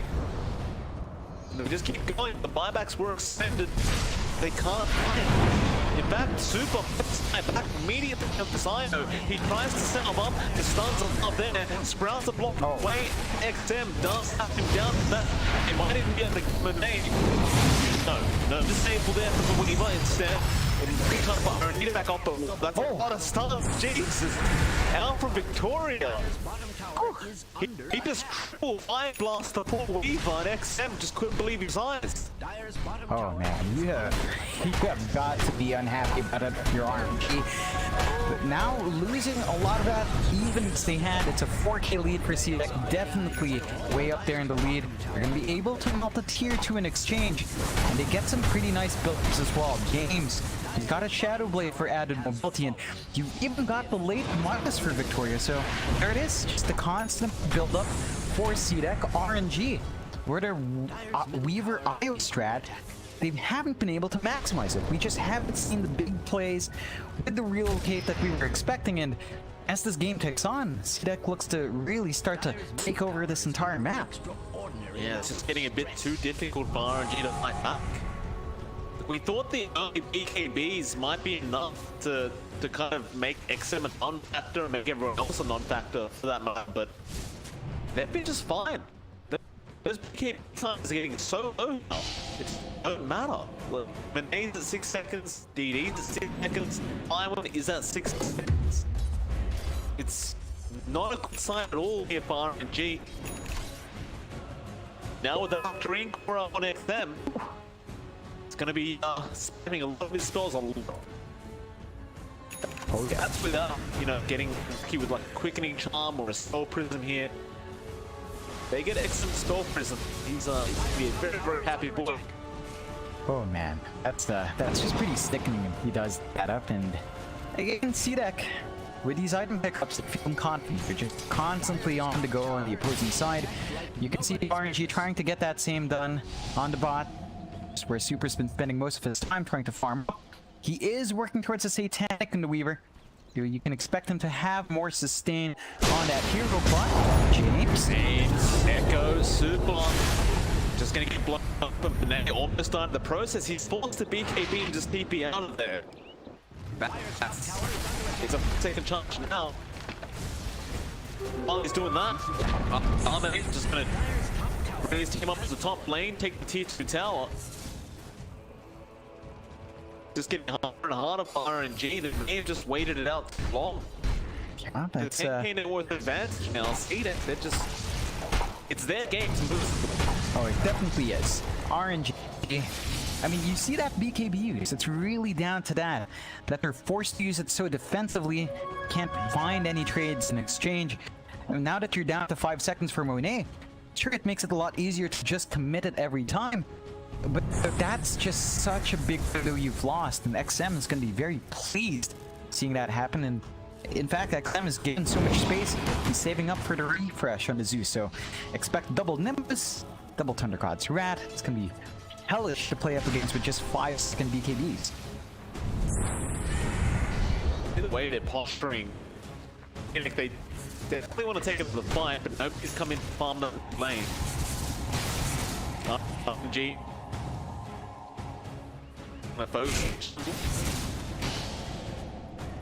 Someone just buy a blink dagger? I just saw Monet commit to a blink, but that doesn't make any sense. It might have been DD. His own link up down at bottom, but they again, BKB up and go on to the market. And well, Dupa is definitely dead, but now we've also got the sake of that kill. That is not worth to see it. We're also going to lose Victoria. It's a bit of an overly confident kind of kill to go for him. Now SRF Borg just split and trying to find to go on to fly. Meanwhile, Bob Sharper does end up dying in James. SRF needs to make a run for it. Still got the Earth left. Let's go. Just three heroes flying on the side of CDEC for really no reason. Oh, I mean, they were a bit too overconfident there. Ame just standing in the middle, respecting the fact that once Doom was up, well, you can't do anything. So, good punishment from RNG. They mitigate some of that lead CDEC has down to just 7k. They hold out. They can try to perhaps go for the Roche fly when that's scattered out. And he's gonna need his team. They could work on that push really quick, and they're gonna have to work fast. Ame's gonna be up in half a minute. They can guess this though. SRF's no buyback, Victoria, it'll be done soon as well, but there's no way. No way you're on the last. Roshan.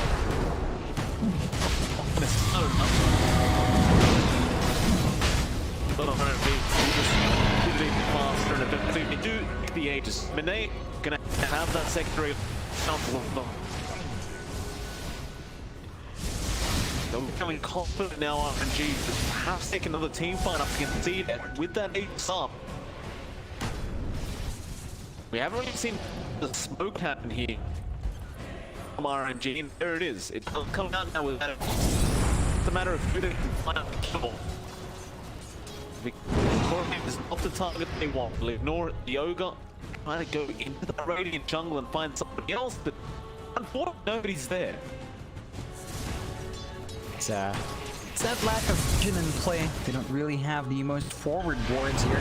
RNG, they have been forced to really maintain defensive vision, so they can't quite find anyone. That does give CDEC some room to breathe as they still wait for some build-ups. Ame is still waiting out for his Daedalus.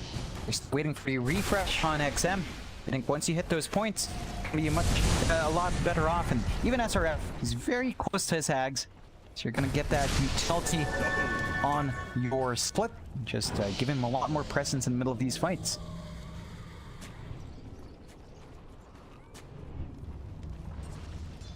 RNG. And what are really aiming here? You've got the Satanic coming up soon on Mene.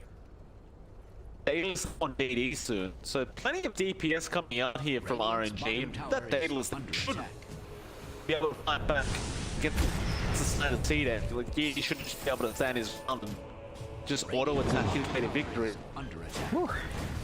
It's always something else when you see Victoria, right? He pops the Midas and gets 3 on this cast. Just a 30% chance and he wins in the casino. Very, very nice. As that refresher, there's also a Satanic up on the neck. Run straight into each other. X being committed to fly when he gets up. Towards the shot being committed as well from the Zeus, and now Felix Sharper does finally end up going down in time. Victoria claims that Abe will also take down Soup. One by one they fall RNG, and at least you didn't lose Weave with the Aegis, but you almost would have preferred that at this rate. Oh yeah, it's a massive win for CDEC. Again, making use of how aggressive they can get with XM just providing some backup cover from the sky as they still maintain that lead. It's back to 11k. They're farming up those tier 4 items. There's going to be a pretty good set. Like if they get lucky here, you'll be boosting that damage you're pumping out. You get a tier 2 for free, and that's all of the outer towers of RNG gone. Gonna have to play the high ground defense well, as even that Radiance is up and running on SRF.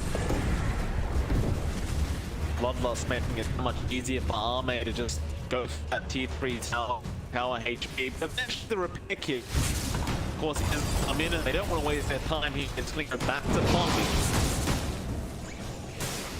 It just makes it way too hard to get through the tower, especially if you're the only one to. But time is kind of on the side anyway for CDEC, unless Victoria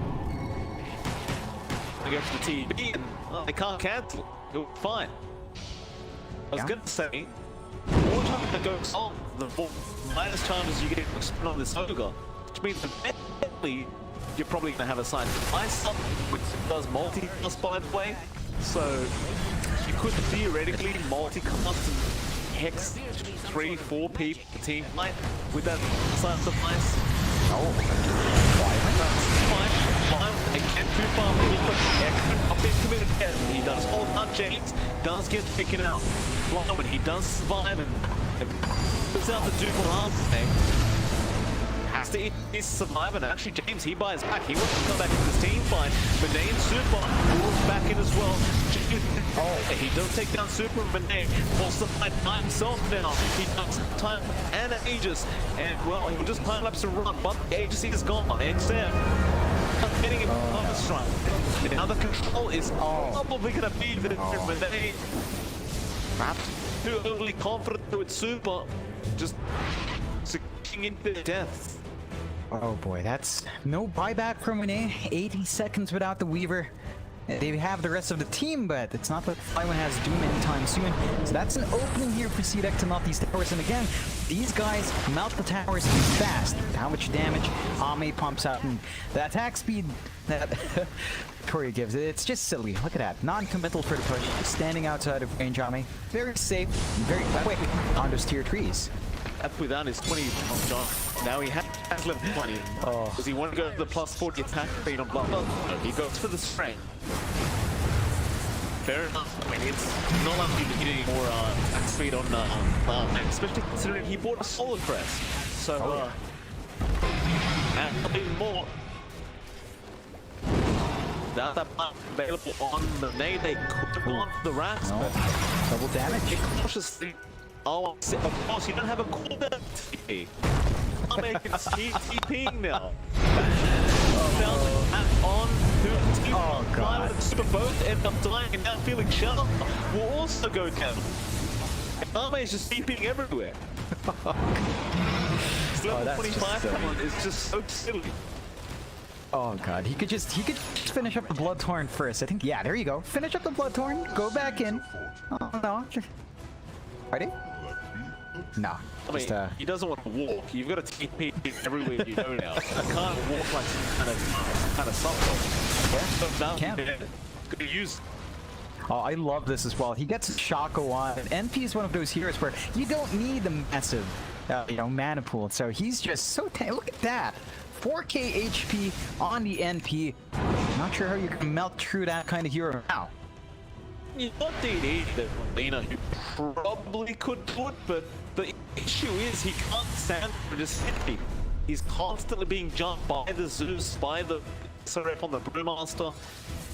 I mean, even in Overlord has become such a problem. You cop one quad fire blast and suddenly you're the one looking at death score. Oh yeah, and CDEC, they've managed to hold out. These Midases have paid off. Like, we were questioning it for SRF earlier, but with how it's going, it's paid off. They've just stalled it out long enough to really maximize it. And I wonder what Victoria goes for next. He's saving up. Does so many options. Oh, I want to see just because it's dank. You know, it's just like it's so tiltable. You get that. He got the so he has the range of the cast range for his whole team. It's the dream over game for Victoria at the moment. Ooh, Benane actually gonna lose the ulti. Yeah, that's the big one, and it's down to Ame. I mean, they've got vision with a ward. You can just TP in and kill off your courier every time. It's something that the NP does well, and that's really just not fair. Like, poor old Monet. Remove teleportation down. What a talent to have. Oh yeah. So, see it? They're gonna group up again in the smoke, going up towards that top lane. Extraordinary amount of stress. Someone's gonna have to come back in that bot lane. Arme Tree not pushing in. Yeah, they're taking a peek into like Shaba and E.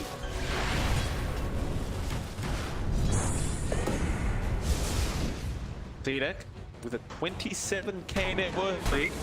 Under an extraordinary amount of He soon feel confident enough to make real high ground push happen, as they have been a little bit cautious. perhaps not realizing just how far they are. Nah, I think it's more of that they respect the potential of RNG. Again, they've got a lot of meteors, although James, he's under a ward. Flywin does get the Doom off. He did Shadow Blade in time, so he's just gonna corrupt for a bit of protection. Pops his bit. He Flywin just forced to just TP out of there, and he does make they chase more Prod Super. Tether sway, but I'll make TP whenever he wants, whenever he wants.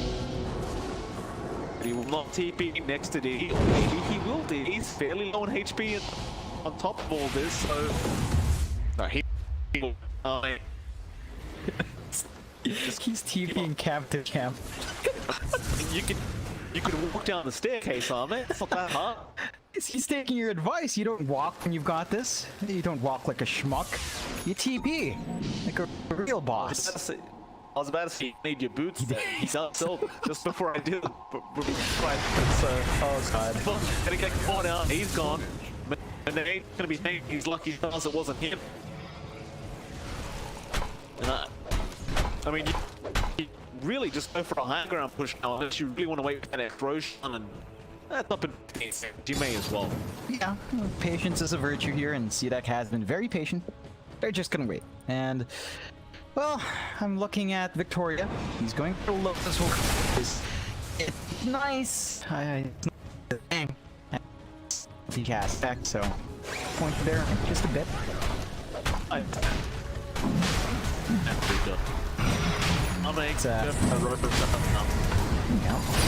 It's a quick one.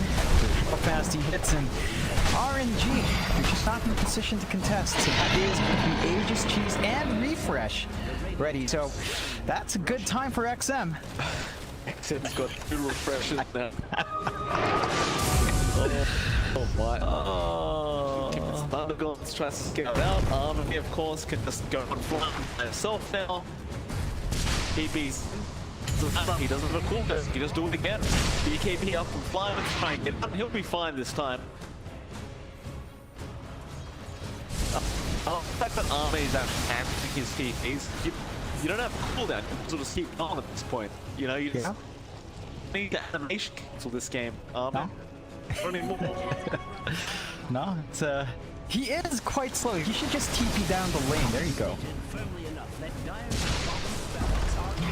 And yeah, RNG, they have very limited options for the defense. In fact, they are not even trying, just pulling away from the lanes they're in. It's gonna have a moonshot soon. He has enough gold for it. Once he has a moonshot with the Salt Crest Bloodlust, it's getting kind of ridiculous how this guy can attack.